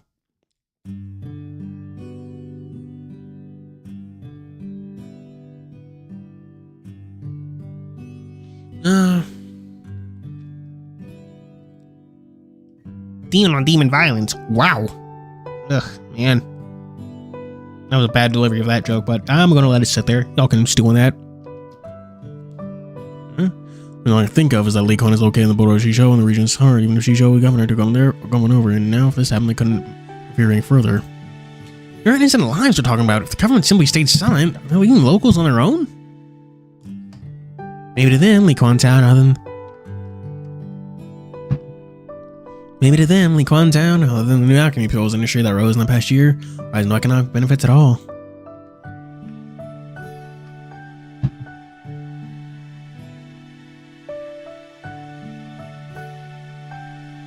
Oh, fuck, my throat is killing me. Chad, how much do you think we've read today? Nevertheless, in the eyes of the higher-ups, Li Quan is simply a portion that can be sacrificed harmlessly. And due to the calamity, the last order of Li Quan, their alchemy industry was destroyed too. That would mean Li Quan is now provides no value to them. Li Quan will remain a rotten piece of flesh, even if it was bandaged back up. They will still be akin to a tumor in the body. Now, with the last dropping of the bandages falling off, shearing the flesh off is only a matter of time. The nation flashed in their eyes. Perhaps to them, everything that's happening is all hopeless. Help. These are innocent lives of the people. For them to simply ignore this whole thing is far too... That is why they need us. As I declare this, his eyes suddenly became determined. His words carried by a strong will, making the goal of his assignment clear to me. I understand. Our mission this time is to eliminate the demon beasts lurking around this town. Got it. That's right. We'll also be assisting the local medical center and treating the wounded. They've sent this letter with hope and trust to us. We simply cannot disappoint them in return. Since you have grasped the situation, then it's time to depart. Alright, you guys can go without worries. Just leave everything in TianHeHui to me and Salier. Alright. Since I said those fine words, Colonel snickered. Upon hearing his reaction, I have a feeling that the matter would not be as simple as expected. This mission only consists of me and Colonel. You're coming with us. Eh? Did you really think you'd escape us? Just accept your fate and come. Wait. I know it's a great learning opportunity to go in on a mission with you guys, but if I go with you, wouldn't that mean all the jobs here have to be handled by Sally alone? Look at Sally, only to see her head slightly bowed, her hands covered over her mouth, laughing before explaining. TianHeHui is not open to the public on weekends since we have a 2-day rest system, so there's no need for you to worry about my workload here. Oh, I see. Ever forgotten about the existence of weekends and your passions of working here? Yeah, it feels like time's slowing too fast. I haven't realized it. Yeah, wait, does this mean weekend overtime? It also means I lost a precious double payday rest? Everything's settled, you know.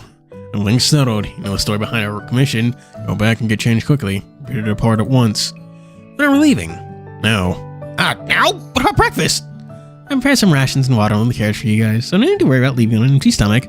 Oh, I expected from Sally. Ever so thoughtful. Good for you. Now go back and get changed in your battle attire. And be ready to go. Yes, I'm going now. I'm just in my room, buying some herbal medicine. In a nervous wreck. He's not that nervous, he's fine. Jesus fucking shit.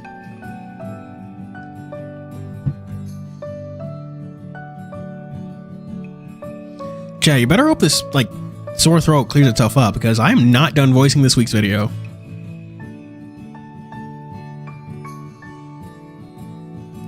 Fucking... yeah, that's... oh dear. I'm gonna make myself some tea, damn it. Jesus. The moment I start to project my voice out, I can feel it.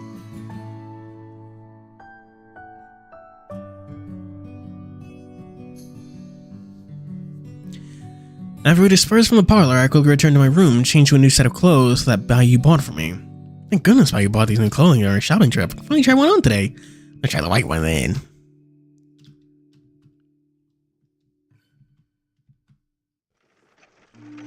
Creaks and groans of the wheels spoke of rubber around us. The wheels crunched over and over against the ground. Three of us can rush back and forth. But the many of our matters that chase bored him away, though it's mostly me and Carl chatting. Tex, do you see that hill over there?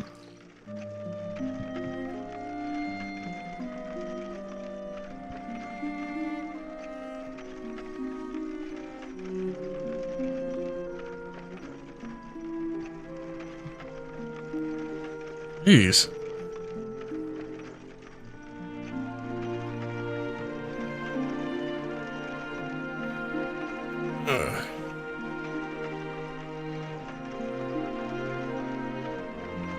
Tex, do you see that hill over there?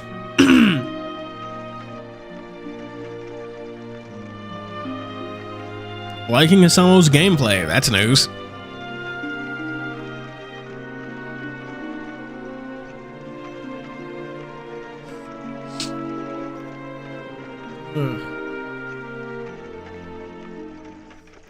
Colonel pointed at the tall pig in the distance. His man focusing on my vision, directly in the direction he pointed.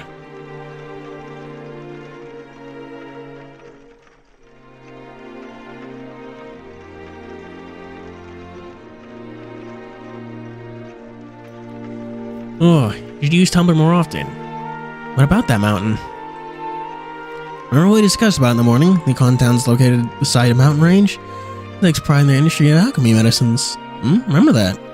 The success in alchemy medicines comes from abundance of varieties and numbers of medicine herbs growing from that very hill. Which is why I'm going to scout that mountain during our work trip here. Perhaps I can dig up some rare and precious ingredients during this trip.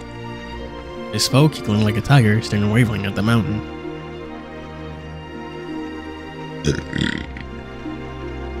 Are we planning to clean out that mountain dry of invaluable herbs or something? Relax, you really think I have the ability to do that? I'm just kidding. You know what exactly is alchemy medicine? I actually don't know about it? Oh wow, he even has a white shirt in the CG. My apologies for not knowing obscure terms such as alchemy pill even means at all. And allow me to give you some example. You provide patients herbal medicines based on by giving them herbs straight to them in packets. In certain special patients, I will grind the ingredients to powder form first before handing it over. Alchemy medicine follows the same principle of herbal medicine. Main ingredients in giant mystic stove, and some second ingredients to heat up with fire, and after a little help from alchemy, the finest essence of the ingredients can be extracted.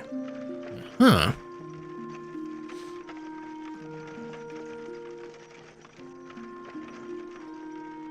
Maybe? I don't know. Listen, nodded. After several days and weeks, the essence within the stove will be refined to perfection.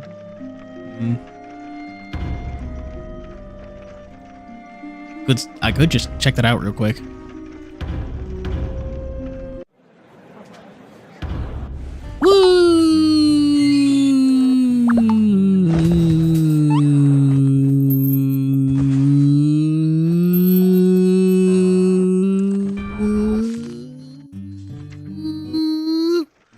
Nope, it's the same.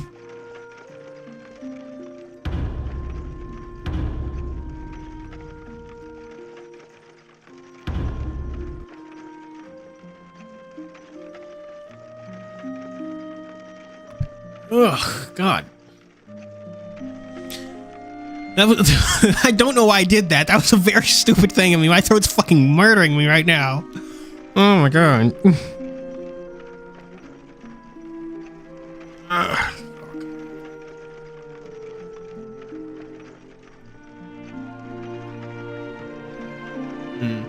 That's good.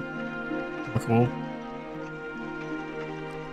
It's interesting. I've heard chemical. At least interested in it. Several days of weeks, the essence within the stove would be for fine perfection, and the extract in the powder that squeeze them onto a ball-shaped pill. They're known as elixir pill, and that's basically how basics of alchemy medicine. The same as potion brewing. Thinking back, the Chi restoration pill comes from elixir too. It's somewhat similar, but since alchemy brewed elixirs contain materials of mystical and alchemy arts, the medicine made from such a process can contain both the ability to cure disease, as well as possessing other wondrous effects. Wondrous effects? Yeah, according to rumors, some elixir pills are able to revert one of the old age back to youth, gaining mixing life expectancy by years to hundreds of years. It really are as wondrous as what your sis say. Wouldn't that go past the definition of ridiculous? Which is why elixirs like these are known as god elixirs. Though the many formula were lost to time, many of these god elixirs nowadays are just exaggerations and lies made up with the help of sales. Sounds like great, but not as effective as my acupunctures. No elixir factories and alchemy pavilions products. Most of the elixir factories are alchemy pavilion products I've seen, just the most common medicinal pills, some aren't even qualified as medicine. And with exaggerated promotions, they manage to deliver those pills to commoners, robbing them of their money. Oh, so they're supplements.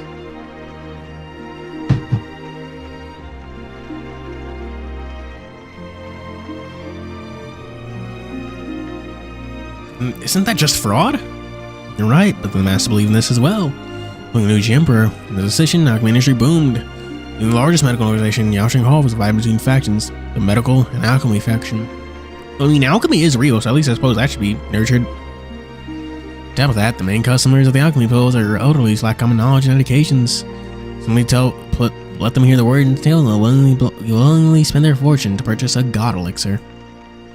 Well, in the past few years, our courts became stricter with such fraudulent acts, and because of such, many city-bound factories are shut down because of it. But I remember you love the exactly most effective pills you make, right? Do I need to boast about my super duper medicinal skills? Medicines do things that actually match the description of their effects, so don't compare me to them. You're right about that. The emperor's support, low cost of profit, and the masses' ignorant beliefs of consuming such pills are equivalent to improved health. All these factors cause many investors to invest in the industry, setting their eyes on the benefits they could attain. Which you stands still in the reins, the carriage still fuck up. But a topic like this is something intolerable for him as well. Throwing away your most basic contents for the sake of money. While having thoughts that you could actually get your hands on those so-called secret pills and magical medicines. Well, these rare god elixir manufacturers do exist. I've met some before. But those medicines contain far too many alchemic and metallic elements, while they do provide magical effects in a short period of time. They also inflict permanent and irreversible damage upon the bodies of current species. Medicine that brings harm to the body. That even count as medicine if that's what they do. And that depends on the user. I remember meeting a patient who's also a red guest. She tried to keep her hair smooth and beautiful for a long time by consuming a large amount of alchemy elixirs. After more than a year of heavy consumption, her organs began to show different levels of failures, so I had to stop taking those elixirs while I consumed my specially prepared poison purging pills according to my prescriptions. As I drooped out of sympathy for the patient, perhaps the illness was going to be something too difficult for him to handle. Well, even though her body condition didn't improve, her body showed severe signs of shedding fur. She also suffered fur quality damage due to dryness and other issues. She ended up thinking my medicine was the problem. What she didn't know is that the elixir pill she took was the true cause, trying her vitality through alchemy to retain her beauty. Every time she took it, toxin built up in her body, it's easy internal poisoning, but stopping the intake will cause a backlash. Why there is much is why there is so much sequelae appearing on her body. Well, she didn't know, and so my medicine is blamed for this. After that, she stopped coming to TianHeHui to seek my medical assistance. As for how she is now, I have no idea. Abandoning her own body to pursue eternal beauty until the end. And listen to a doctor's kindness, the worst is our awaiting madness. Spend so much money and the worst isn't over, and the worst isn't over. Isn't over lonely. What a shame. You really have a strange matching. You really have a strange match with TianHeHui's weird poetry skill. That's poetry creativity for you. It's a talent. What kind of talents were even blessed upon the two of you? Enough of you two. We're almost at Lakeside town. Pack up the luggage and prepare to get off. Oh! Alright. And that's where we're ending for today. Already went a little over overtime. Chat, what'd you think of stream? Oh man.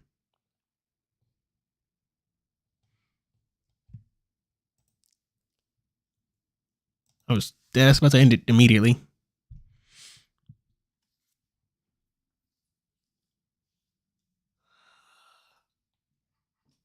Ugh.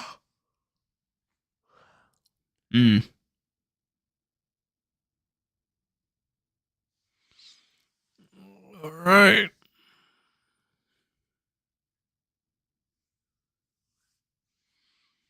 Yeah. The other path, those those detours were long, but they're all good.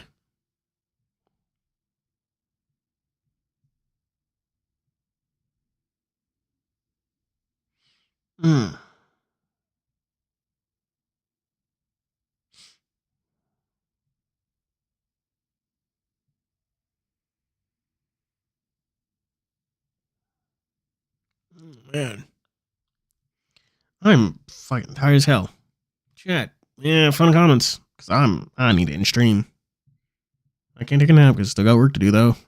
Shame.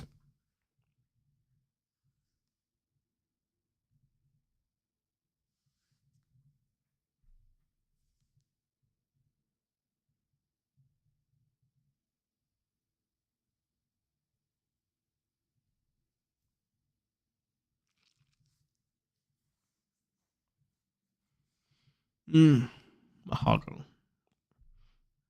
Nothing? Really? That's it? Okay then. Thank you for being here, Mason. Hogasaur. All days. Post equation Discord server. I know we were in there. John. Mason Gullet. Mo Fluffy Fluff. Mo Fluff Fluffy. Other way around. Law. Anyone else? Carlos Montiel. Gil Vento Ribeiro.